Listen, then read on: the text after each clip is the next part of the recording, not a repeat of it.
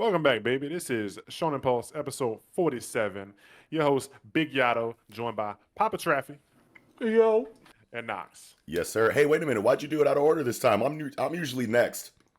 Nah, man, we just going out of order, baby. We ain't got the Greek weeb with us today. We talking about manga. You know how we do. We cover 10 of them things. I don't know if Knox was expecting me to redo the intro, but nah, baby, we gonna keep it rolling. Cameras are going. We talk about Chainsaw Man, Centuria, Dandadan, Gachiakuta, Shangri-La Frontier, Ranger Reject, Ichi The Witch, Otr of The Flame, Kagurabachi, Big Bachi, and Jujutsu Kaisen and Modulo.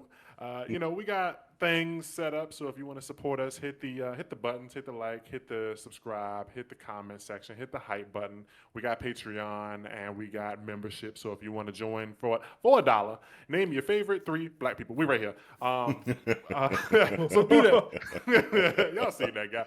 Anyway, we talk about manga and all that good stuff. So let us know in the comments or whatever. Let us know how your thoughts, comments, concerns. I forgot my intro, man, so I'm kind of rambling. We're going to jump right into it. Chainsaw Man chapter 222, Dingy Man. Traffy, how you feeling? Oh man. Okay, I'm glad you started with me. So, first off, I love what Fujimoto did here for just the first page of this chapter. Because usually when you're, reading a manga or you watch an anime, someone gets punched with like a big explosive fist and the person who punched is just fine. Yeah. But Asa just got disintegrated, and he went through the trouble of showing her body regenerating. And one thing I thought about that, I was like, is that like because she's a devil or because death no longer exists? Like, would that have normally been something that would have killed her? Oh, good question. Yeah. I didn't even think about it. I guess I'm kind of stupid. I just thought this was other devils falling because as she's going around, you see a bunch of other devils. You so didn't peep that it was her? I I'm didn't realize crying. it was her. Yeah, I didn't realize that. Nah, Batman couldn't have got that info out of me, dog. I would have been like, yeah, of course. Obviously, she's reconstituting herself right here in these panels. I guess I thought the last one was her before, like it's obviously her, but the one on the bottom right, I thought like, oh yeah, Yoru's flipping, but it makes sense. She did the nuke punch, so it blew everything to smithereens, including herself. So yeah. That was dope. But also, there was some drama around this chapter. Really? Which I found really. Is it because weird. of the? Is it because of the? Can I guess that it's because of the nuke victim imagery that they used? No. Oh, okay. Don't nobody care about that. It was I guess not. I guess it was more a story focused. Well, okay. The chick who has her brains exposed, people didn't understand why she was calling for Chainsaw Man, and I was like, what? There goes the reading devil again. Of all things. Wait, that's something they've been doing since like part 1. Well, so the issue that they had is that the Church of Chainsaw Man basically destroyed his image and started making him look like a villain. Oh, right. I guess so, huh? And so people are like, why is she calling for Chainsaw Man? And it's like, you can't forget that while he may have been painted as a villain, he was still a hero. Yeah, that doesn't mean everybody is going to not fuck with Chainsaw Man too at the same time. Just because you show like, a portion of society or, a certain area of a city, or multiple cities saying fuck Chainsaw Man, it doesn't mean every single person is on that train. So yeah. Public opinion of Chainsaw Man might have changed, but that don't mean every single person. And also, it's just like when it comes down to it, like imagine like in My Hero, like near the end when like the villains won in the Liberation Front War arc, and then they like all the civilians were like, "Fuck heroes, we gonna just do this shit ourselves." Like, yeah, that shit sounds tough, but when Shigaraki got his hand on your throat, you could be like, "Oh my, please!" Like. Yeah. Like, please, somebody, I know I said fuck you, but like, please, there's gotta be a hero out there. Like, Chainsaw Man has been the nigga. Like, even though he's caused a lot of damage, like, while saving niggas, he has been the nigga saving y'all. Yeah. So, like, yeah, it makes sense. I would have never guessed that'd be what people was complaining about. If anything, I thought you were gonna say people thought that this was fucking Halloween Devil because the way her fucking brains kind of leaking. Nah, and I just remember like other stories, like maybe like I think there was one in My Hero Academia, and maybe it happened in Chainsaw Man too, where it's just like a sensitive topic around like certain wartime historical events or like war crimes, etc., like being kind of depicted in stories. People have had issues with certain things like coming up in a story for one reason or another, and I just so happened to be on the page where it kind of like showed like, I think it was page 3, where it shows like nuke victims, and I'm like, oh shit, this is like straight out of a history book from when Hiroshima, Nagasaki stuff was going on. So I thought maybe people would have been like, meh. Yeah, on some it's too soon type shit. Yeah, it's 60 years is too soon, or however long it's been. People were upset because they forgot that one of the plot points for the first part of Chainsaw Man was Makima increasing Denji's public image to be seen as a hero, so they stopped fearing him. Oh, right. Yeah. People forget stuff, and just right now Fujimoto is just like an easy 1,000 likes. Like you just say fuck Fujimoto, he a weirdo and like he sucks and all that stuff, and it's boom, oh my god, I've never seen so many followers at one time. Like why does everybody like me? It's because you said fuck Fujimoto. Like it's just a popular thing to do right now type shit. But yeah, so go ahead, Gato. I cut you off before, so go ahead. Stop doing that. Yeah, I was gonna say, I mean, we got what basically I don't know if we like guessed that this was gonna happen, or if we were just saying like it's kind of obvious that this is gonna happen. But like she got her dream come true, the war, a world without death, and people can't die. Like these burn victims, like they aren't screaming or saying anything, but I imagine like they'll probably get up in a few minutes and just be continuing to scream or whatever. Oh, what this reminded me of is like, they low-key created like the world of Fire Punch, because like the main character of Fire Punch was immortal, and he got cursed with like a flame that could never go out until the guy that cursed him like died, but that nigga like left. So it's like he set the main character on fire, and it just bounced. It was like, as long as I'm alive, you go burn. But the main character is also immortal, so the niggas just live forever on fire. So some of these people are basically like Agni. Like these niggas are never gonna die, and they're just gonna be eternally in pain, and they're probably build up some sort of immunity to it. Like so, like these burn victims, like after like I mean, the story ain't gonna go on for that long. I was gonna say after like 1,000 years, but I mean, Agni, it took him like 7 years, I think, to get used to the fucking burns. So like maybe these niggas, 7 years go by. Some of these people, like they just the pain just doesn't bother them anymore because they just felt it for so long. Yeah. So I gotta bring up two things here. First off, last week we were talking about the horsemen and them being able to remember things that are eaten by Chainsaw Man. And Asa very clearly remembers death. Why you say that? Because she's saying it's the world she dreams of. Yeah, I mean, like she's recognizing that it's death that's gone. Yeah. I think she's just very clearly seeing that these niggas that should be nuked to smithereens are alive. But also, she's been remembering things that Chainsaw Man has ate since the very beginning of the series, when she said, like, you ate, like, my nukes and shit. Like, I'm getting... Yeah, that's what I was saying. Last week we were having a conversation where I was saying I think she forgot. I think it's a temporary thing. Like, I don't think it immediately... Like, I think she forgot. Like, because she was asking Denji Chainsaw Man last week, what did you eat? And I think it was that she forgot. Like, I agree that I think the horsemen like can like maintain a memory or a certain amount of memory of a thing, or like maybe it comes back. And so my thought was that him eating death took the memory of death from her like temporarily, and it's something that she'll gain over time. But like I think that she doesn't know what like the concept of death is. But like seeing all these people, she sees that they like aren't dying. So it's like, oh, just because she asked, like, what did you eat, you thought that meant that she forgot? Yeah, and I mean, she still hasn't mentioned, like, anything. She hasn't said the word death or anything. She's just... Oh, sure. Yeah, but I mean, she could be asking, like, just for, like, a confirmation, like, just asking him just to see if he'll tell her, right? See, I thought what I said last week was that she was asking incredulously, like, what did you eat? Right. But she knew what he ate. Mm-hmm. Just wanted like a confirmation, like wanted him to say it, like. Yeah. I mean, I guess, but like it also just feels weird when like if you and me, if like us three are in a room and like I kill one, and it's like you ask me what did I do? It's like you kind of know what I did. Yeah, but didn't he eat multiple? It was just them three. You go back 2 chapters ago. It was Yoru, Death, and Chainsaw Man, and she was about to turn Death into a weapon, and Chainsaw Man ate her top half, and then like the fight continues, and she goes like, "What did you do?" Also, in that chapter, after he eats her, she goes, "If death," she says DEH ... death question mark. If death gets erased, how will we prove which of us is stronger? It's like it feels like she forgot like momentarily to me. Oh, okay, I could see that too. Then I guess. I don't know.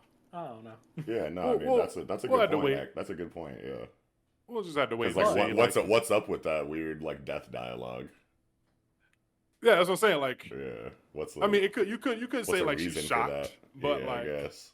But she goes death with a question mark. It's like she's uncertain. Like she's having an issue like sounding it out or like pronouncing it or saying. Yeah, like when you say a word and it's like, did I say that right? Like it just sounds weird coming out your mouth. Like she goes, if death gets erased, which of us is stronger? So yeah, it's just. I don't know. It's been an interesting few chapters because she follows that up asking, "What did you eat?" And it's like, yeah, it could be like, what did you do? Yeah. But like, yeah, type shit. I'm like trying to find like a proper like equivalent example of like why you would ask a question without having like to not know, like what the answer could be. It's like. Yeah, it's like if you're driving and like your passenger like just grabs the steering wheel and turns you into traffic, you go like, "Oh my god, what did you do?" Like when the family on the other side of the road is dead, you're like, "Bro, what did you do?" Yeah. It's like, yeah, you know what he did, but like in this situation, like it's not like those people aren't erased, steering wheels aren't erased, so it's like it's hard to. Or like if you like walk in on like your dog and like you see that your like bag of edibles is like open and your dog is like twitching on the fucking floor, be like, "How many of those did you eat, Spike?" Yeah. So or it's something like that. I don't know. I don't know why my mind went there. Fucking Spike, yo. That's the dog from Tom and Jerry. Big ass Spike, high as fuck. Yeah. Finna go. He's just gonna let Tom do whatever the fuck he wants for like the next hour, yo. That rat done. He can just crush Jerry ass. No, but I can see why. Like I can see Traffy's like side. So yeah, I think I'm more like on Traffy's side here for once. But well, fuck you, niggas. No. This is not a PG-13 show. Anyway, no. But no, because PG-13 movies get one fuck per movie.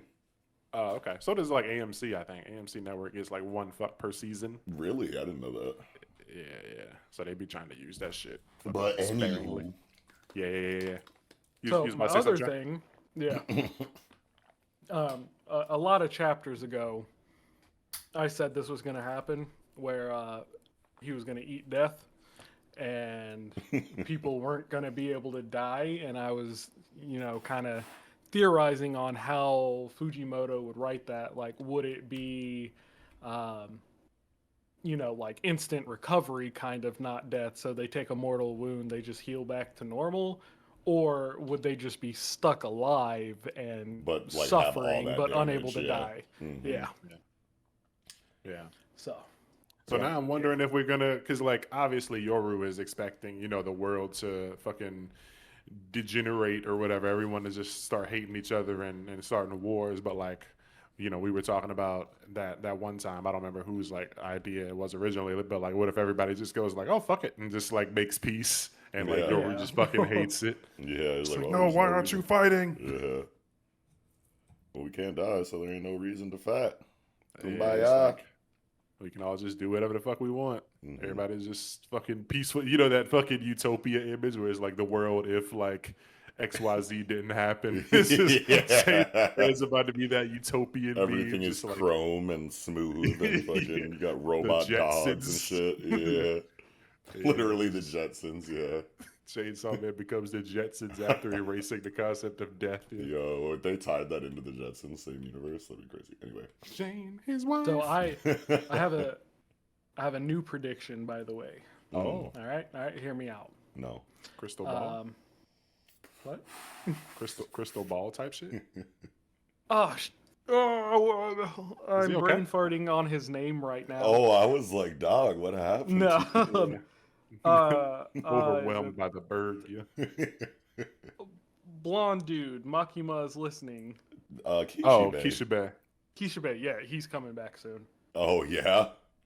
All right, hear me out. Okay. Hear me out. So, first off, we know that Denji is dumb, but who taught him how to use his brain? Kishibe. Mm-hmm. So, with this chapter, this is one of those like rare moments where Denny. Huh? I don't know. Diddy is crazy. I want some Diddy? Denny's. Yo, How did you hear that? you want some ditties? That's crazy. Bro, didn't you Diddy. just watch The Reckoning? Insane. No. Oh. But, so, you know, this is one of those rare moments where Denji actually uses his brain to, you know, outsmart Asa here. So what did And I he feel actually like- do then? He Hold on, just hold on, made hold it appear that he wasn't a loser. Yeah, yeah. He just like in her mind, like he, Oh. you know, like he fucking he ruined the, you know, she was The vision of her being superior to him, basically. How did he do that? By she was beating about her to rock, paper, yeah. scissors. He beat her in rock paper scissors, therefore putting in her mind like I just lost to this nigga, and now she can't win. So she was watching porn on the phone, and then her mom called, basically. Okay, I see it now. Like actually visually with the hands. Like they didn't actually play a game of rock paper scissors, but her hand is out, Yeah. as if it was paper, and then he put the peace sign / Yeah, it was scissors just out like and was so like, I stupid, win. yeah. Yeah. Okay, so it's kind of like you just lost the game. Yeah. Yeah. Okay. Yeah, Okay. Hey, No. he literally dude. just beat war with Bro, just straight stupidity. I'm about to beat this nigga Fujimoto Tatsuki's ass if I see him, bro, because He writes Denji so perfectly. Like Denji has never been an inconsistent character. Yeah. It is a constant. Just yeah. he's dumb but lovable. It's like D. It's like D from Ranger Reject. The exact same words can be attributed to yeah. Yeah, Negi Haruba and D. yeah, mixed with like Yeah. Eric Cartman. Yeah, But Yikes. yeah. So I just from that I'm like he's making a callback to Kishibe, teaching him how to use his brain. So Kishibe's coming back soon. Yeah, it's You- giving Gomu no reach, but Yeah. no, Yeah. hold on. What? Hold on. I might have to side with Traffy too, because What? Kishibe's whole thing was that he couldn't use up any more of his contracts because like he had a bunch of contracts, but they were like eating up at his body. Like he sacrificed too many things. Like he gave up his lungs and his fucking. Okay, wait a you know, minute. all these I see where things you're that- going. Yep. Now Okay. that he can't die, he might be the Terminator. This Okay. nigga got like 30 contracts. I think you know? he's still good then. Okay, I like that a lot. I like that a lot more than what Traffy was saying as far as the return of Kishibe goes. Like, Denji wasn't stupid for 3 panels. Kishibe's here next time. Like, Yep. nigga, Nope, no. that's it. Yeah, Fuck no. fucking Kishibe is fucking contract man. Like the nigga Yeah. fit to pull up. He's just gonna be hella armed. You know, Yeah. just He's gonna be like, I have all no more kinds of vital shit. organs, but I can't die, so here's all my tech. Yeah, I can see that. Yeah, he just unleashed like a wave of attacks out of nowhere. Yeah, I'm fucking with that. Okay, Who Kishibe's is this back. regular nigga? Great. I'm glad you thought of that, Yato, because that's like a great theory, actually. So Yeah, I'm yeah, actually tight with Kishibe returns. Thanks to Yato. You heard it here first. I What? mean, for real. I didn't even think about it until I brought it up. Hey, man. I mean, for real. Jordan played before LeBron. All right, anyway, so. Yeah, but no. So this shit was this like the concept of death being gone is just hilarious because like Yoru kicks this random person's head off and they go oh like Wait, they what? realized it and then they ain't dead. They're like oh Wait, where? Oh, yeah. like, wait this yeah On it's page like, 8. no my Question. head oh If the- I'm clean. If the concept of death is gone, what happens to those already dead? What you They mean? just stay It's dead, zombie I time, think. nigga. Oh, okay, sure. I was just imagining they just stay dead. It might be zombie Well, time next I chapter, don't- though. Because if death doesn't exist, there can't be dead people. Yeah, I think we might zoom out next chapter just to like see the like full extent of like the lack of death in Chainsaw Man. That would be a cool scene to see where like bodies literally just start coming out of the ground. I don't know, Maybe, yeah. maybe not though, because you know coffins and whatnot. But Yeah, and decaying and shit. Yeah, we might- decomposition. we might see some skeleton warriors. No, but you know what doesn't decompose? Devils and fiends. We could see Nayuta come back. We could see Power. We could see Reze. Did you say Power? Yes. You can say Raze, So- nigga. You can say Reze. I don't. So I never remember the said correct Raze. pronunciation. it's Reese. Excuse me. Reese's Peanut Butter Cup. Reese's peanut butter cups, yeah. So that would be actually kind of nuts if the removal of death works as a resurrection and Yoru just creates like overpopulation from like dead niggas coming back, not even from people like making more babies, but just like everybody that all 330 trillion people that ever died are back in the fucking world. Wait a minute, that'd be crazy. The overpopulation devil now is a thing. Yeah. And it's Yeah, like- oh my god, overpopulation devil, bro. Like, how would that affect? Like, I could see bro, I need Yoru to being ask, affected like, by that. It's like I wanted nobody to die, but it's kind of a lot of niggas in here now. I kind of can't move, and a lot of y'all stink. Like, why? A lot of y'all are dead as hell, burning flesh. Finna contact that nigga Neil deGrasse Tyson and ask him what would happen if 8 trillion niggas was on the planet. Like, will we just fall out of orbit due to weight? Like, how does that work? Yo. So more realistically, what would most likely happen in this situation would be that the concept of death is erased, so people would probably forget their loved ones who had died rather than them coming back to life. But it could go either way. Wait a minute, Yato. Now you got me thinking of like a line of content where we invite a physicist on the show and ask them like, "Yo, how likely is this like shonen superpowered story happening? How likely is this? Like, what would have to happen in physics in order for this to happen in Dragon Ball or Neil this deGrasse to happen Tyson, in bro. fucking Chainsaw 8 Man?" million views, bro. Yeah, hold on. Let me see if I can make a boss call real quick. I got niggas in Hollywood, so. Hell nah. In Bollywood. No. Yeah, but nah, good chapter. Funny stuff. Denji, like you said, staying true to his character. Fucking the nigga ain't a loser, bro. He won. He won against control. He won against fucking death, and he won against war, nigga. Like, you can't beat him. The nigga The beat only all of them. person he's lost against, I think, is Makima and the Katana Devil.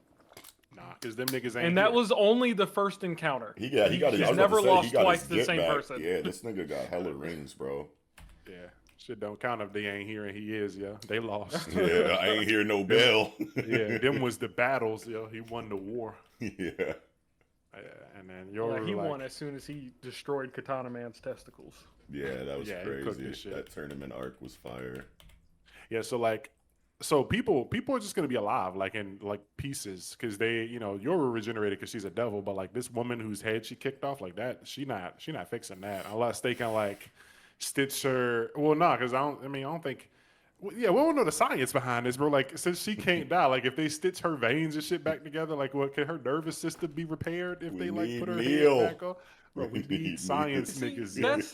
that's the complication of it, because like there are essential things that every living being needs, like your brain and your heart. So if just their brain or their heart was incinerated, how did they die without the concept of death? And so that still applies to those already dead. Like, so what, they're a skeleton 6 feet under and they don't have a brain. If the concept of death is gone, Yeah. they should be back alive. Yeah, I think it comes down to like souls at that point then, right? Because like, I don't know if souls are a thing in this, which I don't know, I guess we can kind of attribute to a story like Chainsaw Man that has to do with like, devils and demons and maybe even angels one day, who knows? Like, I can see there being like some immortal soul stuff going on with that. But my question is like, what if a nigga gets like vaporized, like every part of his body is gone except like his hand?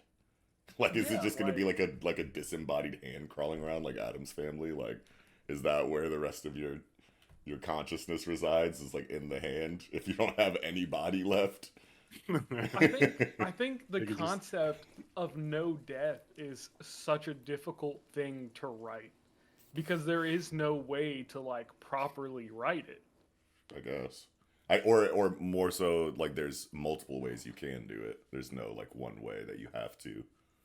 Well, It's like more so, like, yeah. there's no logical way to write it. Oh, sure, yeah. Because there is no place in reality where you could say, death doesn't exist if someone can just be evaporated, unless there's some kind of healing factor. I feel like it probably won't end up being a problem for a long time. Like we saw when Denji and Yoru or Asa were inside of the like time. What was it? The aging devils like fucking Wonderland. Like they just started throwing up shit. So like he might after a certain point just puke up like the fucking death devil. Like made you look or whatever. Like fucking. I'm not like Yeah, at you're any not, you point in didn't time, you win. can just puke that shit up, can't you? Yeah, we know you can. Yeah, it's like because that's her goal. Her whole goal was to have him puke up nukes, so it's like he could just puke up death and just fuck her whole thing. Yeah, and if someone does get like evaporated, like if you get turned into mist, like you're still mist.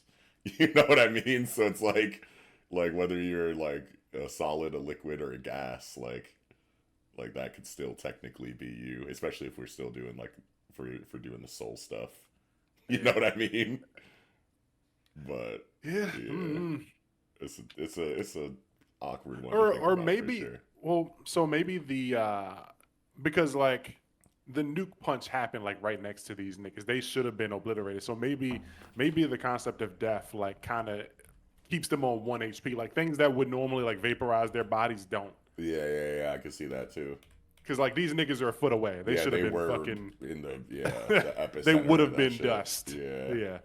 So like there's no like dust outlines with like speech bubbles going like what the fuck. But then also like the city is a little bit too intact for a point blank nuke detonation as well, isn't it? Oh well. Yeah. It kind of happened in the sky a little bit. Now that I'm looking at like the explosion too. So.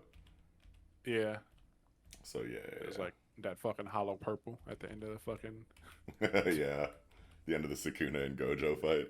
Yeah. That's what that shit reminded me of. But yeah, so Denji man, yeah. Fucking Denji's got a new form, bro. Dog.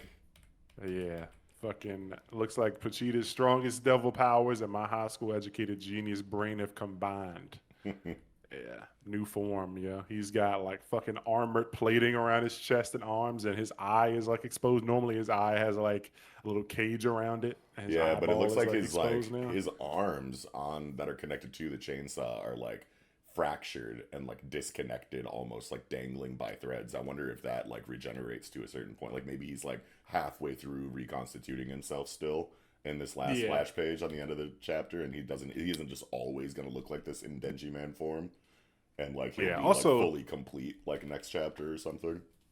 Yeah, he also has horns now. He's never had horns before. Oh, nigga, yeah.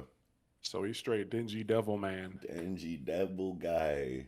This is big because like Pochita's always I feel like Pochita's always fought like on instinct. Yeah. Like he just did things like if an attack was coming to him, he would react to it. He was never like the aggressor in any of the battles. But Denji, he'll run at you and like try and murder you. So like it's a Denji in this suit of armor. It's like you just gave a monkey a machine gun, and he loves murdering things. So yeah, this is gonna be interesting. Yoru might be in for a bit of a different battle because like fighting Pochita, who like is it ever going to go on the aggressive? Is much different from fighting Denji, who's gonna like chase you down and possibly how does eating work now? Like if in this form, like maybe Denji can eat you. Oh shit! I would assume that's the only. Yeah. It would have to because that's essentially the Black Chainsaw Man form. But I think it is dependent on if it's Pochita's stomach or his, and we can't really know that. Yeah. It's so funny that he is in there. It's like a suit now. Like his face is in Pochita's mouth. Like is he just gonna be like opening Pochita's mouth to talk? And Kid Pochita like rah rah rah. Like Kid Pochita still make noise. Bambaga.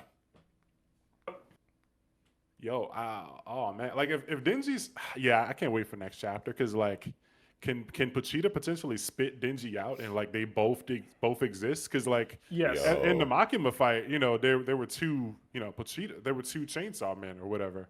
Like he made like the clone of himself when he threw the heart, so there was technically one still up in like space and shit. So like can he spit out Denji and then Denji and Pochita fight fucking Yoru? That'd be kind of wild. Yeah. Like if he's right there. Yeah. So there was one thing that I was looking into, and it's kind of an inconsistency in my theory about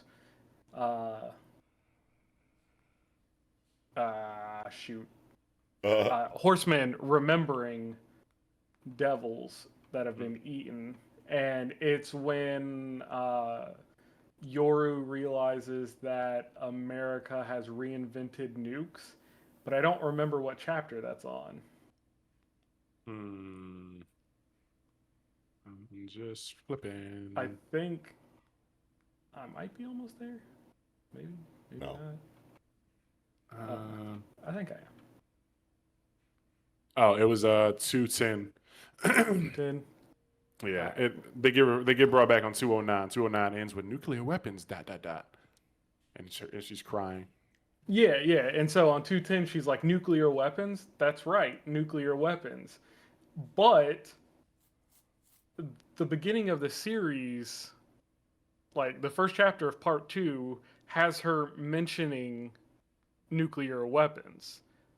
So at that time she remembered, but then on chapter 210 it's like she's remembering it again. Maybe it was like, yeah, I don't know. You know, like when they say people like they lose like if you lose a hand, but you still kind of like have that phantom pain. Yeah, Maybe but it's she like specifically says its name. Yeah, no, I'm saying maybe she remembered, but like she didn't fully like she knew that she lost the nukes, but once nukes came back, she could now visualize like what she knew, like, oh man, nukes, my favorite devil is gone. But like once nukes got reintroduced, like reinvented, she's like, oh yeah, I remember now. Nukes, you know, she could put a face to it and not just a name. I guess maybe. Yeah, it could be a retcon or Fujimoto fucking up, but I'm gonna go ahead and write for my boy real quick. But that definitely, kind of puts a hole in my earlier theory about them remembering, but it's also like, which one is it? Are you right? Is it a mistake? I don't know. Yeah.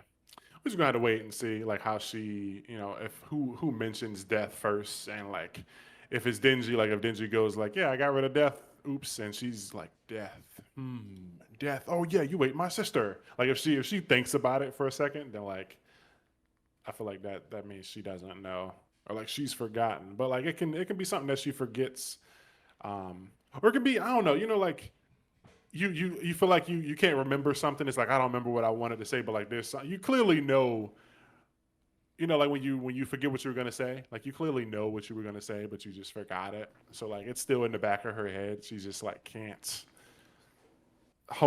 zoom in on the thought or whatever. So it's like in there, but I don't know. I'm rambling. Yeah, I don't know. I'll drop it for now. Yeah, let us know in the fucking comments, man. You people listening, if you listen to the Chainsaw Man segment, what you think, man? Does she know that death is gone, or did she forget about death since death got eaten? Let us know. Drop a like, comment, concerns, all that good stuff. I think I'm squeezed out for this one. You got anything else, Knox? I am good. What about you, Traff? Yeah, I'm good. All right, that's going to do it, baby. That was Chainsaw Man, chapter 222, Big Dingy Man. Now jumping into Centuria, chapter 76, Witch Hunt. Knox, how you feeling? I love this chapter, man. I love where we're going in Centuria, especially because now that we have the Iris Stratum characters introduced, it kind of lets us know that we're going to have maybe in the next, probably the next big arc for sure, but maybe even in like the next, couple smaller arcs, we might have other members of these Iris Stratum characters like go after Julian and co, which will give us a little bit more diversity in in the style of conflict, or just like the kind of fights we'll see, which I know that you've been wanting. But also at the same time, they were kind of having a conversation about how like, when that one Black Knight is talking to Elstree, it's like, we got other shit going on over here that's like way more important than what you were trying to do, so maybe like help us over here with these more pressing matters instead of like running after the Child of Prophecy. So maybe we actually don't see these guys fight for like a while, But either way, it's good to know that we have this supreme fighting force of characters directly connected to the royal palace that we'll eventually see a lot of unique abilities from, I'm assuming, and it won't just be like water and fire or whatever we've seen so far that you said has been kind of like lacking in the diversity department. Yeah, we'll get fire now because we got a fire nigga. But yeah, definitely, this was a chapter that excited me because it looks like people are kind of gonna go on some different paths. Like if Elstrie's gonna be getting her hands tied with this witch stuff, and Julian and Co are with this Lalawag the propagator or whatever. Like, The looks like we're Margrave. getting. Yeah, that's the Margrave and her name or whatever. She got crazy ass name. Mhm. But like, yeah, whatever. I hope they get involved in some shit with her. Like she, has them, fucking work for their keep. Like you don't get to stay and hide in my land for free. I'm gonna put you guys to work. You got to go take out some bandits or some shit. Like I hope she puts them to work and makes them do some shit, and we get like a cool little arc. And it's like we get two arcs at the same time for this like our main character cast, like Julian and Co, and then Elstree and whoever she goes with, maybe Helen or something, goes somewhere else, and it's like a kind of like a My Villain Academia arc, or like a hero side story for Sonic Adventure, and also a dark side story. Like we get two different stories happening at the same time before they meet back up in the middle. Yeah. Hell Yeah, yeah. it's like I've I'd been completely desperately needing forgotten that. that Lucas said like, "Yo, I got somebody on the inside. They're called the Margrave. Like we meet up with them and boom, boom, boom. We got this little avenue that we can explore." I can't remember how long ago he said that shit, but like seeing the name the Margrave, I was like, "Oh shit, that's right. That's who we were trying to find." And it's one of Yeah, the fucking Iris Stratums is just crazy. I don't think he said that before, but yeah, yeah. No, that name was first introduced last week, I think. Iris Stratum. yeah. But no, just like yeah. For the Supreme Fighting Force or whatever. Yeah, Yeah. No, it's So, sick. what one of the parts of this chapter that kind of I was like, oh, I love it, was no one knows the details of the king's gift, healing wounds and extending life. It's a rare gift in this world. It's said to be the power to control the life force. And I was like, Ugh. oh, he is the perfect enemy for Julian. Yeah, the way that Julian kind of like looks at her when she says that shit, he's like, "Oh, really? Okay." Yeah. That's kind of yeah, that's interesting, especially because his power obviously is based on, life force shenanigans. yeah. It's like, I've got a pretty healthy, pretty beefy stock of life force over here. Yeah. What can he do with that? This expression as um kind of vague as it is, when he kind of reacts to him saying, the power to control life force. He's like, life force. It almost feels like curiosity. It's like, okay, well, like my shit is like based on, a stock of lives that I can like dip into. It's not like a vitality. It's not like Yeah, it's not like a gauge. It's like a set thing, and then it resets after one is depleted to zero. So it's not like he's worried or anything. It's almost like the expression is curiosity. Like I wonder how that works with my shit. yeah, Type I'm type I'm type also expression. Yeah. I'm also curious if possibly the same entity that gave Julian his power gave the power to the king, and the king just knows how to utilize it to its full potential. Wait, what? mm, So, like, let's say that the king is like the end result of where Julian's powers can go. Mm. Because we haven't seen the king fight. We don't know, what he uses to fight besides now knowing his gift involves life force. So it's like, what if the king just knows how to fully utilize the power that the entity was given to them? Because I don't know. I don't know. yeah. Julian and the King are both Eevees, but Julian went with the lightning stone, and fucking King went with the water stone. Something like Wasn't that. there a theory that Julian is like secretly related to the king too?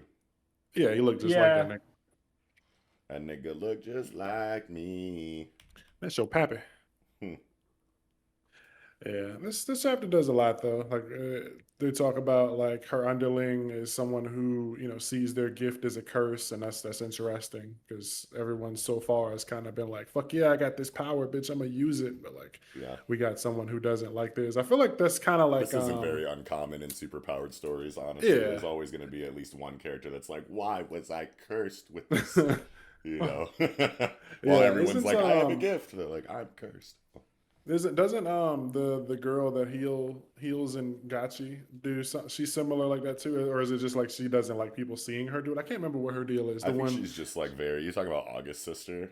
Yeah, the Yeah. electric one. Yeah, I think she's just like not confident in herself and thinks that like she's not that good at what she does or something like that. Okay. Maybe Yeah, I you couldn't are right. remember. I could be wrong, but I think she just had like a timid. Yeah, Um, yeah. because like in Gachi, everyone's powers come from like something that they love a lot. So it'd be for her to not like it would be kind of Yeah. contradictory to it existing in the first place. So yeah, Yeah. but yeah, it's cool. We get to see people who are given power. So I wonder if we're gonna get like people who are like combatants who hate their powers. Maybe that was how what was the guy's name? Orthrus, the Black Knight or Orthros. whatever. Yeah, Yeah. Orthros. Maybe he kind of hated his power, and that's why he was like, yeah, just fucking turn me into a doll, bro. It's like I want to serve my kingdom, but like I can't stand. I hate like I'm blessed with this power to serve, but serving means that I have to massacre families, and I can't live with that. So like, turn me into a killing machine, delete my fucking identity, and just use my body because like the king means that much to me. Mm.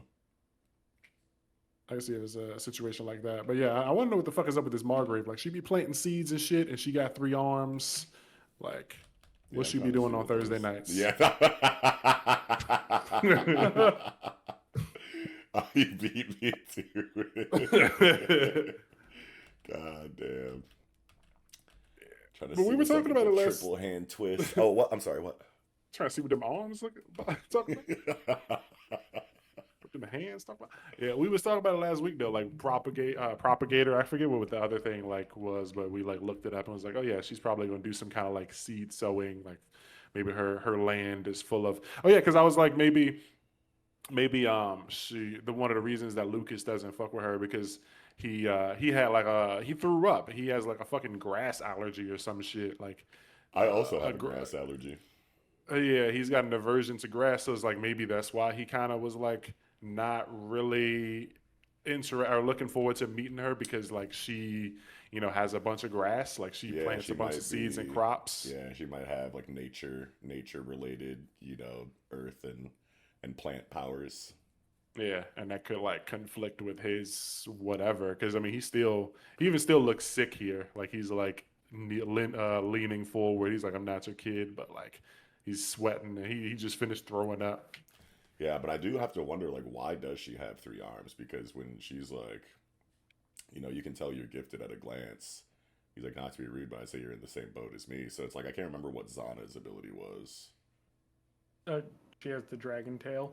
Okay, so like yeah, so like your physical, deformity or mutation or whatever, that makes your gift visible without you actually having to use your ability has to be related to the physical, mutation or abnormality itself, right? Yeah, I can't remember if she had any additional things with her besides the tail. Yeah. Wasn't she able to summon weapons? I think she just had a weapon. I don't think she was summoning them. Yeah. She just like I'm had a gonna- katana. I'll take a look at that in Yeah. a second, Yeah. but I do want to point out because this chapter seems to further introduce more possible factions that our main characters, or even this side plot that's going on that people will have to face because they have peace negotiations with Rumir, taking appropriate measures against the Coven, meetings with the lords who hold political power, and discussions with the church. Yeah. And they italicized the church. Yeah. I was definitely thinking about that part too, because like the coven, I think we've seen like Rumir, like they've mentioned it before, and then the coven, I guess, is the coven of witches. Yeah. They haven't said anything about lords, but like yeah, this is the first time I think they've mentioned like a church Yeah, so we have a potential war between Rumir and Tarivia that could be a potential future conflict. Obviously, the special forces of Tarivia's royal, faction versus the Coven is also like a potential arc, and it actually looks like he's sending Elstree to go fuck with the witches, like right now even, and then like any kind of, greater like geopolitical battle of wits or whatever, like chess moves against these lords who hold political power can be a very interesting, like not battle related conflict that we could see in the storytelling. And then discussions with the church, like, what is that about? I just like immediately think of like the conviction arc in Berserk. Yeah, I could see it getting to a point where like they kind of develop a sort of situation where it's similar to like Chainsaw Man, where people are like praising like the Church of Chainsaw Man. Like I could see like the king pissing off like a group of people, and then their Church of Diane, fucking comes up, and people start like worshiping her and praising her because like they hear of the prophecy where Diana I can't remember if her name's Diana, but like the kid is prophesized to murder the king, so it's like I could see her gaining a big following Hmm. from that. Like maybe somebody, purposely spreads a rumor or whatever, lets the people know. Like, because right now, I imagine only the people in the king's like inner circle know, like his super inner circle. But like if the people, the masses, start learning that like there's a child who's gonna grow up to kill the king, and it was prophesized by someone with a prophecy gift, like that could stir up a big fucking like uprising Yeah, in some of these places that they're like having conflicts with. yeah, yeah. That one Yeah. panel of like all of the things that the royal that Tarivia kind of has to deal with right now just made me so excited for the future of conflicts in Centuria, because like I feel like the world just got so much bigger whenever you start introducing things like this, where like not everything might be not everything is going to be a fight. You know what I mean? Like just seeing like meetings with the lords who hold political power, like I'm picturing scenes of geopolitical debate, among rulers of nations and shit like that, just like making the world feel that much more alive, in the grand scheme of things. Like we have these small scale conflicts with the protagonists and whatnot, but as soon as you start like introducing people from other locations coming together to like you know do diplomacy and like delegate like different movements of armies and whatnot, like that's when the world starts feeling really living and breathing and shit like that. So Yeah, I was super like they excited could off that. Julian and Co could be in a squabble with some people from Tarivia, and someone from Ramir might pop up and like, yo, I'm on your side now, you're one of us, and it's Yeah, like Julian might become like a citizen of Ramir, and now he's got like military allies, like more than just his gang of fucking hobos. Like right. he's got like an actual backing of people who know about this weapon child. Like there's a lot of places that this shit could go. Also, let's talk about what the Margrave noticing Diane's like imaginary friend or some shit Yeah, next her The to her. goat. goat. Yeah. Oh. Is that what that is? Yeah, well, I mean, you don't Because see it, but yeah. why is the panel? You're talking about the cloak? No, No, no, the she's goat. looking. Yeah, remember. Oh. Diane was talking in tongues, and she was like talking to the little goat monster. Oh yeah, I had Yeah, yeah. completely forgotten about that. I thought that this was like the first time that it was being brought up or whatever, and I was picturing like Wilt from Foster's Home for Imaginary Friends, like in the open space on the grass next to her. Oh yeah, that's right. She is totally talking to some fucking goat ghoul spirit Yeah. thing. Yeah. And Okay. like Okay. no I'm one back. else has acknowledged it. So like this is the first time someone has seen it. Yeah, and she like says that, and then everyone kind of like is everyone reacting to that line of dialogue where Let me she's go like, back "Oh, to. overprotective are we?" And she's like, "Huh?" You can see her, and she's like, "Shh," and then like it kind of zooms out for a panel, and everyone like group question marks or Oh yeah, whatever, they're and then just. Yeah. so is that them reacting to her saying that or whatever that conversation was? Because like, why would she say shh and then but everyone heard you? So it's like now everyone's gonna be like, "What the fuck was that?" But then she like switches the subject, like, "This area is rich in nature, right?" It's just like, it's hard to. She might have, because like she kneels down. Everyone else is behind the Margrave, and True. like she kneels in front of Diane, and she like talks to her, and like they probably can't see Diana's face. They're probably also not like paying attention at the time, and then when she goes like overprotective, and Diana goes like, huh? Like, I mean, she says you can see her. Maybe they think it's like an imaginary friend, maybe they aren't fully like listening or whatever, but like they probably noticed that like the conversation took like a weird turn. And she's just them like all group, like at the same, like it's one fucking thought bubble shared for this question mark among everyone there. So I'm just like, what did they hear just now? Yeah, but like you see, like Zana's not even facing that direction. Yeah, so it's like I feel like they might have kind of been like in their own worlds, maybe, and like they so were, she's all confused about at the same time. I think it's that, but they probably just don't have enough information, and the Margrave kind of like kind of shushed it. So they probably thinking that it's like a playful thing, like, oh, you got an imaginary friend.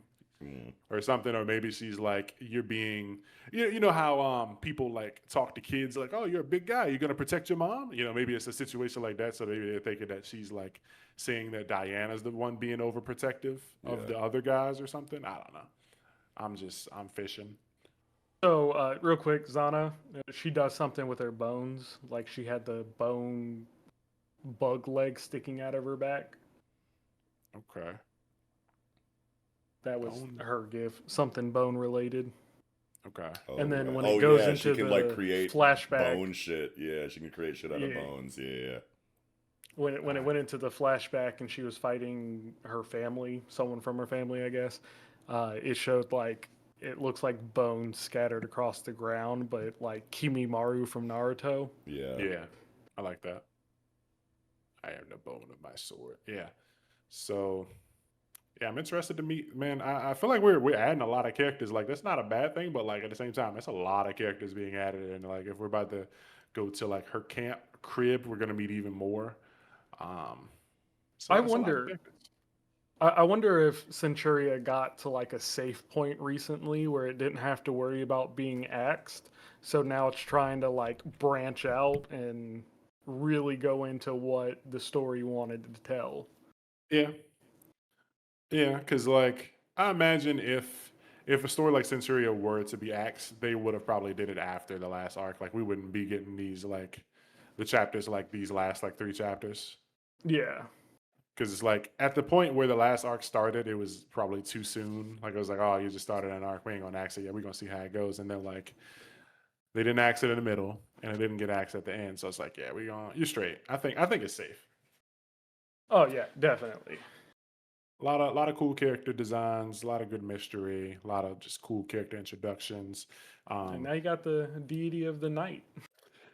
Yeah. So before that, I mean, I'm still hyped, but like when I saw the king talking about like I'm gonna have to send you into mortal danger, and then like the page turned into the witch hunt, you see like this person in the fucking fur coat like frozen in a blizzard. I was like, okay, dope. So like Elstree is getting sent to fucking some crazy faraway land to deal with some like witch hunt, and then I turn the page and I see the deity, and I'm like, well, that's related to the coven. So it's like I don't like I keep saying, I want these characters to kind of go away from each other, but like if she's fucking with the coven, then I don't know how far away Elstree is truly going.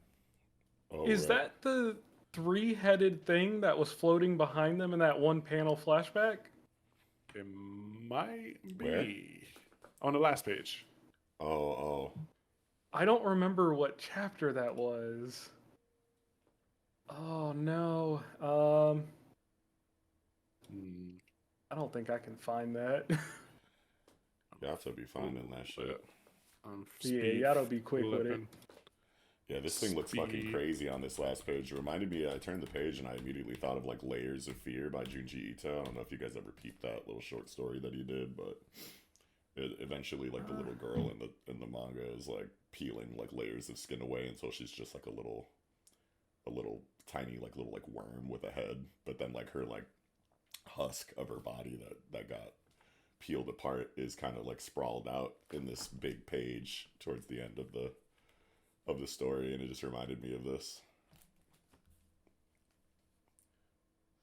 I think I might be close to. No, I haven't seen any Junji Ito stuff. I'm not a horror guy. I am. I've read. I'm pretty sure most of his work, but I don't remember that one. Have you read his Frankenstein? Yeah. Hell yeah. Shoot. Where you at? I remember. I think it happens during the fight. Oh yeah, for sure. Between the witches and It's after 52 because I went like 13 chapters before 52. Yeah, I'm at 60. Oh, there it is. 61. So it is a three-headed creature that's flying in the air. What chapter is it? 60. 62. Okay. 60 dose.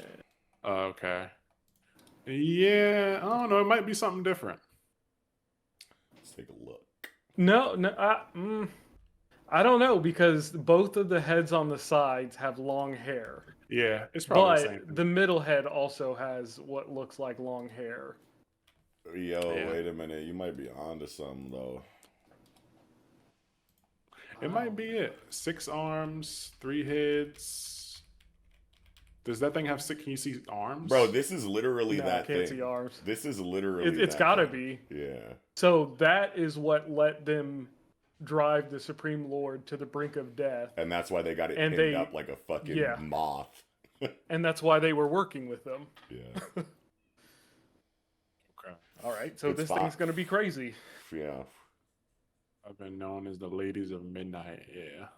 So probably captured. They probably captured their leader or something, and that got like the witches to work with the kingdom or some shit. Yeah, and if you go back to 62, like that thing, like in that page, like it definitely looks like a deity of night. You know what I'm saying? It's stark black silhouette in front of the moon, like behind all of the coven members. Like, yeah, it kind of looks like it's like their boss, like it's the general. Yeah, that's like definitely these are what my that is. my Great. little niggas that you got to deal with before you get to me type shit. Good job, Ooh. Bishop. Yeah, glad I thought of it. Yeah, Man. Yeah, so, but yeah, I'm curious on where, like, I'm ready to see the locations that these characters go to, because like I want people to just do different things, but like for a second I was like, witch hunt, like ain't that not good for Elstree? Ain't she's not a witch? I mean, I guess technically she would be, but she's not like one of the witches. No, I feel like there's a difference between. Well, no, there's not, because they have the gifted marks too. I guess just the difference between like normal gifted and witch gifted is that they worship the deity of the night. Yeah. That really be the only thing that would make sense here. Yeah. Even though Elstree doesn't have any gifted marks, so it's like, does she? Not that I know of. I mean, it might be somewhere else that we just can't see because she's wearing this big ass fucking fur coat. But yeah, that's fair. Yeah, a lot of characters introduced. I'm ready to see what this fucking ice area is looking like. Like send her ass to Antarctica and have her catch witches, and like I don't know what this land where the Margrave is, but I'm here for it, man. Keep these people away and let them do cool stuff, and I'm in there. Yeah. I still feel like the art's good, but I still just be getting tripped up by things sometimes. Like on page 12, Elstree and this like Black Knight chick are walking, and that like seat behind them, I feel like that shit is just too big.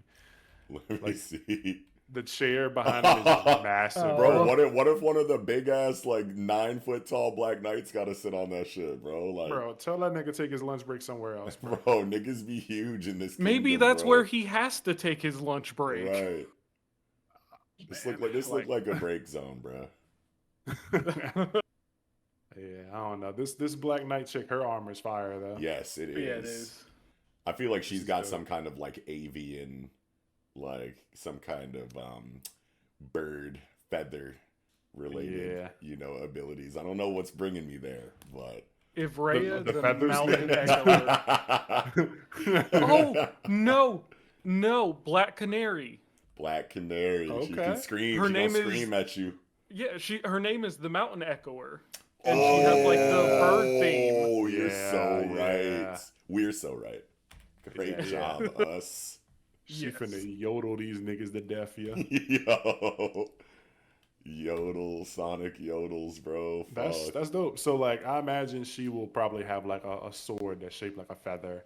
Probably send fucking feathers like canary or crow Bro, feathers to attack and do some sound moves. feather shaped sword. Have we seen that before? Yo, I'm picturing that.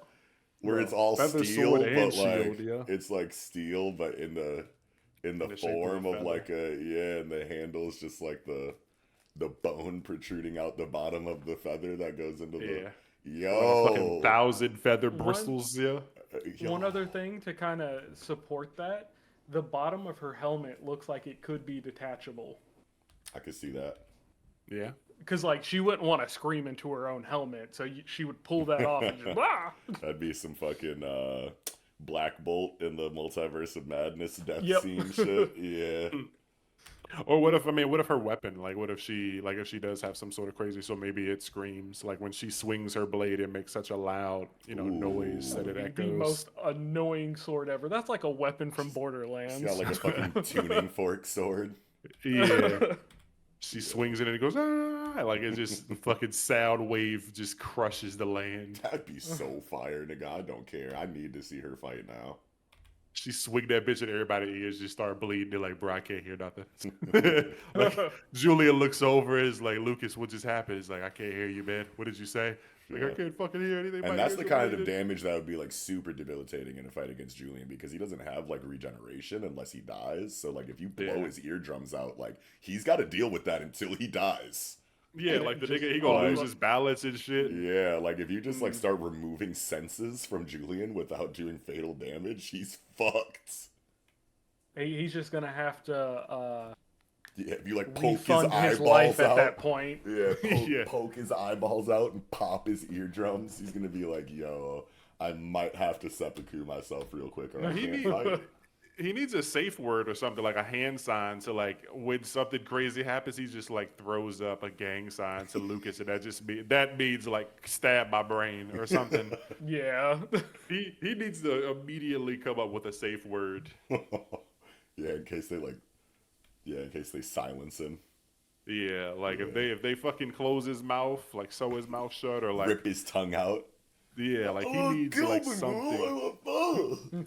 Yeah, because like when he was fighting Altis, I don't remember what happened. Like did Lucas kill him so that he could regenerate? No, I or think what? I think he eventually just bled out, didn't he? Yeah. Okay. Yeah, because he was missing a big old chunk out of his side. Yeah, Yeah, he it's was like that missing shit. chest.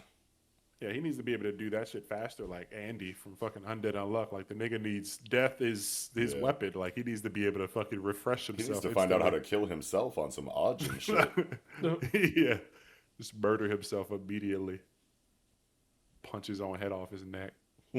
Carries a cyanide pill in his tooth. Yeah, nah, he could just Bruh. grab his shit like one hand on the chin, one hand on the back of the head, and just let it rip, Beyblade style, bro. What the fuck? Bro, yo, imagine that though, for real, like dead ass. Like this nigga, he's in a serious ass fight, and like his opponent is like, "I got you now." He's just like they're face to face. He just grabs his shit, yanks his head, and shit Yeah. spins off his neck. They're like, "What?" Just the read fuck? Ajin. And then he goes to bloop bloop bloop like the fucking Super Mario just growing sound. That nigga he just grows back a body from his fucking head on the ground. Yeah. Yo. I make This guys nigga like just off himself. Yeah, no, but this is a good chapter.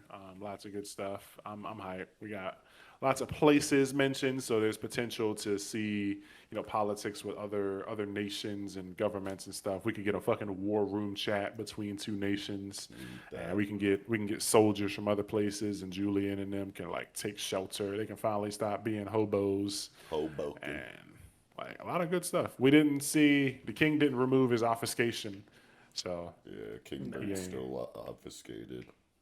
yeah. Yeah, we gotta see more about this fucking night terror, night deity. You're But yeah, spoken of only in broken fragments, what entity lies at the core of the coven? So yeah, we finna get some heavy witch shit. I'm big here for witch it. time shit. Uh, Yeah, but That line, spoken of only in broken fragments, it's like, does its name have power or something? It could be like a Voldemort situation. Don't say its name. Mm. The Bye Bye Man. I don't know what that one is. No, okay. It was a stupid movie that came out where they repeat, "Don't think it, don't say it," because if you think it or say it, he attacks you. Okay. Yeah, yeah. Yeah, hopefully we get some freaky ass shit like that in here. They really got this motherfucker pinned down. They even pinned down the like fucking peeled open like leg flesh. Like They had to make sure. that bitch is not getting up. Uh, But I'm stomped on this one. You got anything else, Trav? nah, I'm good. What about you, Nas? I'm also good. All right, that's gonna do it, baby. That was chapter 76 of Centuria Witch Hunt. Now jumping into Dandadan, chapter 219, the mummy's weakness. Trav, how you feeling? Oh, so I mean, this chapter kind of just reinforces what I was saying last week about the chapter. How even though Momo's lost her memories, the dynamic between her and Okarun are still the exact same. Yeah, we still which A1, we still good. Yeah, which is great to see. They still play the exact same roles. It's just they're getting to know each other again. And I will say, it just the longer this goes on, the less I feel bad about this trope being used, because it's not like it's always in the background, but it's not a huge focus. And I think that's a great way to go about doing it. Yeah, I feel like he's trying to like lessen how big of a deal like the amnesia thing is. Like it's there, like it's in the background, but she's not like pushing him away, going like, "No, you're a stranger," and like Yeah. it's not annoying. I think he just always it's had still a down plan and out. for it and knew that like the twist on the trope that he was going to introduce for the story of Dandadan was that like he's putting the history of their relationship and on full display, and like how far they've come as characters since the beginning is like at the forefront, because for them to still have this rich of a dynamic despite Momo's circumstances is kind of what it feels like Yukinobu Tatsu is like trying to communicate. You know what I mean? Like even if we Yeah. take her memories away, does anything really change that much? No, because of the writing that they've received throughout the story. Like here, this is what I made out of these two. Yeah. With a kind of like laid bare and like stripped and just put like Low-key. raw on the page. Yeah. Loki, I feel like this is gonna like when this whole thing is solved, like when they reach the end of this like amnesia arc, I feel like Momo is actually gonna come out of it with like a power up, because it's like she has to relearn everything and like comfortabilize, I can't think of a better word, but like get herself Comfortabilize. yeah, but become like comfortable with everyone that she knows and like relearn things like aliens exist and yokai exist, and it's like she might have gone about it one way the first time, but like maybe she goes about it a different way this time, and like when she reaches that end, it's like she has a newfound understanding that she probably didn't the Yeah, first she has time. like Like double maybe XP. yeah. So it's like she leveled up twice. Like she reached this point twice. So it's like she might come out of this stronger than before with a new understanding of like her own powers and just like the yokai and stuff like that, just in general. So I can see her coming out of this stronger. I mean, Okarun in a way is too, because like right now he's training with this fucking ogre club, and it's like if he ever gets turbo granny powers again, he has, imagine him, 1,000 kilometers speed with a fucking lightsaber. Like nigga, this nigga about to be a problem if he could run like the Flash and chop you in half. Like come on, bro. Yeah, he's gonna be fighting a Yeah. lot like this mummy on the bike with the sword. Yeah, except he ain't. Yeah, like the sword nigga, he got mad fucking handicaps in his shit. Like don't pull off my fucking band-aids, my toilet paper. But like Okarun ain't got that, bro. He just Right. got his balls and his sword, bro. That's all I need, and I ain't breaking over nobody. Yeah, bro. Like yeah, I can see Momo coming out of this, a lot more capable. She was always, like the strategist and quick on her feet and shit like that, but. I feel like this whole arc is gonna end up making her a better character. Not that she needs to be better. Like I don't think Momo's character needs any like improvement. I think she's great as is, but like she's gonna get her development from this. Yeah. Yes, sir. And then this fucking whale, the Moby Dick, they just cut this bitch and like down the middle, and this cut is confusing because like They cut its bottom, but it opens up from the top. They didn't cut it. They didn't. Oh, they unraveled it or whatever. Well, no. Wait, are you talking about the whale or the mummy? Oh wait, the whale. Oh, I'm talking about the whale. No, the whale exploded from the gravity. Okay. And they just cover themselves in the shit. Oh, okay. Yeah. Okay. Yeah, because I was thinking he like slashed it, but I was like, why did it like rip from the top if he slashed it? But yeah, it's like clearly exploding. Yeah, because it definitely looks like a slash, but then we know that it was actually just like a protective casing because the whale was falling. Yeah. So I wonder, like, if this is going to be like a peeny weeny situation, like we were saying a couple of weeks ago. I was saying I feel like this is probably going to end up being a character that they interact with again. Yeah. Like if because the nigga got no dialogue yet, right? Yeah, we didn't hear a single word from the mummy whale nigga. So like, if 10 chapters down the line, like a nigga pop up and he's like, "You guys fucking ripped up my mummy suit," I'm like, "Oh shit, man, we got whale nigga." So I was just about to win the King Tut cosplay competition. So I do want to say there was well, I ain't gonna say I went back and forth with a nigga, but like there was somebody on Twitter.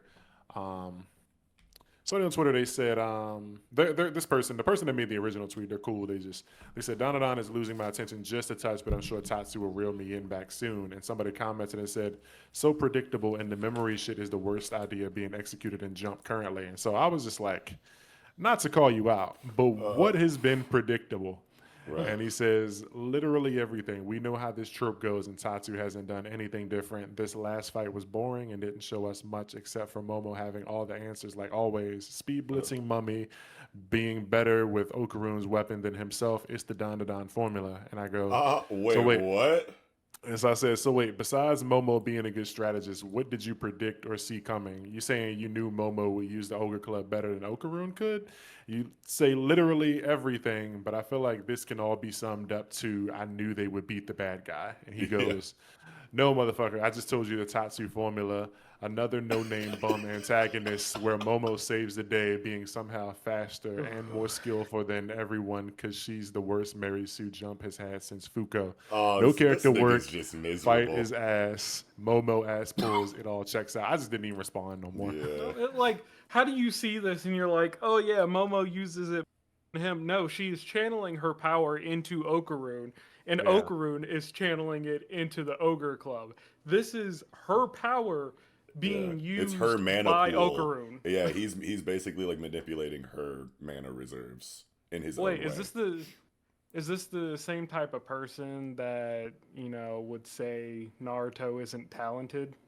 Oh God, probably. I don't know. This is just one of those niggas that like doesn't like where something is going in a story and says that it's all predictable and I saw it all coming, so that he could like create a validation for, you know, the criticism of just like not liking the series. It's like it's not for him, but he can't just say it's not for me. So he has to say like it's bad in all of these writing ways that it's probably not. You know what I mean? Like anyone can say I predicted all of this after the story is like told. You know what I mean? Like, I saw this all coming. It's like, okay, well, predict the next 3 things then. You know what I mean? Like right now, before the story shows us, predict the next 3 things. But even then, like he didn't like what you said you predicted didn't happen. Like Momo wasn't better. Like he gave her the Ogre Club and was like, try it. She's like, I can't do shit. And then like she tapped him, you know, and then like channeled her energy through him, and he's fucking big Ogre Club. But like that's not her doing anything. He just channeled that energy. She just gave him a battery, basically. Yeah, he's still the one wielding it. It's just like the power output is coming from her, and the manipulation of it is coming from him. So like they're literally tag teaming it. They work almost like they're a duo. Yeah. It's like what the fuck, like. I can see if this was like early Undead Unluck and you were complaining about like Andy getting all the like action or something, but like this is a completely different situation. And Momo, like Okarun does most of the work here. Like this is the Yukinobu Tatsu formula. Like, okay, give me like any other examples of what you're talking about in Dandadan that follows this formula then, because I like can't for the life of me think of another example of this in the story. Just can't enjoy female characters doing well, in the spotlight. This person also has like a JJK profile picture, so I was like, So it's just like Full it's circle. just gotta be raw swag incarnate, yeah. Uh-huh. But no, this was a good chapter. I liked it, obviously. Yeah. Still, I think we were in Discord like last night or something. I can't remember. Like, I think it might have been just me and Knox, or I don't remember who I was talking to. But one of y'all was like, "Where the fuck is the alien bitch that came through the Oh fucking yeah, that whistle?" was me. that was Okay, Traffy. okay, yeah. So it's like, okay, where is she? Because now the fight's over. Like, And like you have the Serpos just sitting there watching the fight. So Nah, they're getting where did whooped she on, aren't go? they? Oh wait, no, they are kind. There are two of them just standing there. yeah. Maybe those two weren't like they were probably running from the warrior and they like heard the crash and turned around and was like, shit, our dude is done. Now we gotta fucking hightail it out of here. Uh-huh. Yeah. Yeah, Oh, yeah, because the last time we see her, she's fighting the Serpos, and then she just disappears, and we haven't seen her since. yeah. I feel like this is the first time we've had like a I guess Peeny Weenie, the Loch Ness monster count. I was gonna say I think this is the first time they've fought something that didn't talk at all. Like there was no the crab. I guess none of the yokai talked. The giant like sumo wrestling one did, but a lot of the yokais haven't said a word. But yeah, I was just surprised that the King Tut whale motherfucker ain't say anything at all. Yeah. Yeah, I ain't really got too much to say about this one. Just happy that fucking Turbo Granny's back at the end. Yep. Yeah, dude. Yeah, that was. I mean, like you couldn't predict this, bro.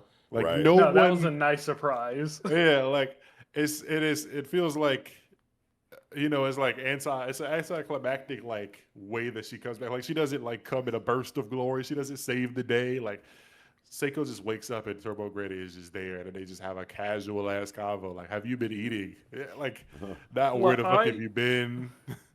I flipped to this page, and like for a solid 10 seconds, I didn't even realize that it was Turbo Granny coming back. I was like, she was supposed to be there anyways, whatever. And then I was like, wait, hold on a minute. Yeah, Yeah, she's gang for real. yeah. Making So sure I our people straight. I wonder where that's gonna go. Like with their Yeah, you do we think that Okarin's gonna get his shit back off of her? probably. I want him to, but I want it to give a little bit more time because I don't feel like I just don't want it to feel It's like an really- alley oop. Like, hey, I'm back. Here you go. Like, I want there to be Yeah. like Yeah. some big narrative reason why it has to happen. Like, I don't maybe it'll feel be like yeah. it's really shown him enough on his own to make me want her to give the power back just yet. Yeah. Yeah, I can What see would you that. need Maybe to see?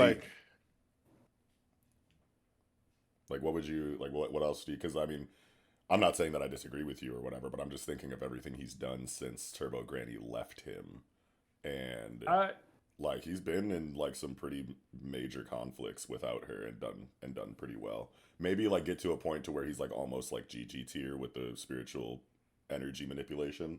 Yeah, because like the first fight we see him in, it's mainly Kenta that's doing all the work. And then he goes to train to learn how to use the ogre club. Mm-hmm. And then we have this arc where he's fighting with Momo. Yeah. But it just like So you need if just like maybe one more we major saw solo Okaroon moment with his own power before giving him back Turbo Granny abilities. Sure. exactly yeah. I feel like there's time for it. Like I don't know what Yukinobu's gonna do, with the chapter tomorrow, but like I think it's possible that they get into maybe one more like altercation before they go back and see Seiko and Turbo Granny.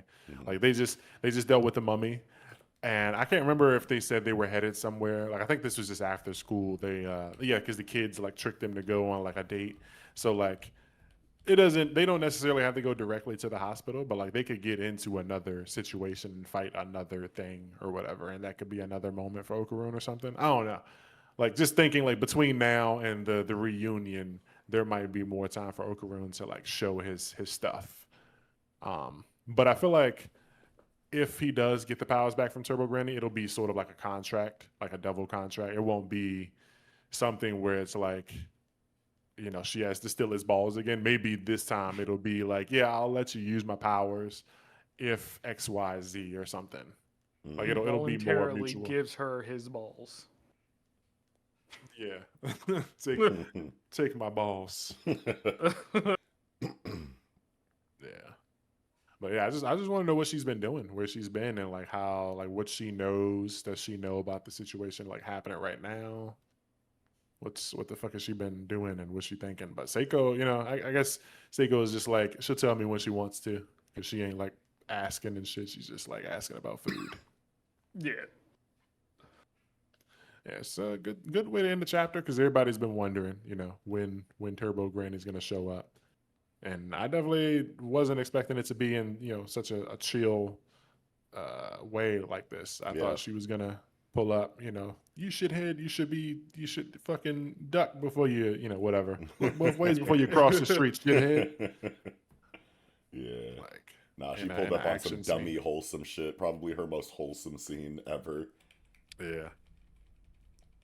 Yeah, because like she just wakes up, put her glasses on, looks down like, oh shit, what the fuck? Fucking cat. She was checking on her bestie. Yeah. That's good stuff. So I wonder, like, did she heal Seiko? Like, is Seiko gonna like be straight? She looks straight. Yeah, like did Turbo Granny come and like straighten her up? Because, you know, Turbo Granny was all about like looking after, you know, girls and stuff in the past. Maybe her thing, like she could sense that Seiko was like in mortal danger, and she came and fucking healed no jutsu her, and that's what's happening here. Hold on, wait a minute. These glasses. Have we ever seen Seiko fight without glasses on? Fight without glasses? I don't think so. Does she need these glasses to see yokai? On some Maki shit? Because like she's laying there on the bed on page 18 with no glasses on. And like then she puts glasses on and looks down to see Turbo Granny. And it's like maybe she felt like weight, you know, like or a presence on her, and was like, hold on, let me put my glasses on and see if this is a demon or some shit. And it's just she's supposed to be an old lady, right? So... But there's nothing old about her besides like that, you know. Like everything about her physically is like she's a Saiyan basically, you know. But then she needs the glasses just for like, oh, remember she's a grandma. No, it feels like she needs them in this scene. I think it's definitely possible, but I just feel like this is just what people do. She when they needs wake up. them to see. Like she wakes up, puts the glasses on, and she's like, "Oh, I see you there." Not like supernaturally see you there. Yeah. I mean, it could definitely be a thing, but I just feel like this is just like when people who need glasses wake up, the first thing they do is put their glasses on, and then she just also happened to feel something on her feet, and then she goes like, "Oh, what's that?" And it's it's Turbo Granny. But think about the size of the panels dedicated to this like moment, though. Like, I mean, it's Turbo Granny's return. I'm talking about like her putting the glasses on. Like that's like they're zoomed way in for that. I don't know. I feel like that's just kind of like dramatic reveal. Yeah. That could be a thing. Mixed with maybe I'm looking too much into it. But it just like said like that's just what this scene says to me in my heart. Somebody got to tell you, Brett ain't that deep. Okay. That's fine. But hey, remember this though. If that comes up later, I don't know why it wouldn't have came up now already. Yeah. If that was a thing, but I don't know, man. Yeah. They're really trying to show you this moment, and I know it's for Turbo Granny, but still though. Yeah. Because it's like there's nothing else about her that like says like geriatric. You know what I mean? It's like she's not geriatric. She just has bad vision. Yeah, I mean that's fine, I guess. I mean, she wears booty shorts, but she might got depends on. She's like what? Like I don't know, how old even is she? Like 90? I mean, you're acting Seiko? like maybe I don't know. Like, I don't think Seiko's fucking maybe 90. So she's like normal grandma age, but just looks really young. There's no chance that she's like a lot older than. I think she's probably between like 45 and 60. Okay, fine. With like 55 being realistically like the highest. Okay, fine. I don't know. You're it's like you're acting like you know, someone who's 15 can't wear glasses. No, that's not even what I'm saying. But if you're gonna say like she wears the glasses because she's supposed to be an old lady, then it's not just like, oh, you know, were born with bad vision or got bad vision at a young age. It's because you're old. Well, I just meant like. I don't think the she just glasses had have bad vision. anything. I just think like just if people wear glasses like when they wake up, like maybe she was about to go to the bathroom because she is in the hospital. Like maybe she's about to like ring the nurse and be like, "You bring me some water," or maybe she's about to get up and stretch, and she puts her glasses on and then goes, "Oh, like oh shit, somebody put like a pillow on my foot. Like what the fuck is that? Oh, it's Turbo Granny." Yeah. So I think she was just about to like she woke up and she was just about to go and do something. So the first thing she did was put on her glasses. Yeah, that makes sense. Yeah. But I'm still rocking with the theory for now. if she got Maki vision, then hey, I mean, what it is. Yeah. Yeah. Previous panel, we see her. You know, she looks asleep, her eyes open on the next, and then she grab her glasses. It's just a sequence, Yeah. like Yeah. nighttime, sleep, woke, glasses. What up, baby? Yeah, need those. Yeah. Yeah, man. Even with the fucking crazy to learn though. My man, sorry. Go ahead. Even with the motherfucking breathalyzer on, Seiko looking good, yo. The nebulizer. Yeah, I know, right? That's my wife for real. Tight shit. Yeah. I just can't wait to see where we go. If it jumps directly into like another conflict, or if like Okurin and Momo are just fast travel to the hospital and then just fucking yapping with Turbo Granny. Yeah, I wonder. And is she gonna like withhold information, like because everybody's gonna have a million questions. Like she might bounce, honestly. She might just be here to like show that like she's still around, like I haven't died, you know, / like I'm here to heal you. And then she might peel. Like Okarun and them might not even get the chance to like see her and ask her where she's been, because maybe she's not in the mood to be like, yeah, I've been, you know, sorry I was gone and I missed all the fighting and stuff, you know, like because she might tried not even to leave like almost like angrily, like she left like almost on bad terms, I want to say, when she walked out, right? I feel like it was like an some act. kind of. Oh yeah. I think it was like see you suck ass niggas later. Okay. I hated you anyway, and then she like slams the door, but nobody really felt like that. Yeah, it wasn't like a real falling out. Okay. Yeah. See, I kind of just read this scene more as, you know, she heard Seiko was injured, so she came to check on her. Yeah.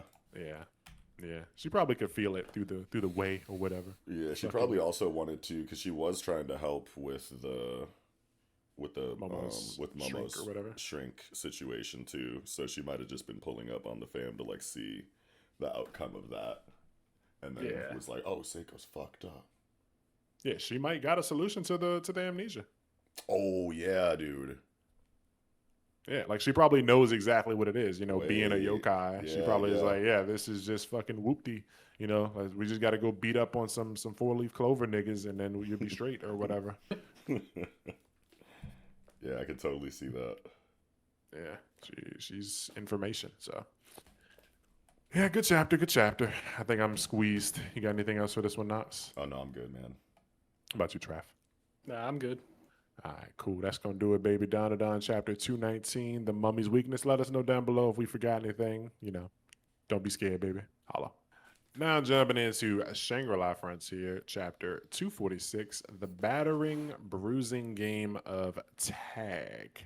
And good chapter here. Sunraku dodging and weaving, running from Golden Ine, and she throwing out mad attacks, even slamming the fucking clone, like the snake. One of her snakes is using the fucking clone as a hammer. Like that's just rude. That's your flesh and blood, I guess. Yeah. Yeah, the fucking vibe I get off Golden Ine now is like I didn't have this footage, you know, over a week ago, but the video, the nigga that said "I hate you, nigga, let's die," like that's the energy I'm getting from Golden Ine. Like the whole all she's talking about is like I hate me, I hate you, kill that nigga. Like her whole dialogue is like hating everyone and wanting to kill. Let's both throw our lives away right now.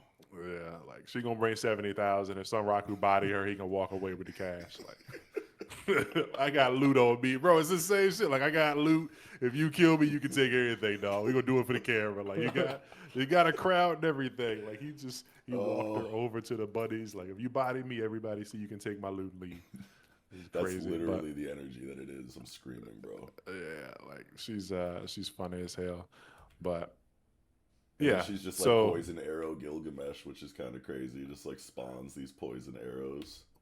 Yeah, and like she can just do this, and then there's the one where she summons a giant fucking sword, like the snake clone goes like, I'm finna fuck you, and then she just fucking poofs a blade that chops her in half. Like, where the fuck did this shit come from? Yeah, and then that, which is really interesting, kind of relieves the original curse that the Rabatuza army had kind of built up, over a while, from fighting that clone specifically then, right? And and because that was just like a really cool moment to kind of realize. I was like, oh shit, yeah, because they were only fighting that one and it just got bodied. It was just such a quick like happening.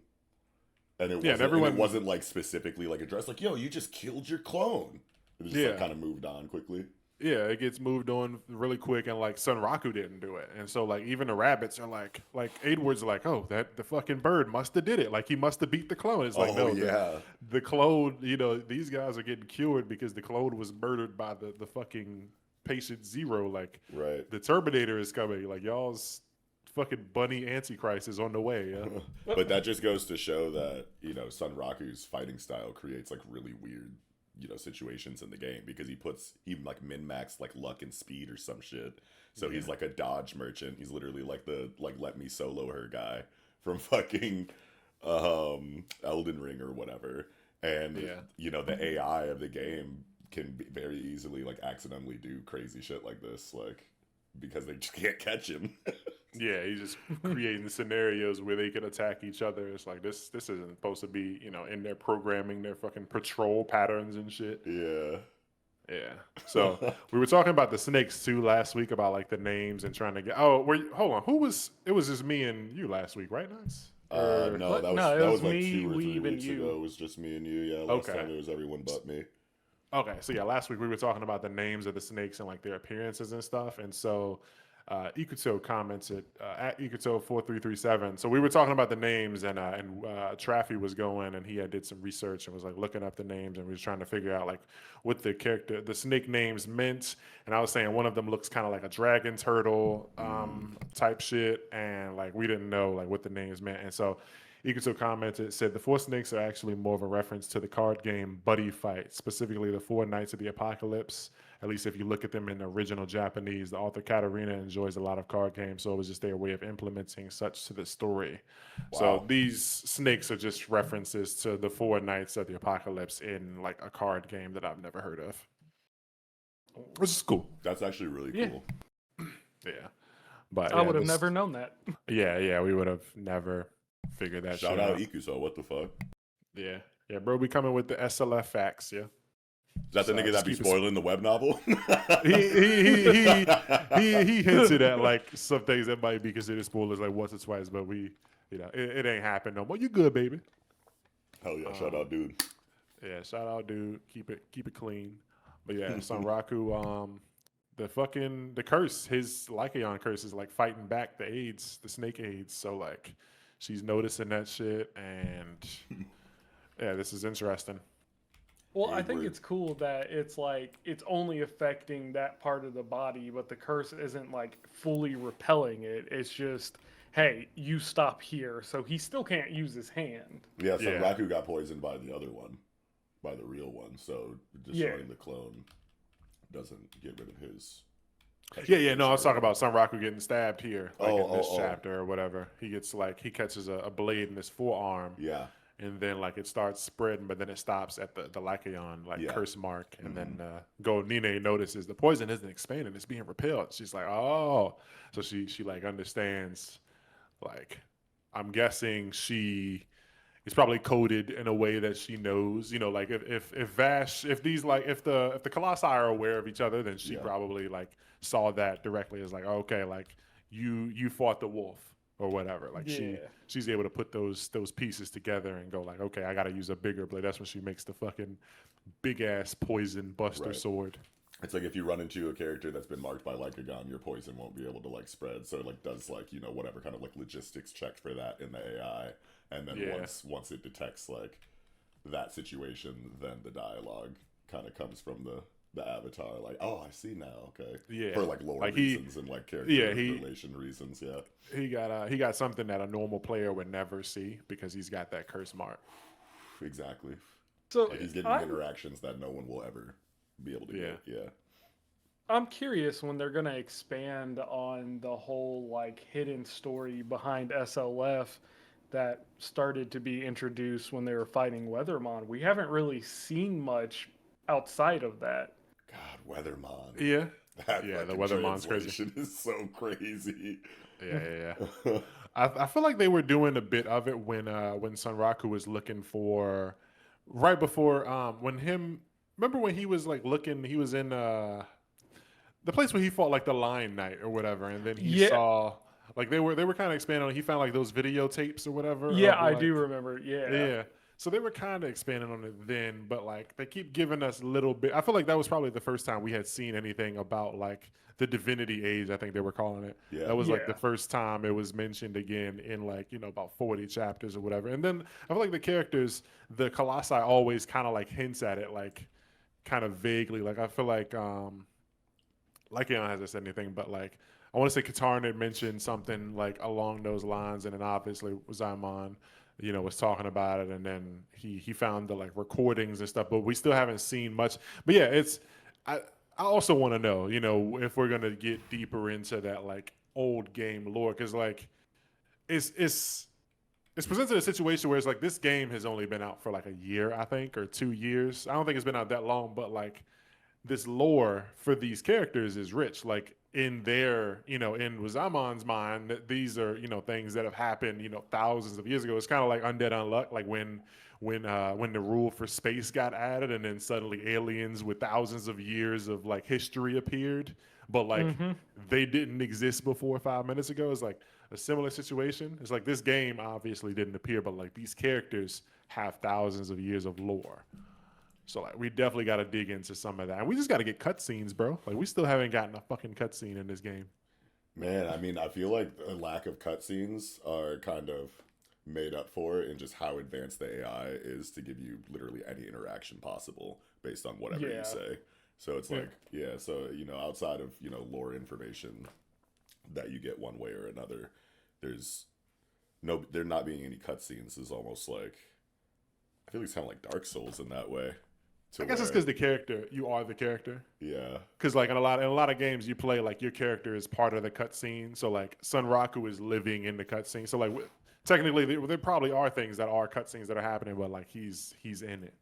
Yeah, it just appears as normal talking. Yeah. Versus like if he were to see like a history, like if somebody was to give him like a video in game or something, he might watch a cutscene of like another character's past. Yeah. Like if they ever do like a flashback or something, but and how would that even work in full dive VR anyway? Because like there are times where the NPCs, like Vash, for example, will go into like these really long, extensive monologues while Sunraku just kind of sits there and listens, and it's like, is that a cutscene? Yeah. You know I mean? So honestly, can he not walk away? You're right. Like, and what happens if he were to like interrupt him during that like really big, important lore-related monologue? Like, I actually, can I ask you something? And it's like, oh, you just threw off my groove, bro. Now how do I get back to the AI? Just knows where to get back to finish the thought. Maybe that is what that recording was, like the one when Sunraku was in that like building and he found the like recording. Maybe that was like their version of like a cutscene, because he saw something that like took place years ago. And it was like, lore and information that he couldn't like, he couldn't cut it off. It was a past recording. So maybe that was like a cutscene, since he did technically like stay in there and watch it. It just wasn't like, when you think cutscene, you think of fucking cinematic, something crazy. But like it was just a small cutscene. Someone's annoying Sunraku, so he pops up the menu and hits the skip button. Yeah, like could he have done that? He probably could have. He probably could have just like hit the button and eject like the memory core or whatever, because he was like watching it on a device. I think he inserted it into like a fucking Divinity Age VCR or some shit. Oh, I just meant like if anybody was talking to him that was an NPC. Like Vash is sitting there lecturing him and he pops up the menu and hits skip. That'd be wild. But yeah, so Edward, man, he's getting in the thick of it, and come to the end of the chapter, and Golden Ine is chucking that big ass blade at fucking Edward, and Sunraku is the only thing that can stop it. It seems like. Yeah, I wonder what he's gonna do here. Not I say. Go ahead.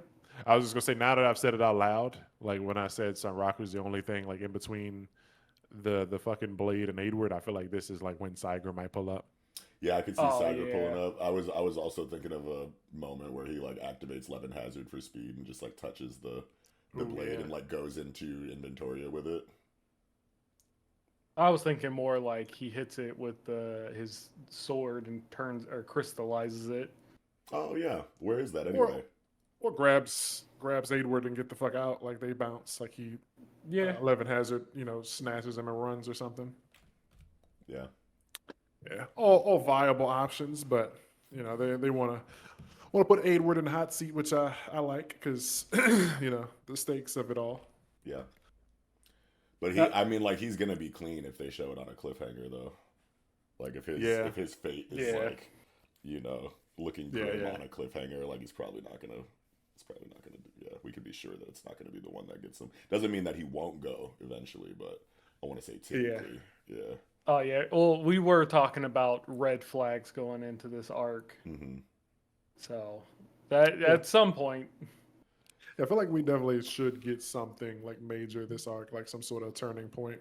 Maybe not necessarily a turning point, but like show us some of that death that Yeah. you were kind of like telling us could happen in this story. Like Right. if an NPC dies, it's game over. So like let Yeah. me see that a little bit. And that's a really good way for Sunraku to like actually lose in some capacity. Like that's like, because he kind of like when will he lose? I guess is like Yeah, the question that at least I've had for a while, and like what will that look like? You know what I mean? Because obviously death isn't a possibility. So like what does loss look like in a game where you can try I again mean, over and over again, or et cetera, et cetera. he's lost twice. When did he lose? So the first time, when he first got to the game and he fought the snake at the bridge and got poisoned, he did technically die. Oh, okay. Yeah, yeah. And then the first time he fought Lycagon. Oh, sure. Yeah, yeah. yeah. But he Yeah. still comes out of those like with Yeah, yeah. kind of Yeah, pluses. I, Like I want to say that those don't, like, I mean they count obviously, but like yeah, when you first something get to the bigger. game and you're like not even like you don't even know who you are in the game yet. Death, I feel like. Yeah, Yeah, yeah, that's Yeah. fair. yeah, I feel like a loss here would be big because like losing in this scenario, like Sunraku dying and then the bunnies like losing this war, like means that the bunnies are gone. Like those are characters that we can never interact with again.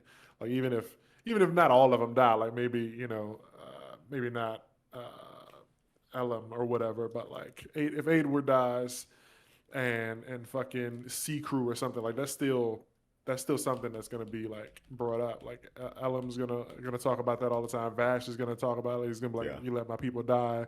yeah. Raku's gonna be like, "Damn, I can't like go to this character for this anymore." And also like I kind of was attached to that person type shit. The kind of loss in a story where your life isn't on the line has to have like long lasting consequences like that in whatever form that it takes, whatever form the loss takes. There has to be like long-standing ramifications that kind of like ripple throughout the narrative for the rest of it or for a decent amount of time afterwards. Otherwise it's going to be hard to really emulate that feeling of stakes that like real life death kind of gives you in these stories. So you have to you have to get really creative with it. It could be a thing where like other people, like other players or other like NPC factions, like if the bunnies lose, that could be something that's big news and like everybody finds out and it's like okay, so like Rabatuza lost like a major chunk of its fighting force. That means they're vulnerable and like we can now attack them. So like maybe they start getting attacked or whatever from other factions besides the snakes because they kind of like they start losing their standings and other groups start thinking like oh we can press them niggas now Mm-hmm. because like they lost their a big chunk of their fighting force. Not to say like it would be really players because players still don't really know how to fuck with them, but like other monsters could probably figure it out. Yeah. They can just create more storylines. There's just that's up to the developers. But yeah, interesting stuff here. I just really I feel like Aidward's got to bite it, man. Yeah. Yeah, I mean, that definitely someone feels like does. that's where it's going. Absolutely. If someone's gonna die this arc, I feel like it would be him. I'm still picturing an Aramis death myself, but Yeah, um, I definitely want whoever it to be to get like for it to be something that we feel like if it's Aidwood, give Aidwood some hype moments in this Right. arc. Don't kill him next chapter. Mm-hmm. Give us some backstory and show how much he cares about his people. Have him fuck up some snakes, and then like, you know, have something happen. Like he gets impaled trying to save Emil or something. Yeah. But like also the NPCs don't seem to realize like I don't think they're programmed to like, you know, like they also think that Sanraku is like one of them. So I don't think they're coded in a way that like they would. Basically, I could see Aidwood jumping in front of a blow that's meant to strike Sanraku. Yeah. Like even though Sanraku's a player, Yeah. like they don't know that Sanraku's just gonna respawn. Like even though it happens and Elam's seen it a million times, like it's not like part of their design to like let Sanraku just take a blow. So Aidwood or any other rabbit might be thinking in the moment like I'm gonna save Sanraku's life, even though he's just gonna respawn. But like they jump in and take a blow that's meant to hit Sanraku, and then they die. I could see that. And That would be insane psychological damage to Sanraku, because he would definitely be thinking about exactly what you just said in that circumstance. Like, bro, I can respawn.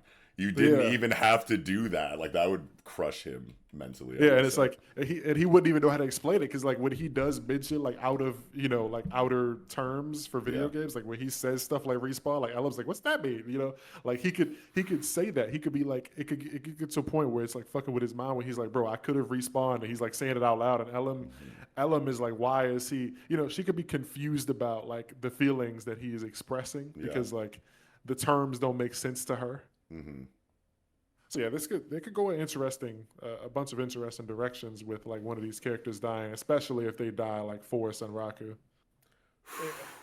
Yeah, that brings a whole new layer to the NPC death conversation that I feel like we haven't touched yet. Yeah, it's just gotta happen once, man. Yeah. Kitsu's here too, and she's got a fucking sickle. Yeah, dude, she does. She's slicing through shit. I need to see her do more. This arc is still kind of early, but I don't know. I'm confused on like how long this arc is meant to be, because like I need her to turn that scythe into a Kusarigama. That'd be dope. Wonder if she can do that, because that's like more in line with her class. But yeah, my bad. Anyway, sorry. Yeah, no, that's cool. But they're fighting like the clones and stuff, and there's this little war, and I don't think they were expecting to find like the real Golden Ine here, and just like I don't know. I just don't. I'm not getting like Colossi arc like I was with the other Colossi like battles. Like it feels like she just happened to like appear here. They were just like meant to battle one of her like puppets. I definitely want each Colossi fight to feel different in as many ways that it can. But I know what you're saying, that it doesn't feel like Colossi level, like as far as like scale goes. Yeah, it doesn't feel like they've entered like, and I don't think they've like had a thing pop up yet where it was like a scenario or whatever. Maybe it has. Like, you know, they always... No, Sunraku specifically states that the scenario hasn't started. The unit did say that. He did say that. Okay. I forgot. Oh yeah, it's in this chapter. Also, this isn't even a bonus unique scenario yet. Okay, so it's like he's talking directly to us, right? Yeah. He's like, hey, yo, this ain't even the real shit yet, so chill. Okay. Yeah, so like that's why I'm feeling like that, because I'm like, it doesn't even fully feel like the fight yet. Yeah, because it's not. Yeah. Okay. Oh man. Ikuto, don't go in on me, brother. I could just see the Kermit the Frog gif like at the typewriter, like. It's like, yeah, nigga, look at page 2, dumbass. Oh, that's so funny. Yeah. As soon as I remembered that shit too, I was like, oh shit, we fucked up. Yeah, and I like the whole time I was yapping, I was just flipping through the pages, and I just landed on that one. I was thinking it the whole time, but I was like, I'm not about to interrupt you. I'll let you finish your thought, then I'll correct it. Yeah. Cool. That's funny as hell.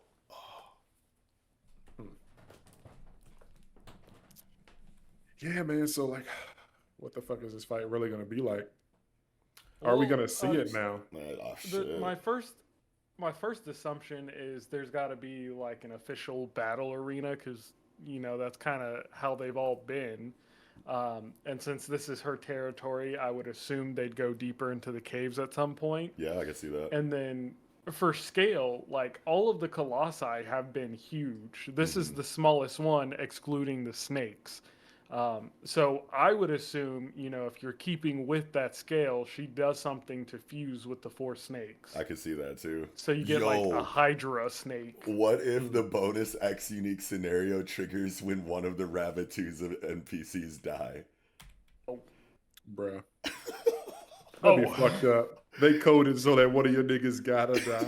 Aidward dies, and then it starts so that you go in with like revenge emotions like on the mind for like theatrics. You know what I'm saying?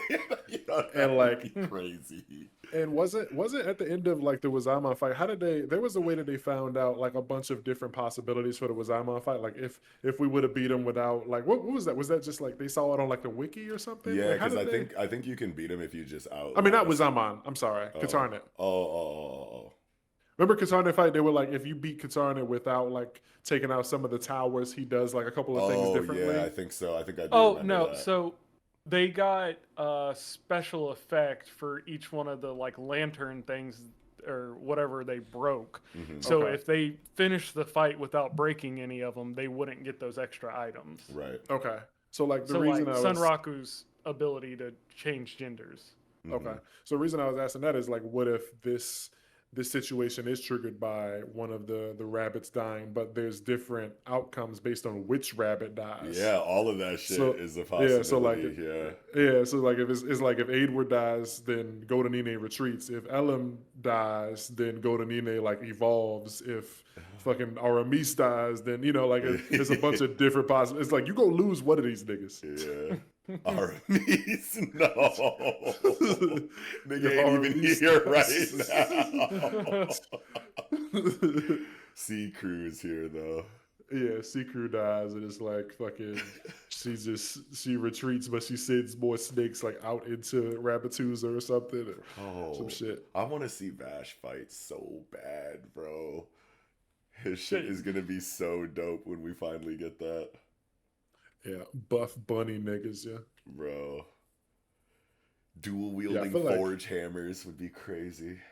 Yeah, I feel like that nigga, he's just gonna grab like one of these big ass snakes and throw it into a mountain or something. Like he's just gonna slam a snake into the wall. Yeah, he's like Garp. Yeah. What if this is like the first fucking like that's what it's leading up to? Like the unique scenario is gonna be like participating in Golden Nine versus Vash's battle. Like Vash does come. Like I'm saying, what if the scenario is like participating in the battle of two colossi? Like somehow Vash does get down here, and it's a fight between the two colossi, and it's like you got to help Vash like win the battle. Yo, that'd be so sick. Because like if one of his kids die, then that for narrative purposes could totally mean that Vash would pull up like, Sea Crew, my son. Yeah, and you see like him walking up into the cave and it's like a dark aura behind him. Yeah, yo, need that. It's completely silhouetted, but you can see his eyes glowing. Yeah, his little bunny ears. And two like bad Lola Bunny bitches like walk up holding his sword, yeah. He's your bunny blade daddy, and he just takes that shit and he cuts all the he just makes fucking sashimi out of this motherfucker. Oh my god, bro. Yeah, I don't know, man. I might have just fucking figured out how this fight ends. Yeah, crack the code. I'm writing. Co-writer here. The bunny bitches is definitely not happening. The bunny baddie's finna pull up with the daddy blade. Yeah. You sound like a fucking fat nigga season video. Yo, the fucking AI bitches be fucking stupid. We got them. Dude, we might have a market in that. We might have to do AU, manga, anime, prediction content. In that fat nigga season style. Bruh, that shit's stupid as hell. Oh. But, yeah, a lot of stuff, I feel like this is a pretty quick chapter. Yeah. A lot of text, definitely. But it went by quickly. And Sunraku, dumbass, led the snake straight to them. Hell yeah. That's crazy as fuck, bro. What's going to happen next? We get a chapter Tuesday. Tuesday, yeah. Yeah, I guess I'm squeezed out. You got anything else for this one, Treff? Nah, I'm good. What about you, Knox? I'm also good. All right, that's going to do it, baby. That was Shangri-La Frontier, chapter 246, The Battering, Bruising Game of Tag. Now jumping into Big Gachi, Big Cooter, chapter 157, The Reason for Reliance. Knox, how you feeling? This was a great chapter. It went by really quick, unfortunately, but yeah, that's just Right. Gachiakuta, usually, I want to say, at least in this last arc or two. But Bro, this shit was like 12. Oh, no, it's 15 pages. oh, really? Okay. So then I thought it was like 7 for real. Yeah, nah, it definitely feels like it can be that little sometimes in Gachi, but I think it's really cool how they're going into this idea that Ruto's going to use his powers on himself the same way that Maimo did. Because I remember us talking about what it would look like for Ruto to kind of like final form box this version of Maimo or whatever. And I think we were talking about like maybe he gets the microphone and like gives himself the same command and like turns into like a whatever so that he can fight this version of Maimo. But him just actually just doing the same thing as Maimo through his own channel of ability manipulation or whatever is just really cool to get writing for it. And I remember that we were also having a conversation. We were theory crafting like potential villains or something for Ruto, and we were talking about, you know, some character who's like the exact like foil to him in like philosophy, where like Ruto sees everything as a vital instrument, but like the dude's like some narcissist who like thinks that like he's his most important like valuable like object or whatever, and like uses powers on himself and like one reason or in one way or another. Do you guys remember when we talked about that? I think so. Yeah, it was Can't a while. remember. It was a while ago, but yeah, it looks like he's just doing that himself now. So it's just funny to remember that conversation of like a potential bad guy, or you know, and it's like, what if he's his own vital instrument? Type shit. But anyway, yeah, this is tight. Yeah. I guess we are probably gonna see. I don't know if I said it on the pod, but I was like noticing all these cities are like built under like massive like kind of cave openings and like canyons and stuff. And I was like, what if like some villain goes like, fuck this area, and just like knocks down one of these big ass cave walls? Like you could easily just destroy this city. If you look at like page 4, like Yeah, it looks like this shit look easy to kill, like destroy. Yeah. Like I would not be building cities under this structure. Like what are they thinking? Who are the architects? I don't even know, but yeah, this looks very scary because One thing that I was kind of wondering about is we get more visible and vocal, physical and vocal reaction out of Gauntis in regards to Rudo, you know, potentially putting his life in danger to win than we do out of Rio. Yeah, Rio's not as, you know, I feel like her reactions are typically like this no matter like what's happening. Yeah, but she like cares for Rudo. Yeah. I don't think that this means that she doesn't. Yeah, I think she just really understands more than someone like Gauntis. Yeah, like this dude's like basically like a shut-in, and she's like an assassin. They live in completely different worlds. Yeah, and and also like to death. That, and like he's kind of like Rudo's kind of taking on his burden, and like Rio is more like, you know, it's in front of me, I gotta kill it, and like that's basically where Rudo is doing, like, you know, defeat the enemy in front of me. But this dude Gauntis is like, no, this is, you know, my battle, like you shouldn't shoulder my burden, and this is, you know, my fight, you shouldn't throw yourself away for this. And it's like, nigga, I'm not about to just let this Maimo guy walk away, bro. Yeah. I what this chapter further expanded on for me is the concept of God within Gachiakuta. Yeah. Because like obviously it means something to Rudo, but it's not like it doesn't have a practiced religion. We don't see Rudo praying or anything like that, or any kind of religious imagery or symbolism on him. So it's like, what does God mean to Rudo that he is so sure that Maimo is just a human? It's almost like as soon as Maimo said he's going to be a god, Rudo was like a switch triggered in him. Yeah. I feel like Rudo might have seen, like, when he was up on the sphere, he might have seen how people like acted in the name of, like, whatever God, let's say Christianity. Like, he probably seen the things that people do in the name of like their religion, and probably feels like he was, like, if there was a God, then why did these things happen to me? So he Yeah, he's probably probably has just an abandoned that. atheist. Yeah, he's probably just an atheist, and this whole line of dialogue is just like, there ain't no gods, nigga is a human being. Yeah, like, but he might have even made like even himself if there tight, but were, this isn't no god yeah, shit. Fuck that. it's like even if there were gods, like the way people talk about gods up above is not like what you think you're doing. Like, this is just foolishness. Yeah, you just you're just on some weird ass juice right now. like, yeah. Like if there was a God, you wouldn't be it, bro. You're just a nigga. Yeah, you're not that God guy. You're not that guy. Yeah, but nah, this is dope. And Rio, I mean, Rudo, you talking that good shit, and he's sticking to the mission, man. He's like, if I start wrecking shit, like, kill me, bro. Like, and it's like, will they be able to, nigga? Because we already can't beat one nigga that's doing the thing that you try to do. Yeah, if I was anybody listening to him, I'd be like, bro, how? Like, if you're gonna turn into something like this, we can't even fight this. So how do we kill? We gotta find out how to kill this nigga right now. Yeah, this was a major chapter though. Like, Rudo getting a transformation. I don't think I ever like expected. I don't know. Maybe after Mimo did it, but like before that, I don't think I ever like assumed Rudo would ever get like a transformation, like a Super Saiyan or anything like that. Maybe I just thought like he would just continue to like, get bigger, crazier like gear. But like, this nigga clearly changed his form and fucking became a wolf. Like, this nigga, y'all ever play Bloody Roar? Yes, dude. Fucking yo. Bro.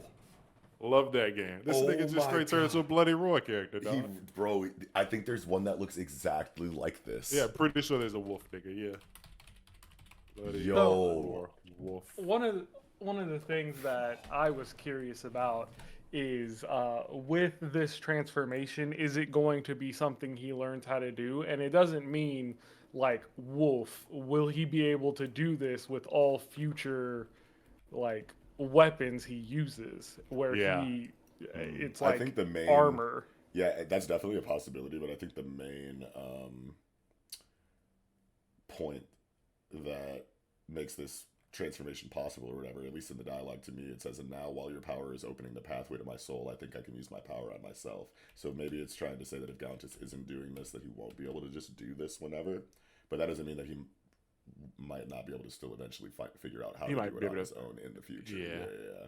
He might find a pathway to do it now that people have seen it. Like, the idea is out there. Like, we know it works, but like, how do we replicate it? Yeah. And like I think this transformation is mostly like dependent on like the things that he's wearing. So like next time if he does this, he might not become I feel like I'm torn on like the wolf thing, because like I feel like the outfit, like he won't have this tail thing because this is like his fucking jacket or whatever. But like Rudo's whole thing is like, Cerberus and dogs or wolves or whatever. So it's like, I want to say whatever, like if he did this again, even if he was wearing like a fire hydrant fucking outfit, he would just turn into a wolf wearing fire hydrant armor. But like he's wearing a wolf like hat, like helmet. Yeah, like so it's like, is he changing into that because like it's what he's wearing on his head, or is his like soul the soul of like a wolf or whatever? Yeah, that's a good question. So it's like next time he transforms, does he do this again? I want to say, I feel like well. Not it can go either way. I feel like one answer makes more sense than the other technically, but like whichever way that it does go can be written just as well as the other. Yeah. So if Gauntis is the way he accessed this power, and through any collar or this specific collar, as long as he keeps that collar and Gauntis is alive, he'd be able to use it. Gauntis is in a remote location. Oh, yeah. But I don't think Gauntis is surviving this arc. Yeah. And that ties back to the Raiders. Yeah. Yeah. That's what they're called, right? Mm-hmm. Yeah, the Raiders. Yeah. You're talking about like Zoto's people? Yeah, because Koro, he gave them a hint to be where they needed to be while the chick read his mind. And he most likely knew where Gauntis was. So once she wakes up, they can go straight to him. Mm-hmm. It kind of feels like, when you're watching like a filler movie, like a Naruto movie that isn't like canon, and it has like Naruto gains some super mystical power up that he can't get in the story because like it just A new doesn't fit. Rasengan. Yeah, so he'll like learn a Rasengan that like talks or something, but like it's linked to like a guardian spirit in that movie. And then when the movie ends, that character dies, and Naruto never has access to that ability again. That's what this kind of feels like. Like, Yeah. Rudo can do this thing because this character exists, but at the end of this arc, that character dies. Rudo no longer has access to that thing. Rudo no longer has access to this power. So it feels like a non-canon arc if like they go that route. Yeah. Yeah. But like, could this ability be passed down? Like.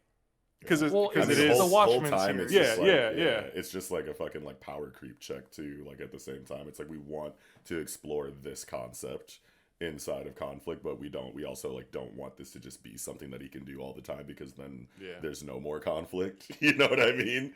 Because he's just like that powerful now, type shit.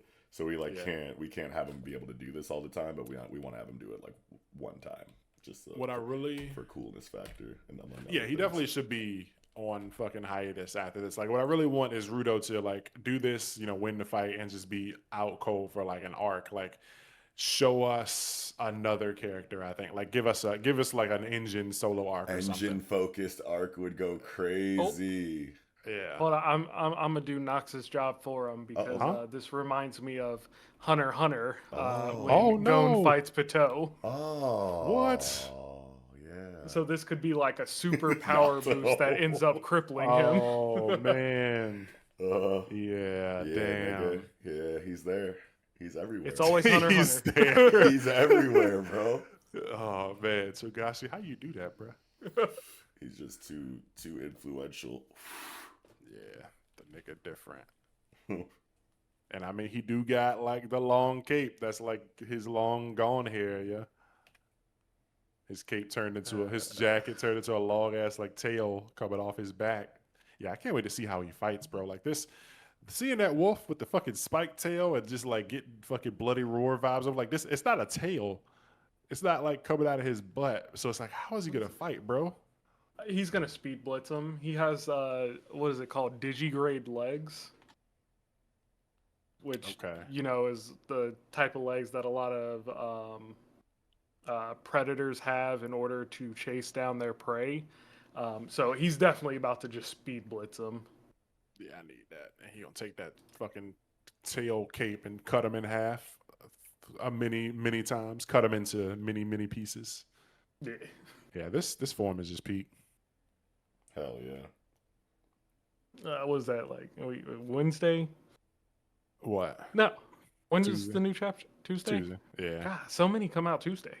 Yeah, his determination to stay true to his rage. Yeah, this nigga finna be angry wolf man, yeah. And yeah, man, I can't wait. Hold on, like let me look at this last page. I reread it so many times just because those words seem so important. It's that quality that permeates his entire being, his determination to stay true to his rage. Like, I read it, not even kidding you, like 15 times just because I was like, yeah, that's Rudo. Yeah, like, I just watched episode 2 of the anime, and it's like, well, I kind of forgot Rudo had this, like, hatred for people, like, in him, because he's kind of been around people that made him, more, like, soft.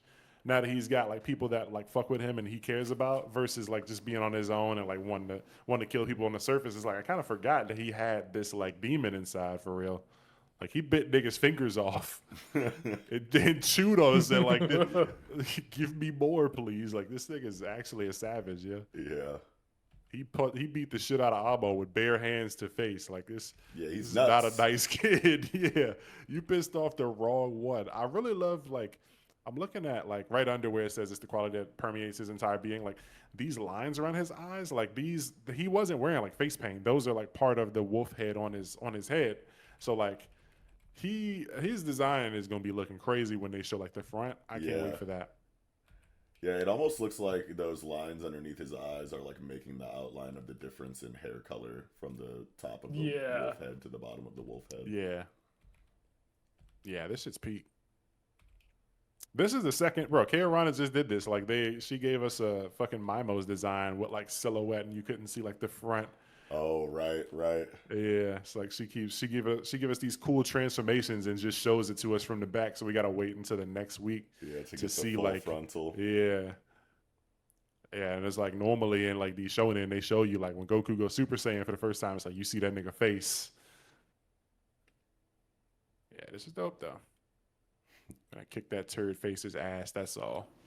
Yeah, baby. Yeah. Even Mimo was like caught off guard. He's like, what the fuck? He's just fucking covering his eyes. This light. Yeah, Rudo letting off a lot of energy. And so like, when this fight is over, all his clothes just gonna break. He's just gonna be laying there in his t-shirt. Yo. Yeah, I guess. And I like how they even touched on like the idea that if you use your powers on yourself, like you could break apart like your other items do. And it's like, but then I remember the Folo stuff, and it's like he kind of did that to Folo and he didn't break apart. So yeah, I feel like that's not a thing that's only a thing for inanimate objects. Shit, Mimo might crumble though. Yeah, I can see that. Like, he might have to crumble. I feel like that's the way he has to go down, is just crumble into dust. Yeah, like they're gonna make him like exert too much fucking energy, and then he's just gonna run out. Like his battery's gonna fucking die and start crumbling away. Like, this is bullshit. I was gonna be a god or whatever. Mm-hmm. I wonder if Rudo's still gonna be able to talk in this form. Like if he's still gonna be capable of speech, or if he's just pure rage wolf with no like. Is he gonna be Rudo, or is he just gonna be like angry wolf, like no Rudo in sight? I guess that's what he's telling him. Like, if I go crazy, kill me. Yeah. Completely like off topic, but I just want to bring it up real quick because you were talking about transformations and Shonen, and you mentioned Dragon Ball Z and Goku going Super Saiyan, and so I was like, let me go look at it. So I looked at the chapter, and I did not realize how fast Goku goes Super Saiyan in the manga, because like in the anime it's drawn out. Yeah. Like Krillin blows up and then it shows his face, and it's like 2 panels is all it takes for him to go Super Saiyan. Yeah, that nigga was bad. Or not 2 panels, 2 pages. Yeah, he was heated. You killed my brother. Anyways, yeah, just side note. Yeah. Yep. Always happy to see Mildreda too. Baddie waking up, see that Engine, took care of things. So yeah, Engine's about to head back over there and get back in the action. He gonna pull up and see Rudo turned into a fucking monster. Wonder how that's gonna like weigh on him, because he brought Rudo into this. I don't know.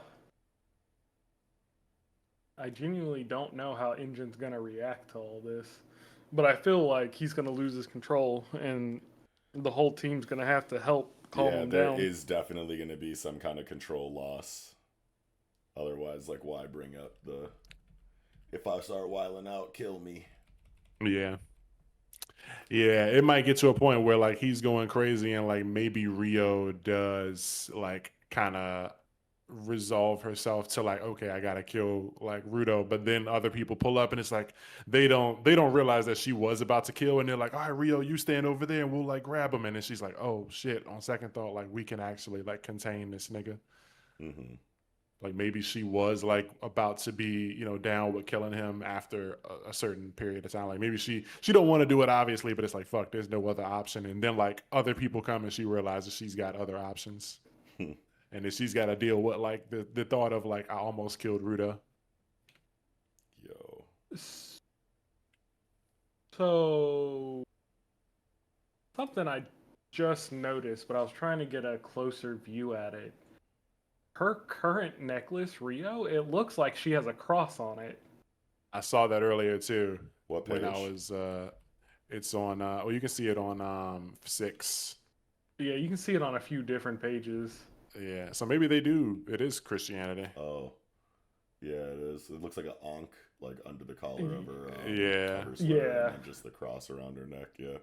So she don't even know what she is for real. She's like that scene in The Mummy where the dude like runs into Imhotep and just keeps grabbing different religious chains and speaking in their language in hopes that one of them will ward him away. Yeah, maybe for her though, it's just a situation where it's just like they know that people wear this because like they've seen these kind of like clothes, like people tossed off the sphere were probably like wearing crosses and stuff, so it might like they might have seen it as like, I mean, it's very possible that they just are Christians here, but it's possible that they might think that like wearing a cross is some sort of like fashion statement for people on the sphere or something. Because like they're at a Halloween thing, and so she's dressed up like, I don't remember what her costume was, like a battle nun or something. I don't know. She's wearing like a cross, like you said. Let me see if I can find her anywhere, like clothes not fucking destroyed.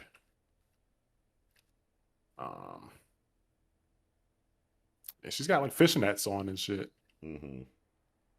Yeah, it's like I don't know how Christian this shit really is, but yeah, my motif is fucking crazy.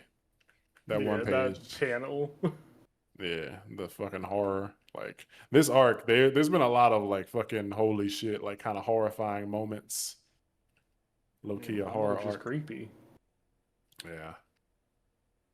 You got them capital gums.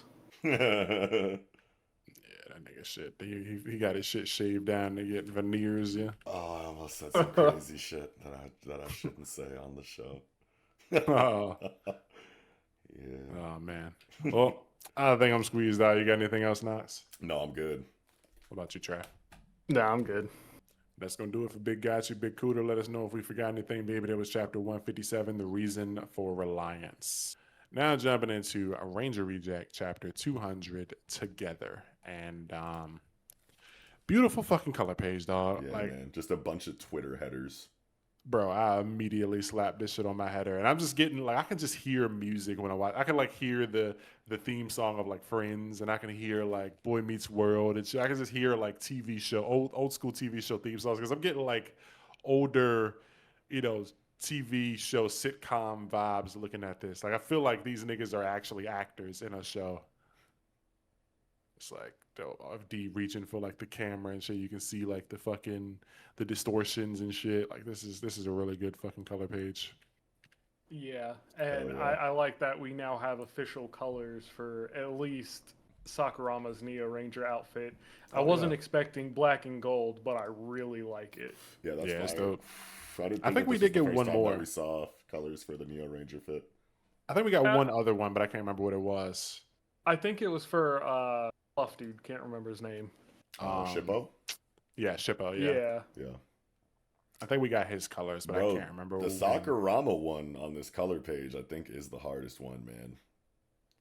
It's between that and D for me, because the D one, I really love the D. You really love D. Pause. Yeah. Pause. Yeah, that was insane. I really love the foot soldier D image. But yeah, Sakuraba shit clean Gotta as say fuck. foot soldier D all the way through every time. It's like the nigga eating a banana and he cuts off a piece and shakes it before he eats it. Shakes it in his hand before he eats that shit.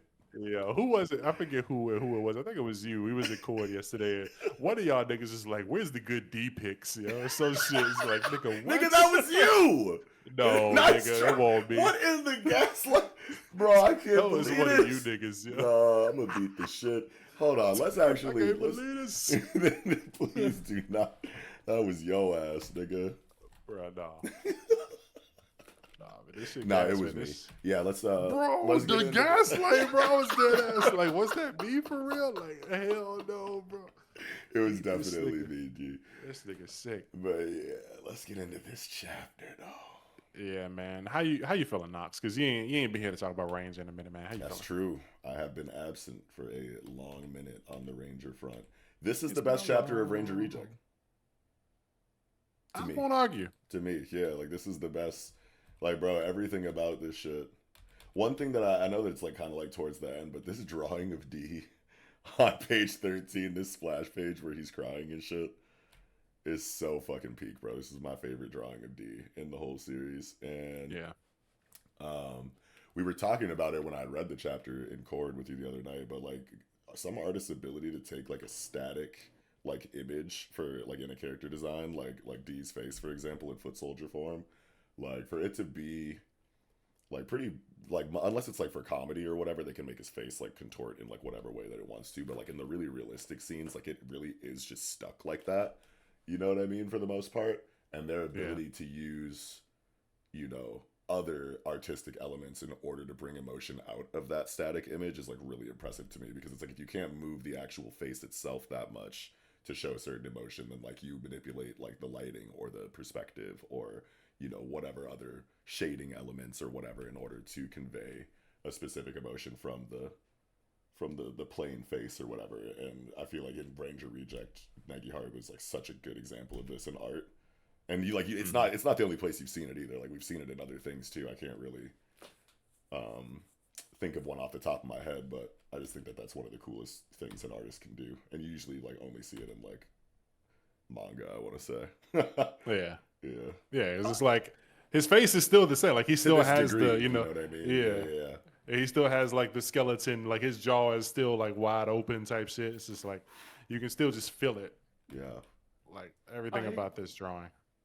I love the implication here that essentially D is Sosei, because it adds like some background context to every interaction they've had in a minor way, but still, because, you know, Red was like the primary keeper that D spent so long going after, to the point that, you know, he eventually killed one of the clones.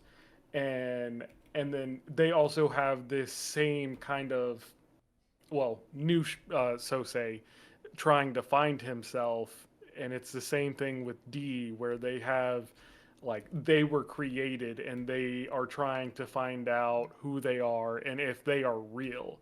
And while they're on opposite ends of the story, you know, they share basically, they come from the same place. Mm-hmm. Yeah.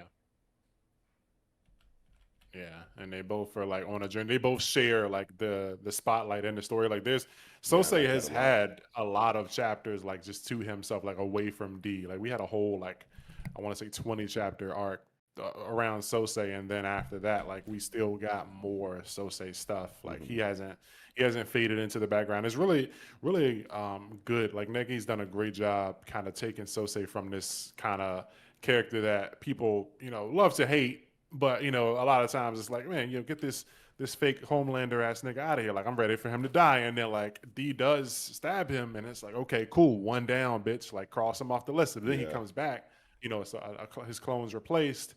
And then, like, you know, he goes through the whole, you know, talking shit about Suzukiri for having clones. And then, you know, being a clone and then finding out that he is a clone. And it's like, we get to see Sosei go through so much, like, characterization and like learning about fucking insane. Yeah, like learning who he is and trying to figure out like who he should be and who he, you know, wants to be. And, you know, from who he falling from grace, like he was in the spotlight to now being a fucking hobo and having to work with the people who, you know, he had sworn to like defeat and protect everyone else from. It's like, he watching gets like his the character, whole like Maslow's hierarchy of needs and like a whole like hero's journey of like his own like as a side character, which is fucking just so all while thorough. D is also going through it, like learning who he is. So it's like it's crazy. And fuck, I was about to say something. Oh, I'm sorry. I just lost what I was gonna say. Yeah, I don't know, but this is just great chapter, man. Yeah, D's character, Sosei's character, like The Negi's done a great job parallels, of. man. Yeah, he's I remember what I was gonna say. It was just that's why the anime opening, I mean the ending, or no, it is the opening. The first opening, I love the end of it so much because there's that scene where D is in Sosei's hands and they're like looking at each other and it's like they don't know it, but they're looking in a mirror. Oh, like they're looking Yeah. at themselves. Like We're not that's so one of my favorite different, scenes. you and I. Yeah. That's one of my favorite scenes. Like my favorite things about the anime existing was that fucking shot in the opening. Yeah, it's fire. Yeah, and then like yeah. At first, I was confused for a second, and this scene where it's like, "Go, foot soldier, key," and his D is here, and I was like, "Huh?" But like, this just shows that D has been around, for a while, and part of like this show, like this was just another fucking like TV show special or whatever. Like at the beginning when Shinya is like slashing D, and then he goes like, "Yo, pay." So this was probably 300 battles ago or some shit. Yeah. Because like Shinya is wearing like regular clothes, he's not fucking wormed up and bleeding in this. Yeah, man, shit's fire, and I love like just how dead Shinya looks in these pages, bro. Because like he looks like fucked up in a way that we haven't. Like there's no more smile in any way. Like some panels would show him like kind of with like a half smirk, even though he was getting fucked up. You know what I mean? Like he always kind of had like a little like veil of confidence at all times, but like that's just completely gone now. He's like, this is such a, like you are out of here, buddy. Facial expressions that he's making, bro. Like yeah, like there ain't nothing else after this. And then there kind of was for a second, and I'm like, oh wait, final form, and then he just crumbles into dust, and I'm like, yeah, nigga, fuck. Yeah, it's like when you read Chainsaw Man, it's like Makima never like seems like she's getting caught off guard. You just want that one moment. And it's like, man, will she ever like not, be smiling and seem to be in control? Yeah, like when Yuji lands that final black flash on Sukuna after the resonance when Nobara comes back, and like Sukuna's face is just like, and his like eyes are like fucking popping out, and he just looks like he's about to die, and you're like, finally. Bro, because this nigga has had like a Tom Cruise face for like the entire fucking fight, no matter what happens to him. This looks like Tom Cruise in Top Gun smirking at the camera like all day. Like, show me like distress or whatever. Show me pain. Yeah, I know the foot soldiers up in the fortress fitting to open up they're gonna get the newspaper and that shit gonna say Hitler dead, Nah, God. God, why didn't I tweet that when I read this chapter? Fuck, dude. Nah, man.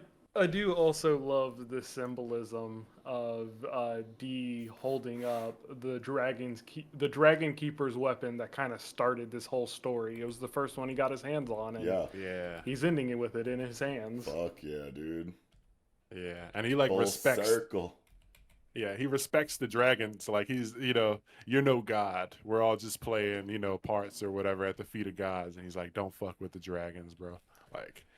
Yeah, no, that dialogue was dialoguing, bro. Fuck, I remember when I was reading that shit with you, I was like, dude, this page on 19, we're all just bit parts. They live the lives they give and they take, they do it at a whim. Like, it just shows how much D has grown, because he started off like so immature and just like, I'm gonna kill these motherfuckers, and like he learned that he is really just like he wasn't given a purpose. He wasn't, everyone wants to know what their purpose was. I was put here for a reason. He really wasn't. Yeah, he a guppy in the Shark Tank. Yeah, so he had to find. His issue wasn't with humans or the Dragon Keepers as a whole or the Ranger Force. It was Shinya. This plot. Yeah, it was this fucked ass plot, bro. Yeah, that's another thing. Like, I really love Negi. Negi has done a really good job at making like these characters. Like a lot of the characters. There's some that I wish I could see more of. There's obviously every character can't get spotlight, but a lot of characters have gotten a decent amount of spotlight to the point where I could see many of these people as a main character. Like I could see Shinya as a main character, and I can feel the way. Like I can understand how he feels when he's like in his.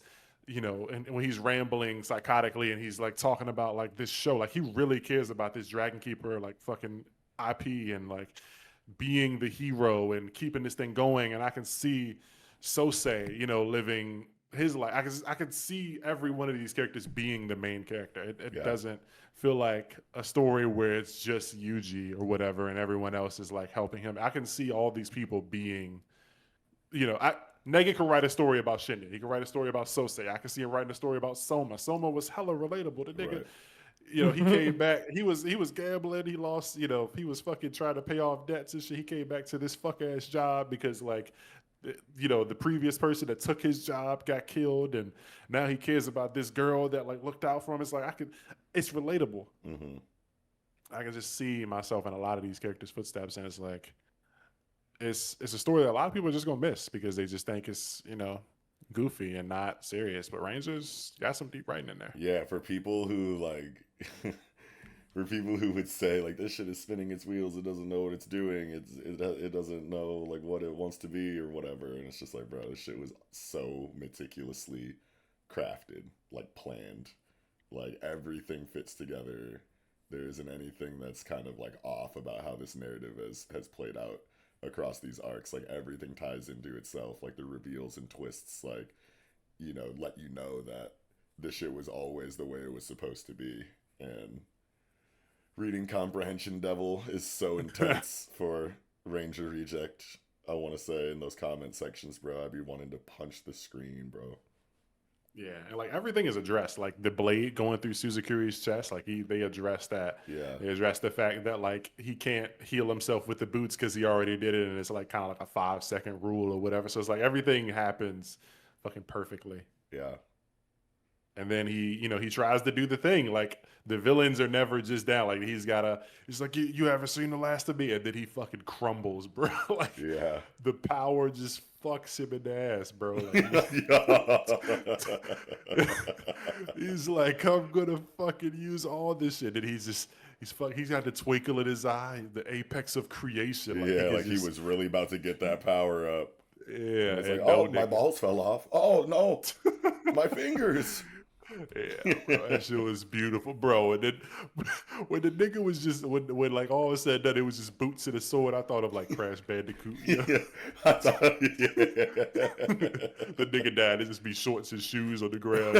Or is it Rayman? I forget. One of them niggas they died. Yeah, it's boots. Like, I mean, Rayman was only boots and gloves. That nigga had no limbs. Yeah, this is very like. It feels like so much of this like stays true to the idea that it's a show. Like this is a hilarious like cartoon villain ending where it's just the nigga boots. And so like they smoked this nigga. Like I feel like I just watched the Roadrunner kill the coyote, and like the coyote was chasing that nigga with some shoes, and it's just the shoes left. Yeah, it's very satisfying to see Shinya go out like this, but it's also very fitting in the context of, the writing of the story that even he was trying to tell, honestly, because it's like he put so much stock in like who should be winning, who's the protagonist, who's the villain, who should look silly, who should look triumphant, who should look cool like at all times, and then you go out like a straight like Wicked Witch of the East type shit, or West, or whichever one it is, like gets water poured on her, it's like I'm melting, and it's just the dress. Like you went out like that, bro. Yeah, he went out sad. Yeah, satisfied, very satisfied. They definitely put some fucking hands on his dumb ass. Yeah, bro. So good. I'm looking into something, but while I'm doing that, I want y'all to discuss. What do you think Hisui is going to do? Oh, yeah, that's a good question, I guess. Yeah, so. Like they said, the Sunday battle isn't over yet. So I don't remember what execs are still up. But I feel like there might be a couple left. And there's still someone comments those tentacles, I've seen them in the slums, it's Emma Matai. Then the only one left is the dragon executive, Johagune. Yeah, Johagune, yeah. Yeah, so assuming that's not Rio, because part of me feels like it's Ryu, the dragon that's talking to her. I forget his real name, but like I feel like when Shinya came to him with the plan for the story, he probably turned him into an executive, and then probably over time he got like his memories back, kind of like how Amy Matai and then like Chocobo and them were starting to like remember, like they remember things, Magatia was like, remember, we were the ones who were the victims of your justice and all that. So like the executives remember things. So I think he's one that like got himself back together like fully, but he's like powerless and he probably was terrified of Shinya. So he just like went along, and having a little dragon is the perfect mascot. So it's like he just got lucky. You know, if he wasn't the dragon and he was like a cow, then they would have been killing him. He would have been the cow executive. Then he would have been on TV. They would have been murdering him. But because he was a dragon, it's like he fits perfectly. Even if he's the dragon executive, he can be their mascot. So I think he might have been the dragon executive and just kind of like gave that up. But there might also just be another executive that is the dragon exec. So I'm just wondering what that's gonna look like.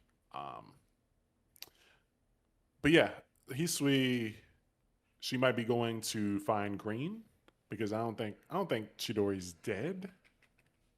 I don't know. Yeah, before she sees the tentacle, she says the remaining executives are the ram and the dragon. I haven't seen them yet, but if I defeat them, Chidori's rampage will end.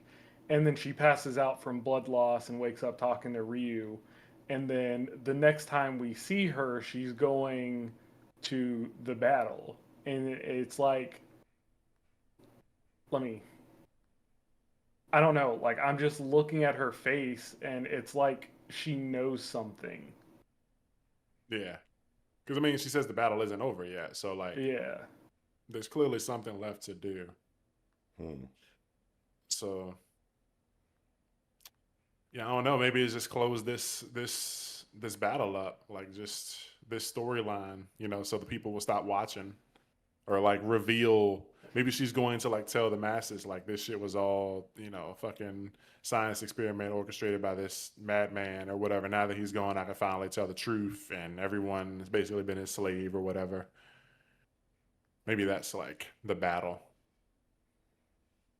I don't know, but I'm still on team. This ain't the last arc. I think V said he thinks it's got like 2 more volumes left, but like I don't know. I'm still thinking that there's some stuff that could happen, but like all that could get wrapped up in this arc. Who knows?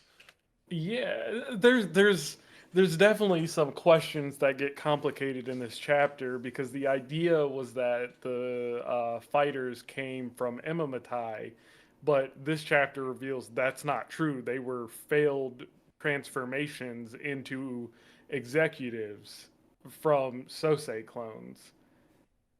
So, Well, what is the crystal?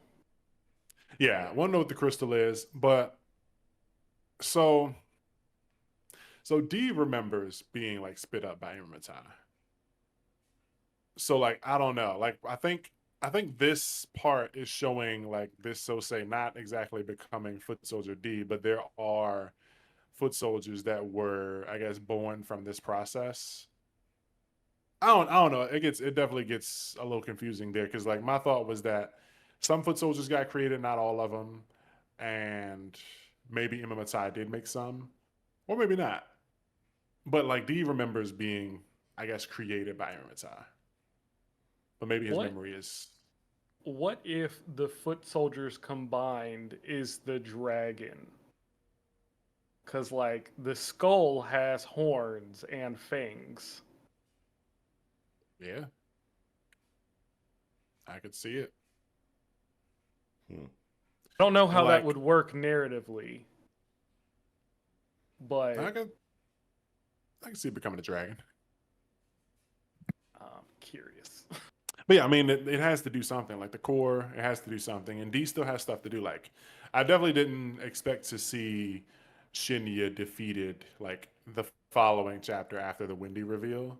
Yeah. Um, I thought like we would see D use like the leg on him and maybe find out a little more, but like there's still questions. Like, what's the leg? What's the core? How is D gonna free his people, and what are they gonna do after that? What is, you know, what are all these other characters gonna do? Like what's Sosei gonna do now that he, you know, Shinya's gone? Um, what are a lot of other characters gonna do? Like what is Izome gonna do? How is the public gonna view this situation? Is Chidori, you know, dead? What else are we gonna learn anything else about Chidori? Because I still feel like we don't know much about. I still don't understand like where he came from and what his actual relationship with Sine is. Yeah. No, that's what I think wasn't he a friend of her husband's? He knew them, but I don't think it was ever like specifically stated that like he was buddies with him. Like he just helped her after her husband was murdered by Shinya, but I don't know why. Like what was his obligation? I don't know why he Fair. ended up doing that. Yeah, his So his yeah, backstory is still a mystery. Besides the fact he was in a band. yeah, and it's like, there going to be more explained to the band stuff? Because his band name was something crazy too. I forget what it was. It was like 1,000 Wishes or something. I forget what the name of it was, but it had an interesting name. It's like, is that going to be relevant to anything? I don't know. And then there was that one time in the three-way battle arc where Chidori wasn't in his suit, but he did something where he like kind of, it looks like he like controlled wind or something, and he threw Yakushi like across the town. And like, Yeah. was that him doing what Sosei is doing, like channeling like the dragon power like through his body? Like, is Chidori a clone? Like, I don't know. There's just stuff. I feel like that still needs to be explained. I don't see this series ending in the next 5 chapters. So his band name was The Changed Reel. Oh, okay, yeah, it's a cool name. Hell yeah. It's like, what does that mean? Like, is that like I'm a clone, but I'm the real nigga? I don't know. But Oh wait, no. He was shown to be a part of an unknown band as a bassist. that was his and name. his stage name was The Changed Reel. Yeah. Yeah, that was his name. Yeah. It has also been revealed that Chidori has had a criminal record in the past. Yeah. Huh. Yeah. Good chapter though. Banger. 200. Neki brought Super it. stupid banger. Yeah. Can't wait to see what 201 brings. But Suzukiri and D, they're locked in. Twins for real. Hell yeah. Right? Yeah. He came with it. Yeah, man. Can't wait for next one. You got anything else for this one, Trav? Just that quick search. Changed Real likely refers to deep, authentic personal transformation, moving beyond superficial shifts to a fundamental alteration in behavior, beliefs, or identity, often stemming from profound life experiences, spiritual journeys, or significant self improvement efforts representing growth, maturity, or finding true self rather than just external appearance or fleeting moods. Hmm. Don't know how that applies, but no, that's all I got. Yeah. Also want to add that Shinya specifically asked Wendy what kind of ending he would like to see, and he said one with some catharsis. Yo. Yeah. And that's what we got, baby. We got it. God, I love Ranger Reject. Yeah, that Yeah. shit's very peak. Very peak. Don't fuck around with Divine Dragons. You got anything else for this one, Knox? Oh no, I'm good, man. All right. I'm squeezed out. We all squeezed. That's going to do it, baby, for Ranger Reject. Big 200 together. Now jumping into Ichi the Witch, 60-second hunt, hearts ripped asunder. And I want to ask Traffy his thoughts, but first I got to say that this nigga just made us wait before we started recording the segment to do math on the word problem that's in the fucking beginning of the chapter, not realizing that the second page literally answers it. This man had us waiting like 3 minutes. Like, I'm trying to figure out what, if Johnny got 12 apples and you take 2, how many? It's like, nigga, turn the page, bro. Anyway, what you think about this one, man? When Knox I'm not as stopped smart dying, as Chrono. No, you're not. Chrono figured that shit out. To be fair, Chrono probably stopped time and thought about the answer. Like, that nigga can cheat. Bruh. He probably counted on his fingers and did that shit like it froze in time. But yeah, how you feel about this one, Trav? Oh man, I love this chapter so much, especially the end. But the relationship between Chrono and Kazashi is so interesting because like you can see. I mean, he even verbally says it, but you can see that Chrono does care about Kazashi. I don't know how closely or how intimately he feels about him. Yeah. It's just But like when you you can spend tell that that much time he with is saddened someone. by it. Yeah, like even if Yeah. it's at Yeah. odds, like, there's maybe, gonna be a moment or two that you look back on like fondly for one reason or another in all of that time. Yeah. It's like when he's really gone for good, it's like, damn, I kind of do miss, like, he's gonna get bored one day, but like, I really wish somebody would, throw fucking whale eyeballs on my deck or something. Like, I kind of Yeah. miss that time, like when Yeah. he's gone. Like at the end of the day, like Chrono, I feel like knows that he was never in any real danger with this guy. If he's able to just keep killing him over and over again, he knows he's stronger than him. So even though it is annoying and he probably would rather it not have happened this way, like just having an opponent like run up and get dunned up over and over again. Like, I mean, he is still a magic at the end of the day. You know what I mean? So like he's gonna have, a completely different philosophy on most things than a human would, even if it's not the direct opposite. It can, even though he's more it's like at the end of the aligned with day, humanity, like he's still not a human. Yeah. But he still probably feels that like sense of like camaraderie or whatever. Like he's the same like thing as I am. Yeah. Like, yeah, and I love this spread where he's just talking about all the ways he's killed him because Chrono is creative. Mm-hmm. Yeah. Like he's like, "Do you remember that one time?" And then just lists off so many ways that he killed him. And I think my favorite one is, then there was the time you made me swallow a king whale eyeball and then reversed its time until it regrew and exploded me. Yeah. It's like, how do you think back about that fondly? Right. Yeah. And Chrono just remembers, like, he remembers the date and the times. Like, that nigga cared. Yeah. Yeah.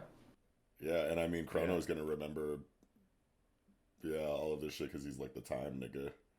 Yeah. So like, yeah, it's just him being like, yeah, dude, I remember every single moment, bro. Like that just adds another thing to it. It's like you have to care about this. That's so much time spent, and you remember every single second.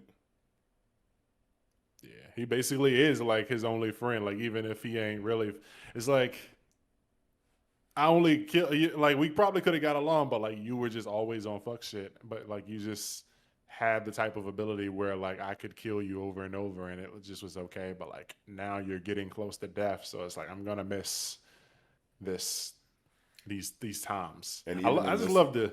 Oh, sorry. I was gonna say, I just love the way the page is fucking structured, like with him, floating in the storm clouds and the sun shining through some clouds, and fucking his Kizashi is like down here playing in the water, like splashing. He's just so happy. This is a great fucking page. Their positions, like, kind of, on the page too, kind of detail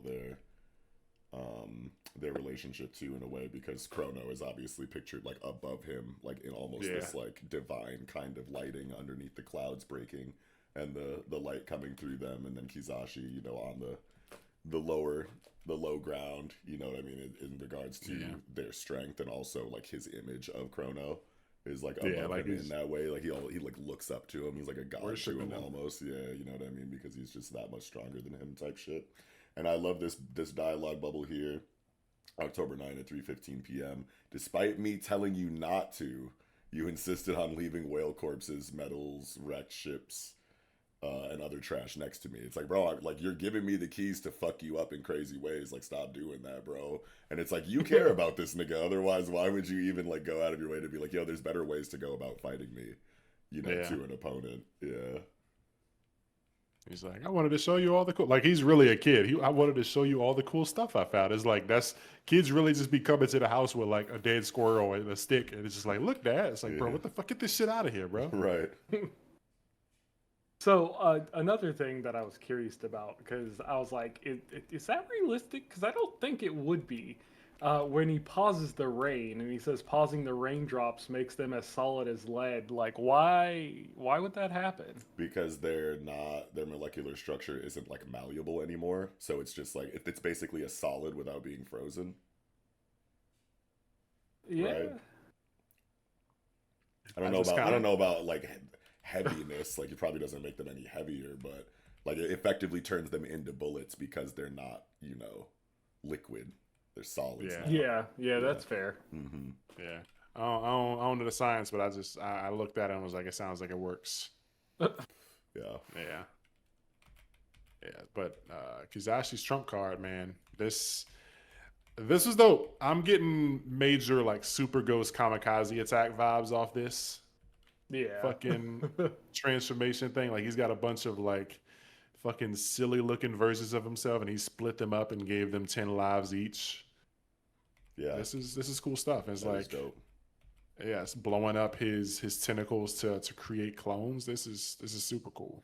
Yeah, and I was wondering, because we were having a conversation about how since Goku, Raku, and the rest of the people like ran off in a certain direction at a certain speed, and Kizashi had an opponent inside of Chrono, and Hitsuji had an opponent inside of Descaris. I'm like, so how are they eventually going to go chase after, Goku, Raku? We were talking about the possibilities, like, are they just going to like give up and like just start chasing them? In which case, obviously, the protagonist team would chase them and prevent them from chasing them. So like, someone has to lose in order for them to, to go after them eventually. And it's like, no, they just split up. It's like, oh, okay. Like, that's like we didn't bring up that possibility. It is like the obvious one and the one that they went with. I think we said a couple of things. Yeah. This is a lot better than, one of them I was saying, like, maybe, like, a completely other magic or, like, some, whale monsters or, like, ghost ship pirate motherfuckers pull up, and it's like, this is way better than that. Yeah. And this is, I want to, like, give credit to, the team here, the writing and the art, because, like, this is another one of those situations where it's like, you can think up possibilities of what it's going to be, and they do something way cooler. And it's like, some manga, you end up thinking up some cooler shit, unfortunately. Yeah, it definitely happens, yeah. Like Black Clover. But yeah. Oh. He did the thing. Who said that? Oh. Yeah. Also, another thing, and I don't know if this is an inconsistency or not, but Kizashi has 8 tentacles, but there's only 7. So I was thinking about that too, and I think I figured it out. So wait, so the math, he was at 203, and then he gives 10 lives to 7 clones, but like you said, he had, so that doesn't equal, like, that math doesn't equal 133, but the small one has a second head on the left. Oh, yeah. Yo. So that one might have 10 lives. Yeah. So that might be. Where is the 8th tentacle? I was thinking that might be it. Like, it might have just like joined, but I don't know. I might be tripping. Maybe the fat guy took 2 tentacles. Wait, maybe one of them is off camera for one reason or another doing some sneaky shit. Wait, no, he still has a tentacle. Like, he is an octopus. Yeah. Wait, yeah. He is still an octopus. Tentacle? The original, like, he is still an octopus. Like, he still has one himself. So he broke off 7. No, he is the 7th. Oh wait, 1, 2, 3, wait, 4, 5, 6. Oh yeah, you're totally right. Crying. 5, 6. So we're missing 1 tentacle. Yeah, it's got to be off screen somewhere doing some sneaky shit, bro. Okay. Because he was at, what was his number before he split? He was at 203, so it would be 70. And now he's at 133 after he broke them all off? Yeah. Hold on a second. Yeah, what's the math on that? Wait a minute. Right? Like, that's short. That's 70, which would be... Yeah. Wait. Yeah. Maybe he only had 7. Wait, yeah. But I need to with see. all of the ones spawned on screen, that only equals 60. No, there's one more somewhere else. Yeah, that's what I'm saying. Because he has 133, and he's the 7th one. Yeah. And then there's 6 below him with 10. That only equals 60, which would be 193. Yeah. There's 10 lives unaccounted for and 1 tentacle unaccounted for. Yeah, nigga. It's the shoulder nigga, yeah. It's shoulder man. Oh no. Yeah. It's shoulder nigga, because 2 pages later, even shoulder nigga has a fucking a speech box, yeah. Wait, like, what? Kill them all. Kill the unwanted humans. Let's go. And, yeah. Even shoulder nigga got some dialogue, yeah. Oh no. Oh. Yeah. But yeah, I got big Go Tanks and Super Ghost Kamikaze vibes off of these fucking squidlings. Mm-hmm. Yeah. Tentacles exploded. I can't do it. I won't let you abandon me. Yeah, the emotions, man. Like I was literally just about to. Oh, wait. Oh. I'm sorry. Continue. No, the page 12. Like they're doing a really good job at drawing these like emotional faces and shit. Like Yeah. obviously, you know, the Kizashi one is supposed to like make you feel it, but even Chrono, man, like you can see like the dots on his chin, like he's like struggling to keep it together or whatever, and his eyes look like he's about to like fucking shed a tear. Like it's good fucking art, man. When you said emotions, I thought you were gonna talk about the same thing as me, but I'm thinking of like the personalities, like in these The different in the squidlings. different squidling clones, and like which like what areas of his psyche that these all like represent, like personality wise or like emotionally, because you got like depressed emo Kizashi in the background. You got fucking like, buff jolly one next to him. You got, I don't even know what that nigga in the top left is doing. We don't even need to. Yeah. But then you got like flamboyant shit. Then you got Dragon Min on the right. Yeah. What's up with that? wait. Fat nigga. I think the author's a genius. Oh, Well, yeah. yeah. Yeah, but I think the first page of this chapter, let's have fun with math. Oh, yeah. They were Knowing that- basically saying, hey, pay attention to the math in this chapter. Yeah. And now the math is not mathing when it comes to the squidlings. So we're like, Yep. The first page is like, hey, make sure you pay attention. Yeah. Yeah, and even like on the Oh my God, how on the many? second page, I just counted, you can clearly see 8 tentacles there. Oh wait. Yeah. And I went back to the last chapter as well just to make sure. Wait, and what? It's 8 tentacles. What on what page? On Page 2? Kizashi. I was counting 2 between like the ones that are above, and then you can see the shadows of the ones from below. Wait whatever. a minute. What? So there's 3, like 3 of them are black because it's the underside, and then 1, 2, 3, 4, On page 5. 2 where it says moving at a staggering 300 plus miles per Yeah. hour. Yeah, right there you can see. Oh yeah. I don't know why You I count thought 8. I don't know why I thought those were a part of the foreground ones.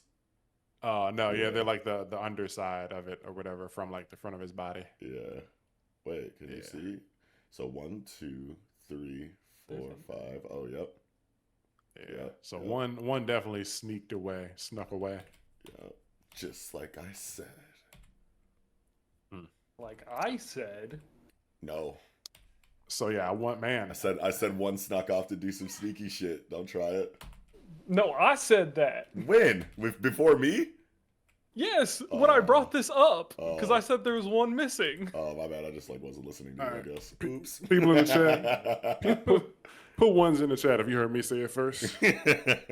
You were the one saying it's the little extra head. It is. That wasn't so funny though. That motherfucker looked like a little koala bear or some Yeah, shit. what's going on? Like he about to ask to fucking play video games on my phone, yeah. But great chapter. I was very much fucking hyped when I got to the end though, and Oh yeah, Gachiakuta time. yeah, Goku Raku's like he's doing the thing. He's going talking to his mom while she's sleeping. He's like, "Mom, can I get some ice cream?" She's like, "Yeah, sure, go ahead." It's like, "Fuck yeah." Time to punch the octopus like this. I'm hyped because like we've been needing this nigga to turn up, bro. Right. They call this nigga the brutalizer, dog. I Right. need this nigga to brutalize the Yeah. fuck out of these niggas. Like he got to go off.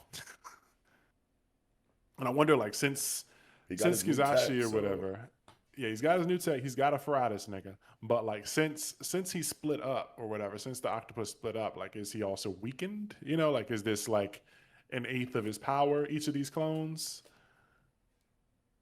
You know, so like, Goku Raku's probably got a good shot here, beating the fuck out of these, squid monsters, octopus, whatever the fuck they are. I don't know. He's got to kill him 30 times.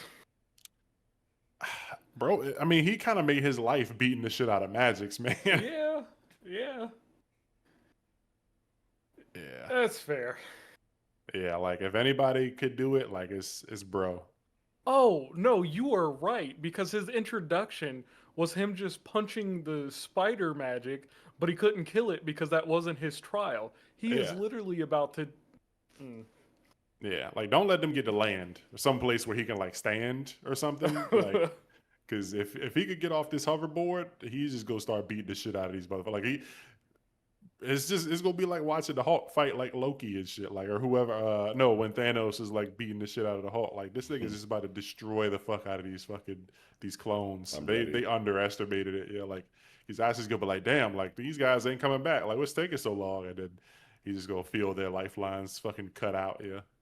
Watch him have like magic jet boots, so he doesn't need land. He's just gonna start flying. Bro, need it, yo. The jetpacks. Yeah. My nigga Cyborg about to go crazy. Yeah, Hell no. yeah. This is something that was much needed because like I was saying, I think it was the last review I was saying that so far it's been kind of feeling like the thing where like when you're playing a video game and you fight like the final character or whatever, they're like strong as fuck beating your ass, but then like when you unlock them, they be sandbagging and shit. It's like Yeah. like I've kind of felt like that with Goku Raku. Like they introduce him, they call him the Brutalizer. We see him beat the dog shit out of Magix, and then like the next arc, we haven't seen him do anything at all. It's like, yeah, I need this nigga to lock in. Not saying he hasn't been locked in, but like he just hasn't been given the opportunity to fight. Yeah, I think And he'll have a great showing despite the arc that he was introduced in and mainly focused on being over. Because like it does happen like that in these stories too, where you know a character like Nico Robin, for example, was just like so broken when she was introduced, and then she joins the team and she's like, you know, has to get nerfed so that she's not just one shotting a lot of enemies. For the sake of the protagonist this time. Yeah. Yeah, we need Goku Raku to fuck these niggas up. And that's his whole thing. Time to punch the octopuses. Yep. He gonna handle them.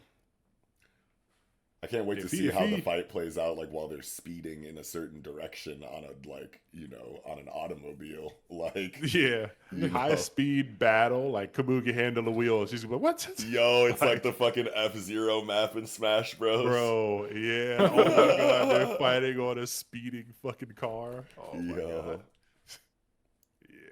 Does this thing got like jets on it? Like, could he like put their face in the fucking jet fire or something? Like, I'm just thinking of all the ways he's gonna brutalize them. Yeah, like rip them in half, like one hand on top of his mouth, one hand on the bottom, and just rip the bitch in half, throw it in the ocean. Yo. Yeah. Next week's gonna be peak. I saw the last 2 pages and I tweeted, I say, yeah, this next chapter about to have me levitating like Yura and fucking this upcoming Kagurabachi chapter. Spoiler. But yeah, no, this one was peak. Y'all got anything else for this one, Traf? Nah, I'm good. What about you, Knox? I am also good. All right, all spent, baby. That was Ichi the Witch, 60-second hunt. Hearts ripped asunder. Now jumping into Otr of the Flame, chapter 30, Fire and Water. Knox, how you feeling? These last couple chapters have been really cool on the action side of things, and I really like the interaction with Caleria. Caleria. That's the demon name. Oh no, Filgja and Otr in the previous chapter. Like I like that whole little like inner domain like sequence with them. The writing and the dialogue was really good. So I just wanted to touch on that. I think that chapter did everything it needed to for these two characters, even though it like still feels like kind of fast or whatever. Yeah. Like the content that we got for the amount of time that we got it was really good. Yeah. And then in this chapter, yeah, the action is really tight. I like how Kutin kind of got a little bit of spotlight to kind of continue to help his character advance, like, you know, philosophically or whatever, and physically as far as like his powers go with the manipulation of the wind spirit. Because I remember us talking about how it feels like he doesn't really get enough or get too much. Mm-hmm. And I think that was a good spotlight for him there too. And I just love the art and the action when Otr starts fighting the spirit horn. I feel like everything that they're doing right now is tight and well done. But the same like underlying like criticisms kind of like make it not have the level of impact that it could if we would have, like we've been saying for a while, just spent more time at this place before the action turned up in the first place. Yeah. I will say though that I feel like this is one of the stronger chapters, especially just. Yeah. I mean, it's mostly because of the action and the art. Like Yeah. everything looks really good and like it flows well, and just like this punch on page 6, Yeah. like when he grabs Calario's horn and then like he cocks that arm back, and Calario's like, "Holy shit!" Like this nigga about to knock my block off. Like I Yeah. felt that shit. Like that was a cool shot. Hell yeah. And it's also just different because Otter, he normally fights sword and board, and it's like to see him throwing punches is like something that we're not used to. So this is really cool. Right. Getting in there, getting hands on, and just like you said, it was cool to see Kutain get a moment here because he doesn't get enough, obviously, and yeah, it's just a good chapter. How you feel about this, Traffy? So, I'll start positive. I love the art, just like y'all said. Action pieces are great.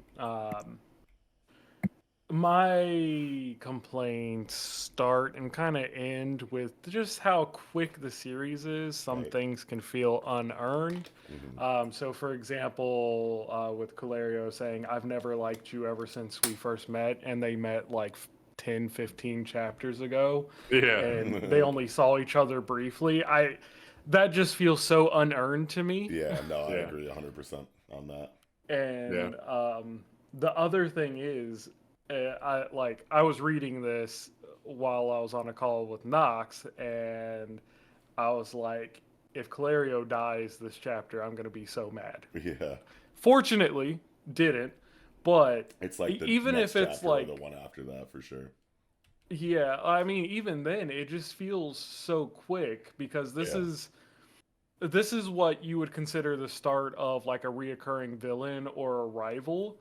And if they went ahead and ended that, I just wouldn't feel good. Like it's a perfect setup for it. They use Yeah. water. Right. You can't kill this character off, and if you do, you were just Wasting potential.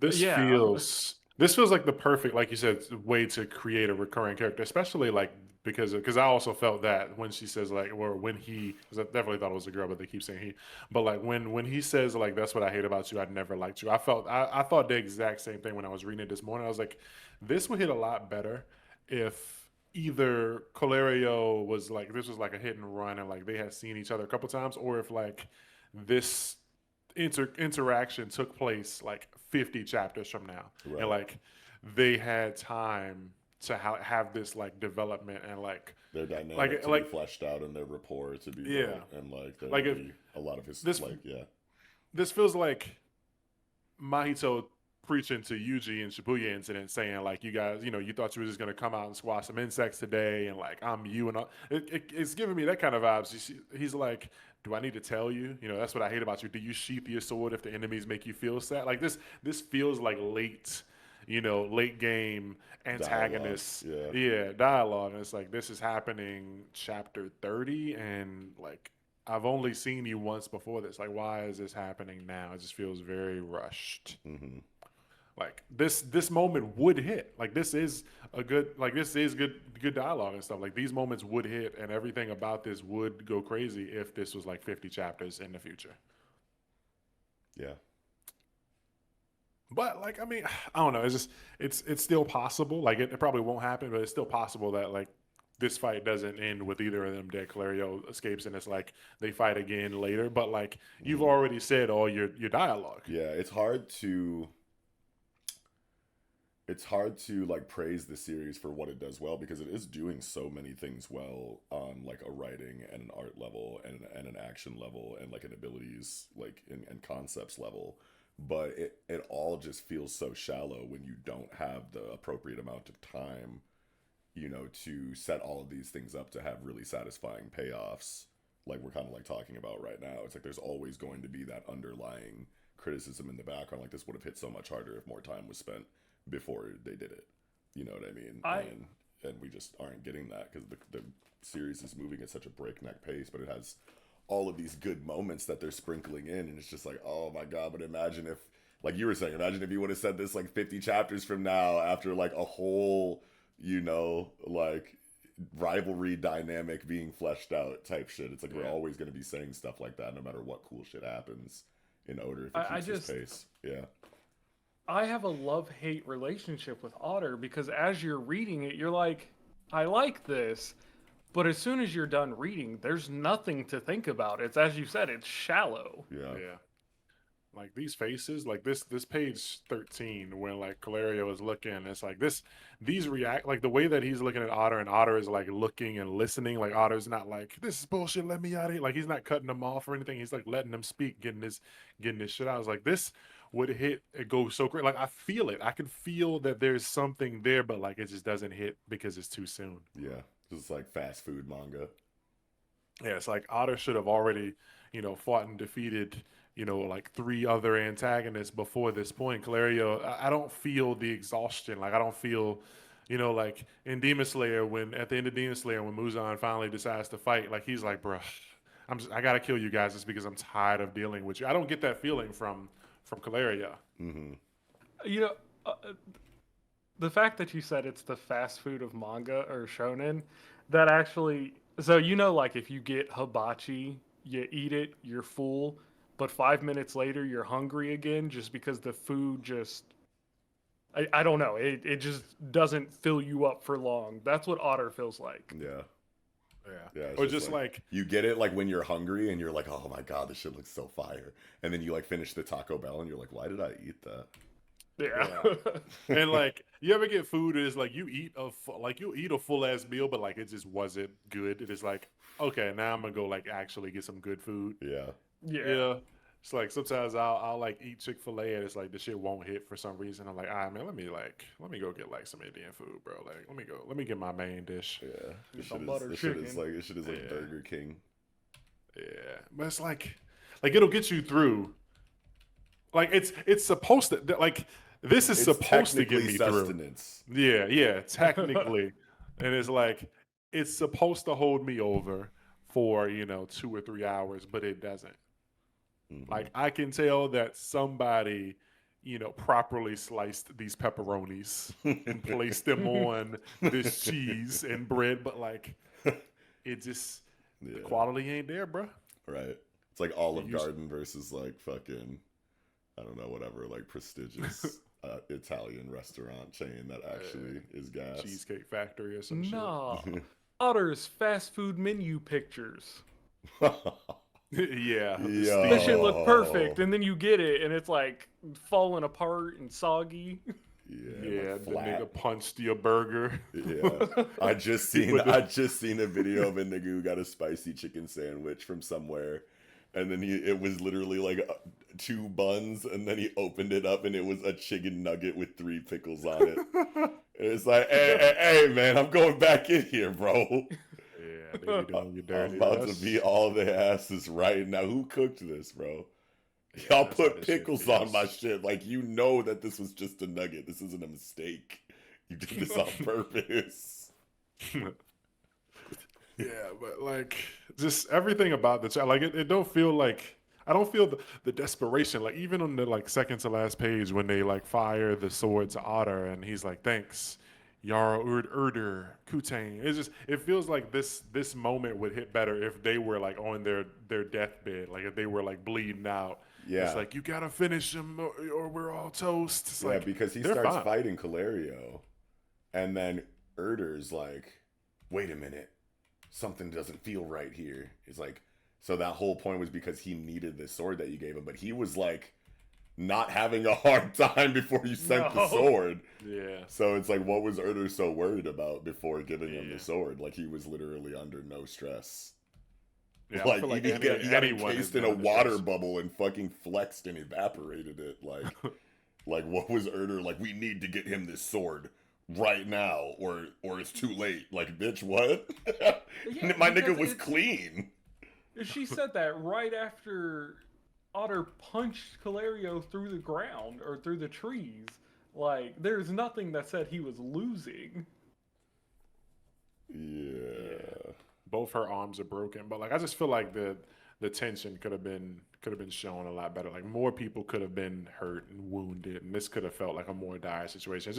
It just feels like Goku pulled up. Like normally in Dragon Ball, like Goku pulls up to save the day, but like everybody's sprawled out on the ground and bleeding and shit. But like in this situation, like Cell pulls up. He's like, I'm finna kill all y'all niggas. And Goku pulls up before like anyone can fight. It's like, okay, Vegeta, Piccolo, all them niggas are fresh. They haven't even took their clothes. Like Piccolo still got his cloak on and his hat. Like nobody has gotten dirty, bro. Like Goku, you're not supposed to pull up for 20 more chapters, bro. What are you doing here? Right. Like everybody's still clean. Like Urter says her arms are broken, but like I can't tell. Yeah, she don't care. Yeah, like they're not crushed, you know, like they're not like bent backwards or like there's no blood. I'm pretty sure she's sitting, bro. She's sitting with like her leg over her other leg, like she's sitting like a boss bitch. Like she's pretty looking. Like, come on, bro, what's happening? Like, yeah, they're not. I don't know. They're not doing a really good job of selling the tone that this stretch of storytelling is kind of supposed to have. Yeah. The art's there though. The art's busting. Yeah. I really, really love Otter's form, this fucking flame form, and like he does a lot of cool shit. That being made of amber and see through. That's what Kawaguchi does really well. Is like the physics of the weapons being like properly represented, like visually. Because he did that shit with the water axes like a chapter or two ago too, and that's fire. If something's supposed to be see through, you gonna see through that motherfucker. Yeah, that's that nigga specialty, see through shit. Yeah. that nigga, he could draw a fuck out of a window, bro. Yeah, what this nigga does with that texture is very special. Yeah, and them hands, like that shit, fucking like magma fist. That shit's fire. Yeah, his use of whites against the blacks is like so well done. Yeah, the nigga got talent, but like he's just the writing ain't there, man. Like it feels like how I felt about Undead Unluck for a long time, where it was like the nigga was worried. Like I felt like low key he was like, damn, am I gonna get axed? Let me go ahead and like do shit. Because there was a point where Undead Unluck was like really going fast, and then it kind of slowed down. And then it was fast, and it was like it. Sometimes it just feels like the author doesn't know if they're safe or not, so they just start like blitzing through. Yeah, and then it's like at a certain point, it's like you're good, right? It's like I can't. You know, I'm already in the groove. I gotta keep going fast. Yeah. It's like I can't slow down now because like what if you change your mind and decide to fire me? Because I went too slow for a second. Yeah. One other thing I want to point out is art inconsistency with Calario's horns. Oh. I don't know how many horns Calario's supposed to have, but in some pages they have 2. In some pages they have 3, in some pages they have 4. Like if you look at page 12, or the last page. Yeah, they have 3 on 12, 3 on 13. Last page they have 4. 3 in the front, 1 in the back. Oh shit! And then a panel above it, there's 3. Yeah. 2 panels up. Yeah, but like all throughout the chapter, the number changes. It's gonna be so funny if there's like a narrative reason for that, but there's not. If there was, that would be cool. That could be peak. But like, I was looking at that and I was like, what the fuck is happening? Like, why is it? I just feel like I always pick up on weird inconsistencies and shit like that. No. Yeah, but like on the same page is crazy, bro. Like, yeah, on the same page is fucked up. They get like right above. Like all the other ones, it's like you can be like, oh, maybe it's just a bad angle, but nigga, nope, ain't no. Where's bad the angle third? way out Where's of the this. third front horn here? Yeah. Also, like Otter's hair, like I'm confused on what the front of it is. His hair doing like the thing when you make like a paper football, but he's just not like finishing. Like he's just peeling up the front of one end of the hair. I don't even know.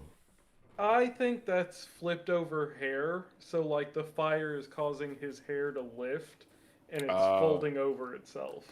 Okay, so it's like yeah, okay, fire causing things to lift. I got you. Sure.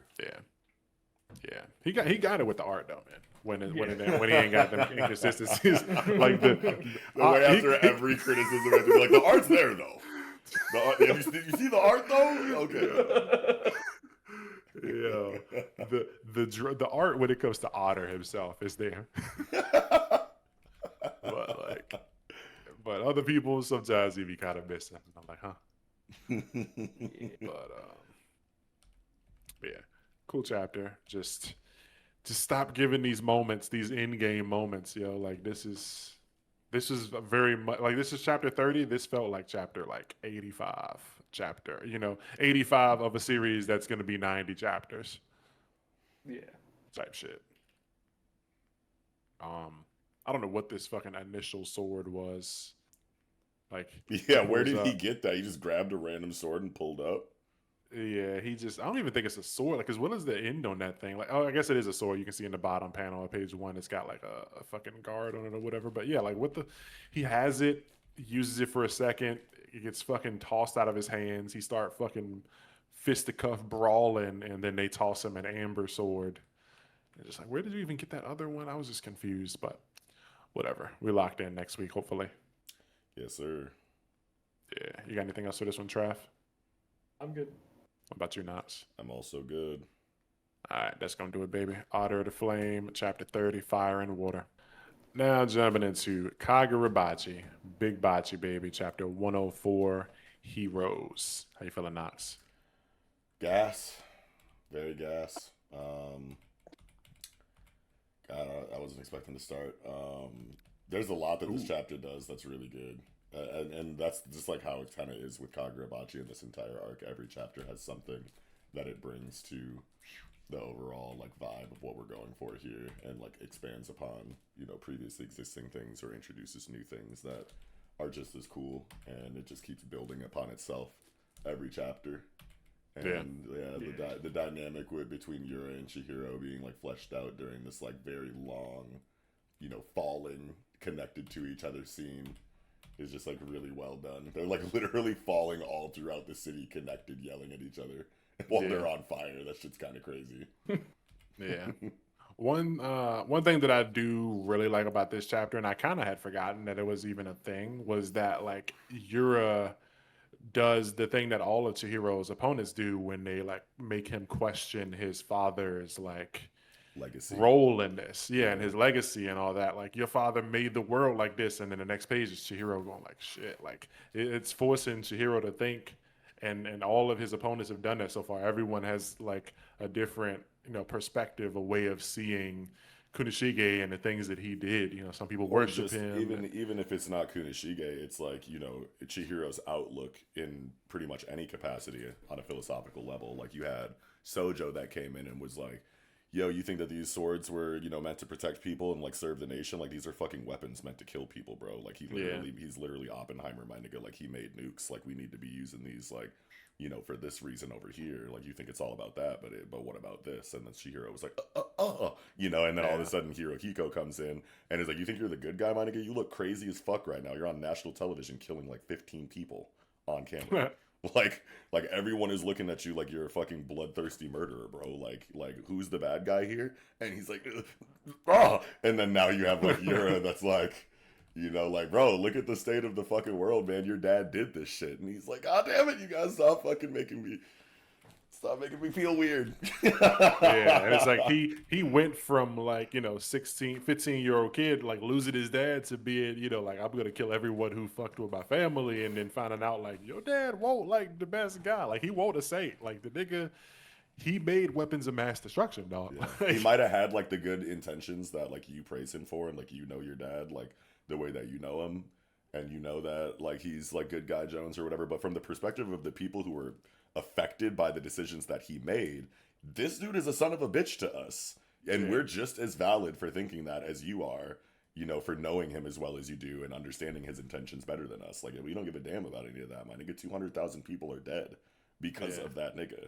Like, he can be like the best dad in the world to you all he wants, but like, this nigga is Hitler to me. He still, he pushed the button. He sent the nukes, and then he went home and kissed his wife. Like, that was what that nigga did. Right.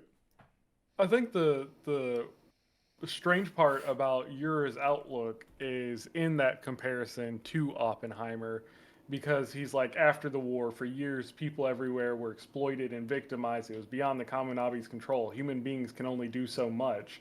And he's like, who sealed away the enchanted blades? Who held the means of eradicating evil and just disappeared? Your father made the world like this. And it's like he if you do that real world comparison, he's basically saying, like, nukes would eradicate evil. Why did we get rid of them? Like, that guy who's, you know, robbing that store, nuke him. Yeah. Yeah, and it's I mean, nukes didn't go away. You know what I mean? Like, they stopped dropping them like that, like you know, in like a fucking reckless ass way.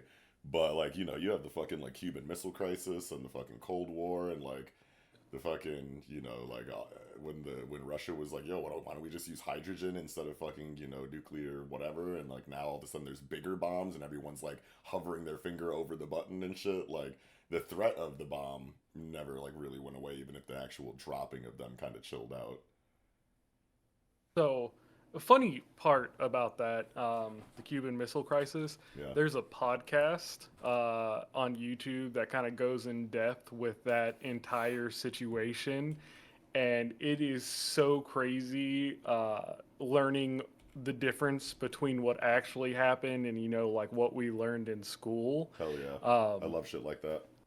Yeah, if I can find it again, I'll send it to you. Yeah. But it was so good. Yeah, I love like secret history, like, you know, recontextualization pieces like that. Like there's this really good fucking book called like Genghis Khan and the Making of the New World that basically says like we owe everything to this nigga that the West tried desperately to paint as this fucking like savage, you know, like brutal like warlord who like could only fucking conquest and like, you know, rape and pillage or whatever they fucking painted him as forever. But it's like, actually, we owe everything to this nigga low key, and here's why. And I just like I love you know, shit like that or whatever, you know, like this is the history you were taught, but this is like more so like actually what it was that they didn't want you to know for one reason or another. The way this chapter opens, like with Yura, like I really like this, and it did a lot for me. Yura like cooking breakfast for, you know, his fucking wife or fiance or whatever, and like he's making the food, and the fucking radio is talking, and she's like, it's so weird. I can't believe things are just back to normal, and it's like it's a regular day. Like he's making breakfast, and you know it's all good, honey. I got you in a second, and like this stuff, I feel like in this moment he's, you know, trying not to think about it. He's home with his wife. He wants to like make her food, make her happy. He wants to, you know, whatever happened, it's fucked up, but he can't change it. And then it's like, you know, the radio is talking about these things that happen, and she doesn't have the same, you know, like thought process as he does. So like she's probably just like, wow, it's crazy that these things happen, but she doesn't know like how connected or like how much it probably affects him really deep down.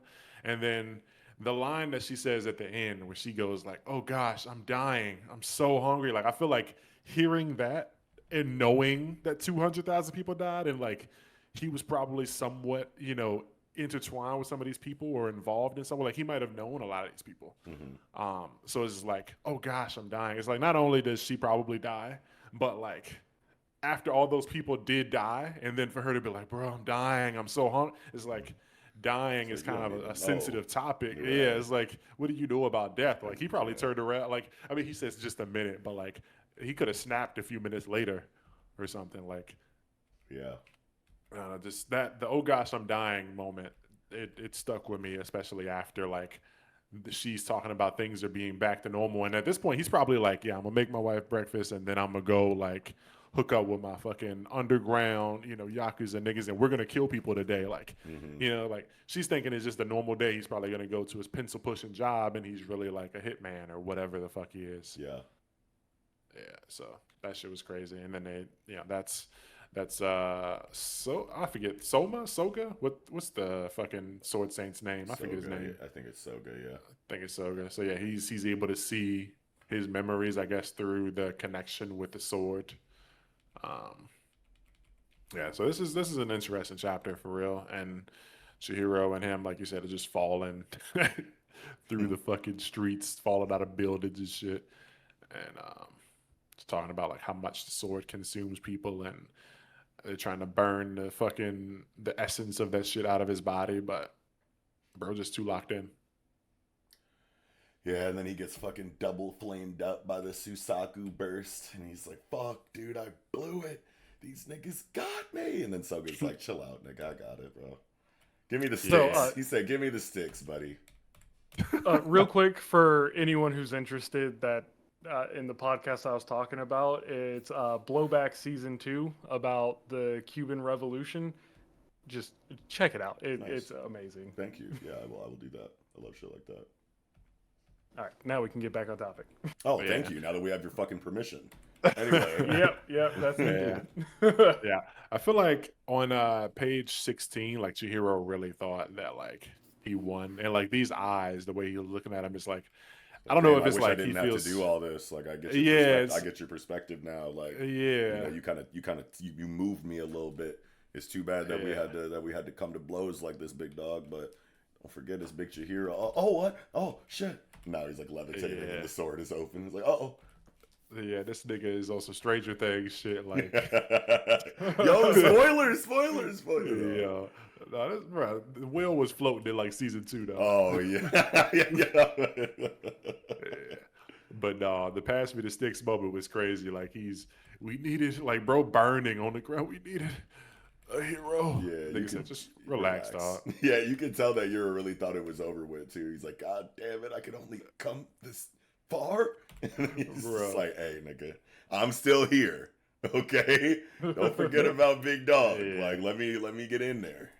You know the nigga really thought it was over when he on the ground crying, talking about we needed a hero. Yeah. Like, like the streets needed a hero, dog. Like this was like Shigaraki being the hero for like Spinner and them niggas. Yeah, Yeah. it's like I had to be the nigga. There wasn't somebody. I had to become that somebody. My question is the sword master really about to kill his nephew? Nephew. Yeah, Chihiro. Oh, wait, that's Kunishige's brother? Yeah, I think it's Brother-in-law. marriage. Yeah, brother-in-law. Oh, wait, when did we find that out? That was like 3 or 4 When chapters ago. when Yura was talking to him. Oh my god, I completely forgot about that, I guess. Yeah. I don't know, cause like I still feel like his motivations for doing this was probably like family related. So like low key, I feel like he might not kill his family. Unless he doesn't even really see Chihiro as family like that. For one reason or Yeah. another. Well, they said that the Sword Saint was Kunishige's like best nigga. Like the little short Yoda nigga, he Oh said yeah, that he they did was say like something tight like as that, fuck. right? Yeah. So I feel like he wouldn't kill, not immediately. Maybe on some Samura shit, like get the fuck out of here, little nigga. Like don't Take step to that me. dumb Like shit with you. yeah, I feel like he gonna fuck him up, not kill him, and like he gonna pick you. Well, no, in this case, I feel like he's definitely about to like. He's definitely pilot gonna kill Yura's Samura body. then. If Yeah, I he, think if he Samura's knows he cooked. doesn't want to, if he knows he doesn't want to kill Chihiro, like it's one thing if you're trying to kill everybody and you just so happen to not be able to kill the protagonist, or like that you get thwarted before you could really do anything major. Like that's one thing. But if you specifically are like, I'm gonna leave this nigga alone, somebody else got to go then. Yeah. Like I think Samura's Samura's definitely character toast. arc, I think is complete at this point, so he can go. Yeah.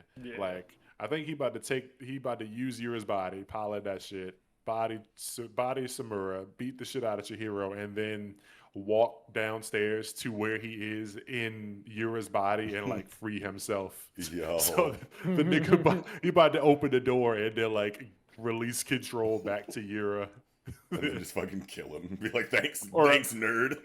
Shit, I was gonna say like I was gonna say he probably just takes him with him, like maybe Yura like collapses, he picks him up, like brings him with him. But like killing that nigga would be wild. That would be so. He hits him with the fucking Bone Thug's forehead point. His head explodes. Nah, man. He said he'll give his body back. You know, so. Oh, that don't mean he's gonna live in it very much longer afterwards. Yeah, because that's the same shit Yoru said to Ase. Yo, like, I'm gonna get your shit back. Get that shit back. It's gonna be fucking chunky soup, yo. It ain't nothing left of her. Just beating bones, chunks. Bruh. But yeah.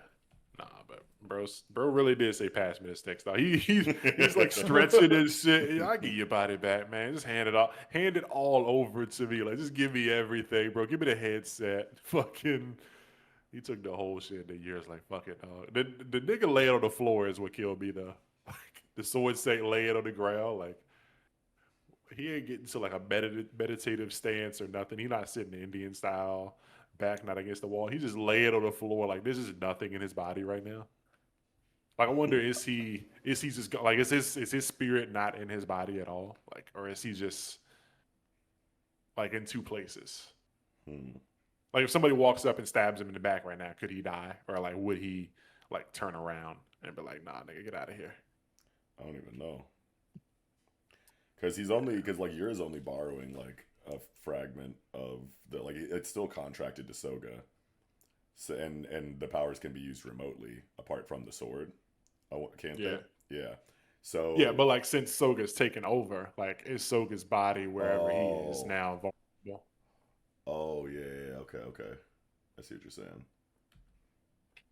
Yeah, because he looked like he, what the fuck is this laid? Like he laid out, like the nigga had a drunk night, foot bent behind his back, like he comfortable, like that's how I be sleeping, like what the fuck. Yeah, I don't know. Yeah, he looked like he going that night. He got up to stretch just to lay back down. Yeah, this nigga, we can't question this nigga's methods, yeah. Yeah. But yeah, Samura about to bite it, and R.I.P. Shiba's nearby too. Like, what's Shiba gonna do? Shiba need to finish evacuating these niggas, and we need to stop, like, giving him other shit to do so that he don't got to be a plot device. Like, nigga, help us fight now. It's like, Yeah. like let's see what's good with why they glaze you like this, because we need a glazer, right? Or we need a hero right now. Yeah, sick. Yeah, we need a glazer. It's crazy. Wait, no, I could see him unleashing another malediction, and Shiba comes in just in time to get Chihiro out of the area, but Samura he's not able to get. Yeah, that'd be dope. He should just fucking teleport in, grab Yura, and teleport this nigga to the bottom of the ocean, and then come back. Yeah. For real, like maledict the Atlantis, nigga. Like leave Tokyo out of it. Yeah, like just drop that nigga in orbit. Yeah. Yeah, put him in space. Then what? Let's see if he can come back from escape velocity with the Shinichi. That'd be fucking. Or strap that nigga to a nuke like Wolverine. Yeah. Send him into space. Yeah. This art on page 13, like the fucking way that everything's drawn is super dope. Like I love the hand art. This doesn't even feel like on the splash page you're talking about when he's stabbing him. Yeah, I was just looking at that shit too. The style, like that's different. He hasn't done anything like that. Yeah, we don't normally get line work like this, like for Kagurabachi. Like super thick lines on the hands and shit. Like I've seen this kind of art in other places, like people like fan artists or whatever, or like just fucking people who just do art or whatever. Be having like comic book styles or whatever. This is something that I've seen in other things, but it was interesting to see here. Yeah, I'm not sure though. Yura's swinging the sword at Chihiro here on 13, and then on the next page, the sword is behind Chihiro's head. So I'm guessing Chihiro like ducked it real quick, or like backed up real quick, and then came back in or something. No, because isn't Yura just knocking the sword that Chihiro stabbed in his chest like out of his body? Huh? You're talking about like 13 when he's stabbing him in the splash page, and they're going down. And then the next page, Yura uses his sword to like do something, or whatever, or maybe that's Chihiro stabbing him and then pulling it out to go stab it again, and he's like trying to block it. But like, okay, so in 13, the sword that Yura is holding is like right in front of Chihiro's face. Oh, it totally is. It totally is. Next page is behind Chihiro's head. Yeah, I missed that. So like, I was thinking like, did Chihiro just like weave real quick and come back in, like? And like once he moves his head back and the sword passes beyond his face, it's like at that point Yura can't swing it back in a way that like will connect and do any damage. Unless he's trying to like put it behind his like head and like move Chihiro's body like out of the way or some shit. Maybe. Yeah. It's a weird kind of angle here. But yeah, nigga took the sword out of his hand, like he dropped that shit. Sword hit the ground and went in the ground. I'm trying to think about the motion because it looks like when Chihiro like slices up out of his body, he's just like getting the sword out of there so he can like kick him down into like the ground fully and then like bounce out before the flames like really start cooking both of them. Yeah, it wasn't like a slash. He stabbed it in and then he yanked it out. Yeah. Well, no, because it looks like he yanked it forward or like cut forward. Yeah, it did create like a forward like slash as he pulled it out. Yeah, like he's cutting like through his clavicle like into his trap and shit. Like Yeah, I think it's because Yura is kind of like spinning though, because I think Yura is going for like a slash from his right to his left, and I think Chihiro just like dodges it as it's like an inch away from his face, and then like his sword is still in, so he just yanks it out as like Yura is kind of Yeah. like spinning. Yeah. I think Yura's trying to do like a fucking barrel roll. Yeah, yeah, something like that. And and then Chihiro just like pulls the sword out, the blood gushes, and then he like jumps off of him as he like is just about to hit the ground because they've been falling like this whole time. So like, fucking. Oh no, because they reset for a little bit. Yeah, he jumped off the Chihiro roof. jumps off the roof and goes down at him, stabs him, and then pulls it out so that he can like kick off of his body and like secure his landing before Yura crashes into the ground on fire. Yeah. Then got hit with a double shot of that espresso Suzuku. Yeah. Yeah. It's over. Owarida. Not yet.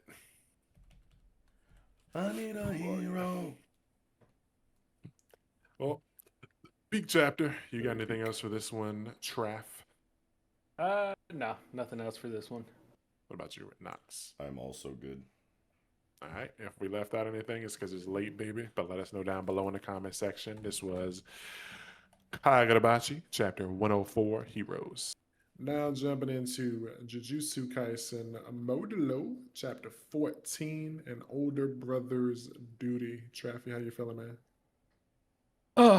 Okay, so first off, I called this. Not this again. The fuck did you call, bro? Maru being the one who turns on him. Oh, did you say that? I did. No, you didn't. I did. And another thing that's kind of crazy to really support that is if you go back a few chapters, you can see shoot, what's her name? The sister. Yuka. You can see her different reactions to each of the brothers. So with Maru, she's more aggressive with him. Like they fight verbally. And with Cross, she was a lot more gentle with him. So it was like, it was kind of like giving off this, hey, this is the brother you should be looking at kind of vibe. Sure. Yeah. Yeah, it's good. I can see it. Yeah, I definitely didn't call the backstory for it. That I don't know if I could have. Yeah. Yeah. Yeah, that is definitely an interesting like twist on the dynamics that we were originally presented with at the start of Modulo to eventually have it come down to like Maru being like, actually, nah, nigga, fuck that. Square up, nigga. Yeah, that's definitely a crazy turn of events that I was not prepared for or didn't think of or predicted.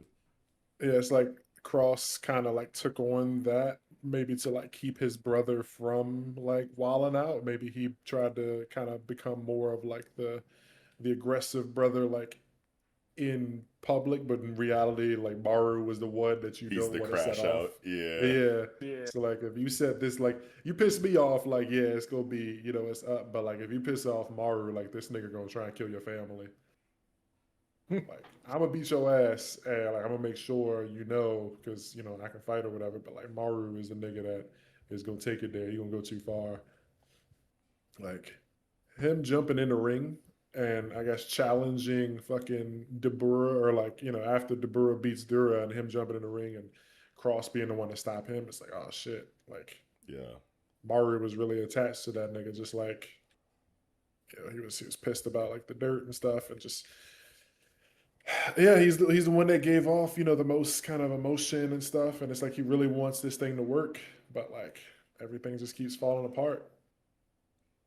Yeah. Shit is wild, bro. This conversation chapters. about like, the logistics of like space travel, and it's like, okay, so wait a minute. It's like you made this spaceship and you could bring it all the way here across, solar systems using your power and shit, man, nigga, why don't you just go?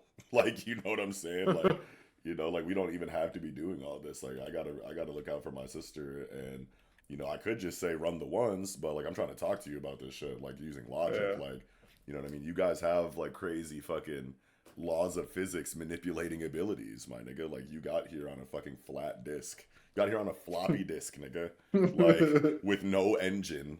Like, 50,000 of y'all here in like 2 years. Like, you know, like, you could easily go to Andromeda and see what they got over there. See what kind of planets they talking about, my nigga. Why are you all the way over here? You know, and then Maru kind of snaps back and was like, bro, like, yeah, we got here quick as hell. Like, you can't do that shit. But, like, still, like, that was 50,000 of us cooped up on that floppy disk, my nigga. We were scared shitless. Like, you know. Yeah, like, we didn't know. We didn't know. Like, you know, we found a place and came here.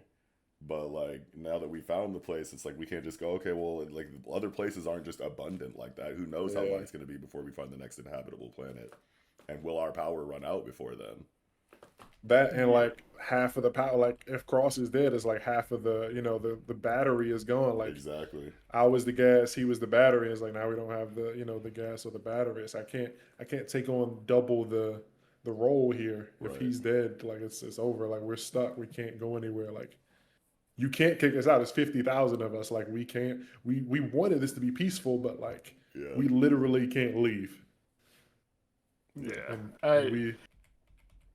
One question I do have is this implying that either like Cross is stronger than Deborah, or not Cross, Maru, or that Deborah doesn't have a curse technique? He's just like, Rob, wait, what do you mean? What is that? Yeah, what part are you talking about? Oh, because Maru and Cross are the ones that is doing the ship thing? Yeah, because Tsurugi says Maru doesn't just interact with cursed energy, it also works with cursed techniques. So why are Maru and Cross the ones powering the ship if Deborah is supposed to be so much stronger? Probably because like their technique specifically makes more sense for like space travel, and the mole is amplifying their ability to use a technique that makes more sense for space travel, whereas Dabura's technique might be just like straight combat oriented 100% and like doesn't make sense when it comes to like spacefaring. Yeah, that's what I was thinking. Like, he's probably stronger, but like his shit is just for like beating ass. He can't like control a ship. Yeah.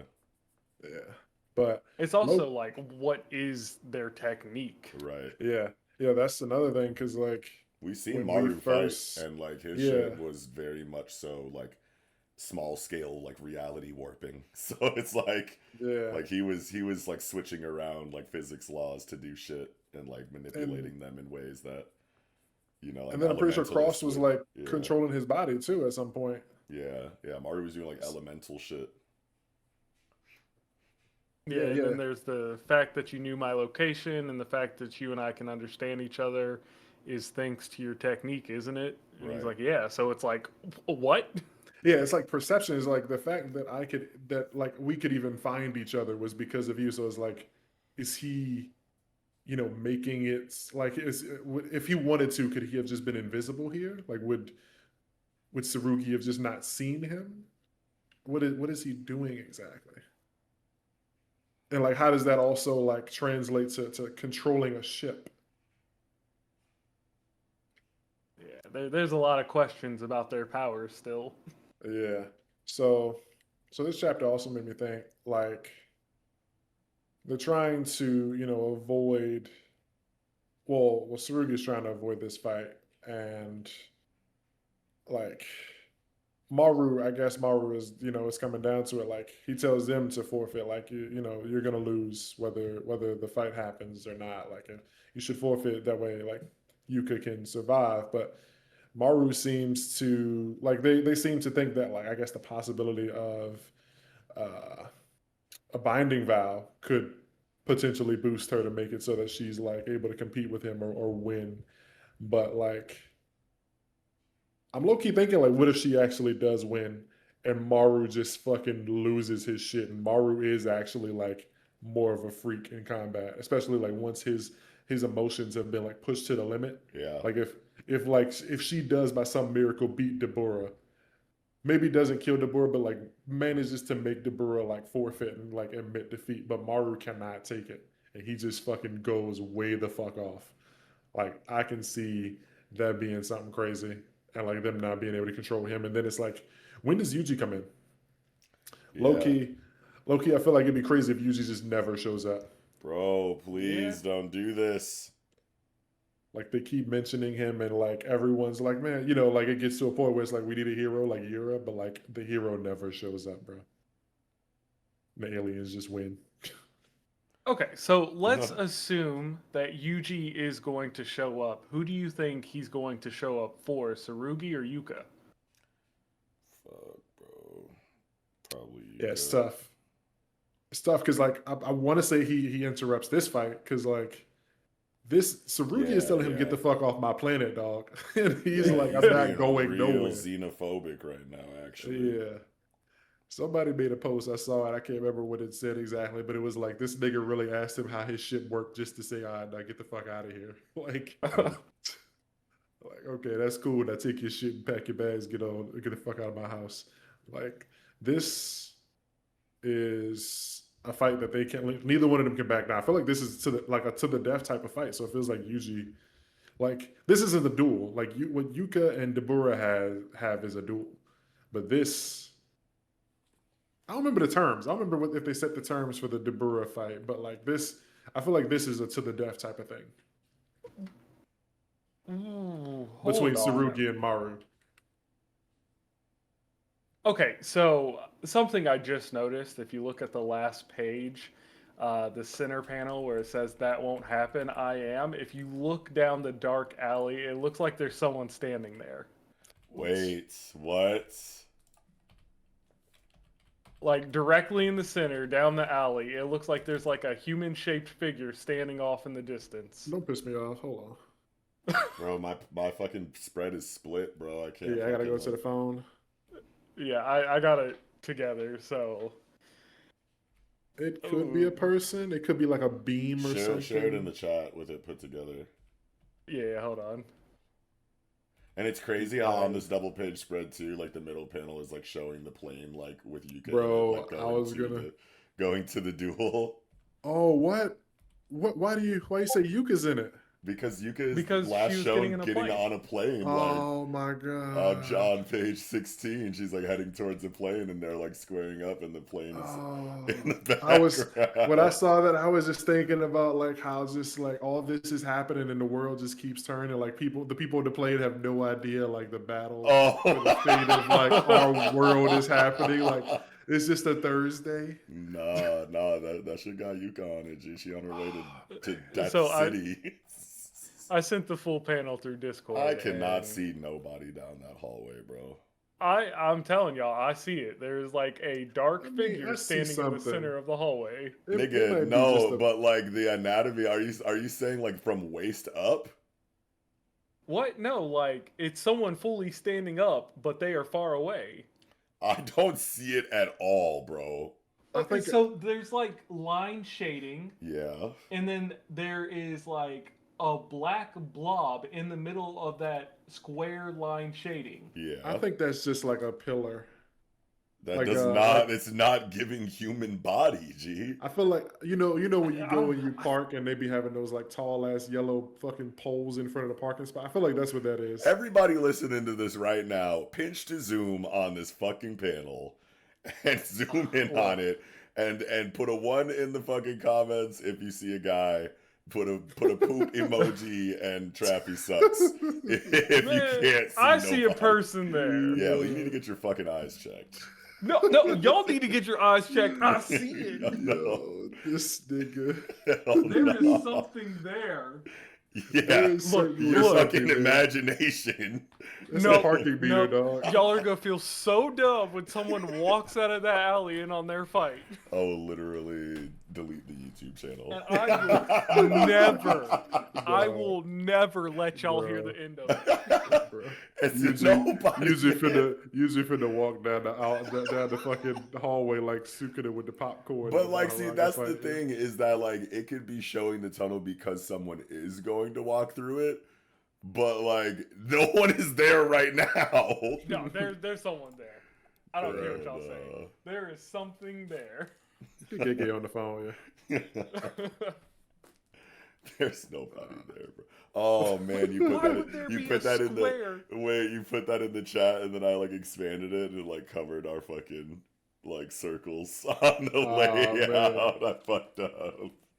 Damn. God damn you, Trappy. Look. Why would there be a square there with a different type of shading than everything else around it, and then what clearly looks like a human like figure blob? There's no clear human figure blob. Bro, you don't see anything that looks like arms and legs. Nothing. It's just a solid rectangle. It just looks like there is someone standing there, like fucking- way off in the distance, so they're tiny. Do you see a leg? Do you see fingers? Do you see an arm? It's a fucking Gumby No, they are curse technique. too far away to see that. Yeah, It's Gumby, yeah. they're too far away to see any kind of visual detail that implies humanoid form. But they're there. I know that they're there. I know it's a nigga, bro. It looks like they're there. It looks like there's someone there. This nigga sick. I don't know what to tell y'all. Oh Bro, my this God. shit got me. You can't identify a single humanoid feature, but you know he's there? Yes. Bro. Okay, hold on. The cops get this nigga to draw sketches, just be a rectangle Lego block. Nigga, I'm Look, crying. like that's a figure. Nigga, that that's is a much different closer. drawing. No, it is a different drawing. I'm not saying it isn't, but I'm saying it is a black blob. You can't tell feet, hands. It's just the silhouette blob. is still humanoid though, because you can see an outline of like someone wearing clothes. Like you can your really. mind your Only mind the can line. your mind Said fills not really. your mind can fill in the gaps way better with this silhouette than the two fucking rectangles. Look, I am sticking with this, Oh, and I will never let y'all live it down if I'm right. nigga, if you're Remember that. wrong, it's 2v1. Yeah, you gotta It's pack it up, bro. over. gotta- I better be right then. You nigga. You gotta shave your head, bro. Didn't you already do that? Yeah. Shave your eyebrows. No, that's not. No. Bro, hold up. Where's my phone? Bro, I'm screaming. That was so funny. Nigga is pointing to a stick of gum. It's a nigga. Like, bro. Oh my god, Trappy, thank you for that laugh, bro. I haven't laughed like that in a second. Bro. Oh, Yeah, this nigga's sick, yeah. fuck. Let us know Emojis. down below in the comments, brothers. I better see a sea of poop. Let Poop me know. emojis. Y'all see what I see. Come on now. Poop emojis only. Yeah, nah, this nigga sick for real. Man, Oh, alright. man, the delusion. I don't even know like what else I wanted to say. Like, Me neither. I'm done. Hold Yeah. on. They get more. God, it's a scan issue. no fucking way, dog. No. Okay, so I see what you sent, Yato, but look at what I see when I take a close screenshot. Bro. Look what I see, ass nigga. Yeah. Look, Are you? So you were Bro. looking at on TCB? no, I'm Oh on my Kubari with the Weave Central source. Oh, This nigga, dog. he got, bruh. I'm over here arguing my point, and it's just a bad scan. Dog Bro. Birds. Put the poop emojis in the chat anyway, dog. Nigga, Look, even look, with this, look. I still don't see anything.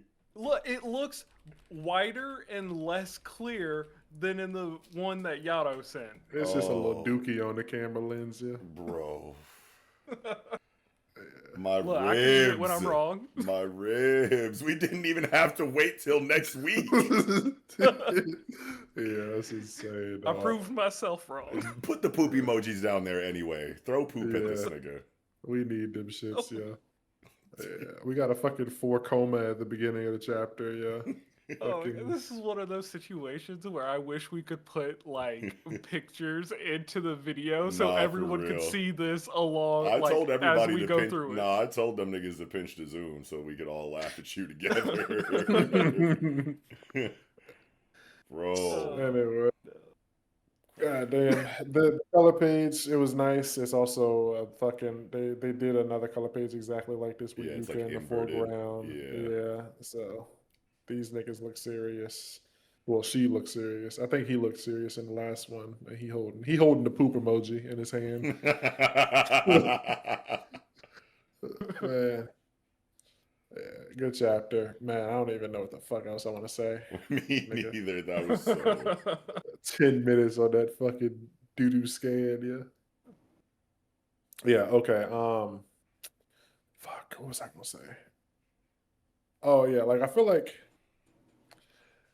I don't know. Part of me wants to say like by some miracle Yuka does win and he loses his shit. And like I'm just wondering like does Yuji actually pull up? If he does, is he gonna pull up to stop like this fight? Is he gonna pull up to stop Maru from killing, Yuka when she wins? Or like I don't know, because like we're on chapter 14 and there's gonna be like 10 more chapters. We got like 10 more chapters before this is over.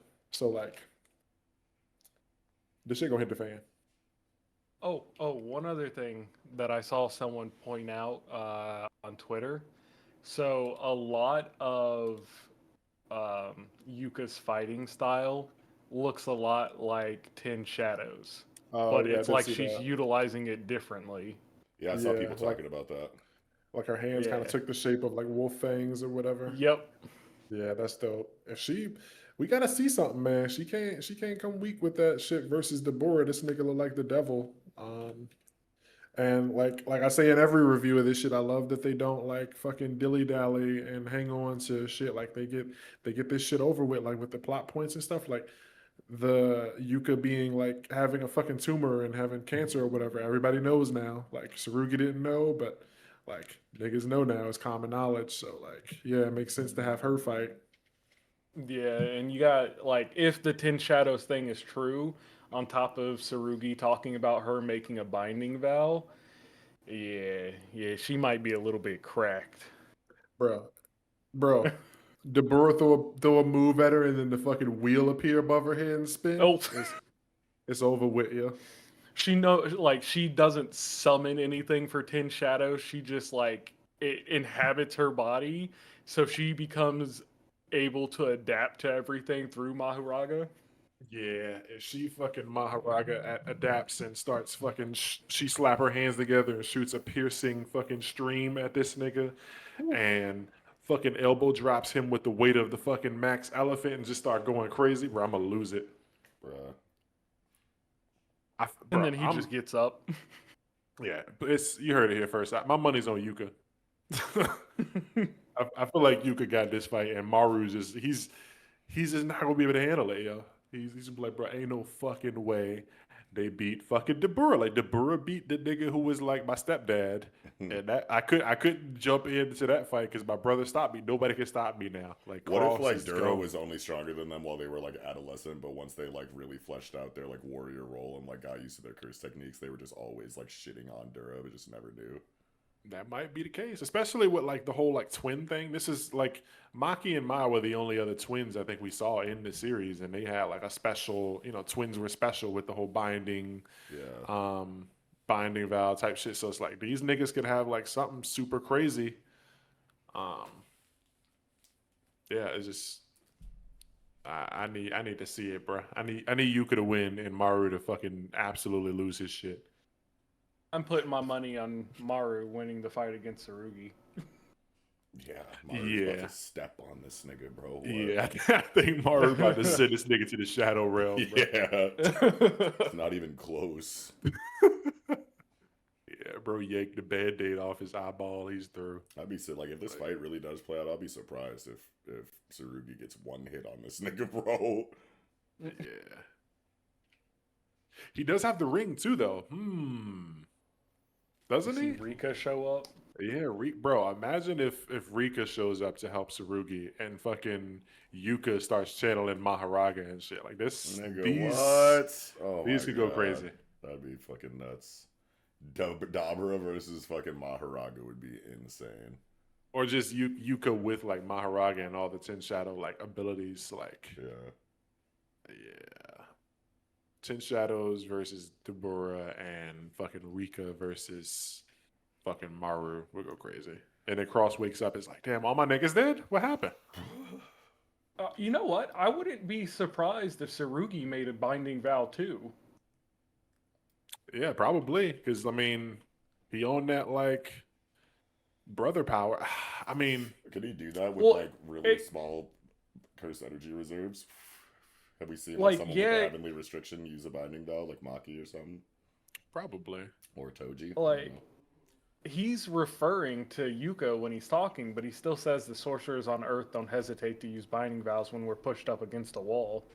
Yeah, but I Yeah. mean, that could just be because he knows that that's how it is historically, and not because he's talking about himself. Yeah. But he's also, like, he's definitely willing to throw his life away to, like, protect his sister if he sure. can. So I could definitely see him throwing He's away. been ready to die for the game like a couple times in this series already, hasn't Yeah. he? I think so. But, like, if his sister's life's on the line, it's like, nigga, y'all gotta go. Yeah. I need my sister to live out the last of her. Wait, but if he kills them, they can't leave. Yo. Yeah, I guess his plan. So I Guess guess it's Tsurugi's genocide plan is time. not Sink damn. the ship. Sink the ship is crazy. 5,000 niggas just pour out into your city. Yo. Nah, I think he's just gonna try to beat him into submission. I meant 5. So- Yeah, I think Tsurugi's plan is to just beat him in a fight and not have him die so he can leave. And Maru is like, I'm gonna kill you because I'm a warrior. Yeah, that puts him kind of on the back foot though, because one's trying to kill, one's just trying to subdue. Yeah, it's a lot harder to capture a nigga than to kill a nigga. Yeah, this shit gonna be gas. I need to see Rika and Maharaga wheel next week. Yeah, that'd be Let's see. that'd be an insane cliffhanger. Yeah, and then Yuji pull up. Yeah, bro. If that happened, we probably won't even see Yuji. Honestly, like we just about to get blue balled, and like the Twitter slander of Gege just gonna continue. Like they just gonna have to eat that. Yeah, like they just gonna have to call him an asshole on Twitter for the next like 2 years for fucking blue balling us with Yuji. It's like, yeah, I brought back Jujutsu Kaisen. 6 months, didn't show them niggas Yuji. Cash checks, yeah. Fucking put the money in the bag. Yeah. The shot of the fucking spaceship floating around in space was cool. Yeah. At first, shit- I couldn't really tell what it was. I was like, "What is this black page?" Yeah, super zoomed out. Just drift around forever and in the perspective of dust. Excuse Real me. drifter. Yeah, but good chapter. Banger moments, obviously. Fuego. Yeah, can't wait to see what they do next week. What's up with this combat? We're finna get some real, because there ain't been no fights. The only fight we had was The first chapter. the first And like then chapter the old 2 man. or whatever. Then the Old man. nigga Oh with yeah, the yeah, needle. yeah. That's what I was talking about. But yeah. I mean, chapter 1 was like They had to have a fight in chapter 1. yeah. And then the nigga with the needle. I can't remember if they did anything with the tiger thing. I don't think so. No, The not tiger really. and the shark, and No. then yeah, it was just fucking politics and flashbacks up until now. So yeah, it's just about to be action for the next like 6 chapters, and then we end. Yeah. Yeah, gotta get them hands thrown. But I think I'm squeezed out for now. What you got? Anything left, Knox? Oh, I'm good. That wasn't a guy. And yeah, I'm good. That wasn't a guy. What about you, Trav? I agree, it wasn't a guy, but I'm skeeted. Yeah, put them poop emojis down there anyway. Let them Yeah, know, man. poop it up. Poop it up. Poop Because it that up. shit was It's so not my poop. fault. It's scan fault. That shit was so poop, nigga. It was 100% your fault in every It was way. scan fault. We're trying Tell to us niggas pass the stop buck. reading JJK scans. Yo, Right, go to the app. fuck? See, Nope. the crazy part is I originally read it on my phone through the Shonen Jump or the Viz app.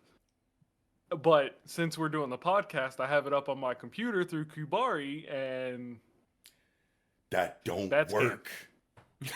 There's no way There's out of no this way one. out of this one. You're done. All right, that's gonna do it, man. That's Jujutsu Kaisen Modulo, chapter 14, an older brother's duty. Before we head up out of here, you know what we got to do? We got to do comments of the week, talk about them comments. And that's the comments of the week, chapter of the week. Yeah. Talk about them comments, and then outro. We're going to roll up out of here. So let's see. Knox, what was your chapter of the week? Chapter of the week, first of all, I already know it's going to be a sweep. There's no way that I'm wrong about this. My chapter of the week, my chapter of the week is Ranger Reject. Okay. Easy. Okay. Easy peasy. All Yeah, right, let's see too if much. Too much catharsis. Too much. Like the writing, the strategy, the way everything came together. It was 200 chapters in the making. Like we did it all for that moment, and it was glorious. All right. What about you, Trav? What's your chapter of the week? A ranger. Yep. Okay. Yeah, it's ranger. Two. Yep. 2 for 2. Okay. All right. I guess it's my turn. It's Ranger, baby. Yeah. It couldn't go no other way, man. Right. Everybody else put up a good fight, man, but Ranger was just too much money, dog. Yeah. It was a solid week of chapters, except Otter. Yeah. Yeah, everything but was Ranger gas. just took it. Crazy. Yeah, but Ranger. Ranger chapter was just, It was like you too said, 200 much. chapters in the making, bro. Like, yeah, this felt like I completed a journey. Like, right. it was huge. Go read Ranger Reject if you listen to this segment, the fucking comments, chapters of the week, and haven't read Ranger. What are you doing, man? Yeah. Get real. All right. That's going to do it for a chapter of the week. All right. Now I'm just going to take a look at some of these comments that y'all left on that episode. We got at Ali.William5. Shout out to you. He says, Kizashi also mentions the 7 stars. Also, I was the one who made the tweet about forgetting Libro. So What? Knox wasn't here, so backstory. Last week we were talking about the 7 stars, the bow tie dude that's fighting Discaris and Ichi. He mentioned like a faction that is under the World Hater, the 7 stars, and I couldn't remember if Kizashi or anybody had said it before. I was like, oh yeah, it's the first time they mentioned this. Kizashi mentioned it like a chapter or 2 before. So there's like the 7 stars. They're like Muzan's demons or whatever. So like there's like 5 other there's like 5 other like major magics or whatever. But he says he was the person that made the tweet. So I mentioned last week's episode chapter of Ichi the Witch ends with Discaris talking to the dude, and like a kind of it hints at like her brother like coming back or whatever, like a zombie or something. And somebody commented on, I think it was the Manga Plus app or something, and they was like, now suddenly Discaris has a brother and you want me to care or some shit. And everybody was like, bro, like this nigga not reading or whatever. And so I mentioned that. And then this person says that they were the ones that made that post. So I'm like, nah, what the fuck? So wait, he says he's the one that made the tweet. So I don't know if he's the one that made the tweet originally saying that he didn't know Libra, or if he's the one that highlighted the person making the comment. Either way. Yeah, we need clarity on that before we thank you for your comment, buddy. Yeah, No, I'm kidding. yeah, let us know. And if you were trolling, let me know. So yeah, shout out to Ali.William5.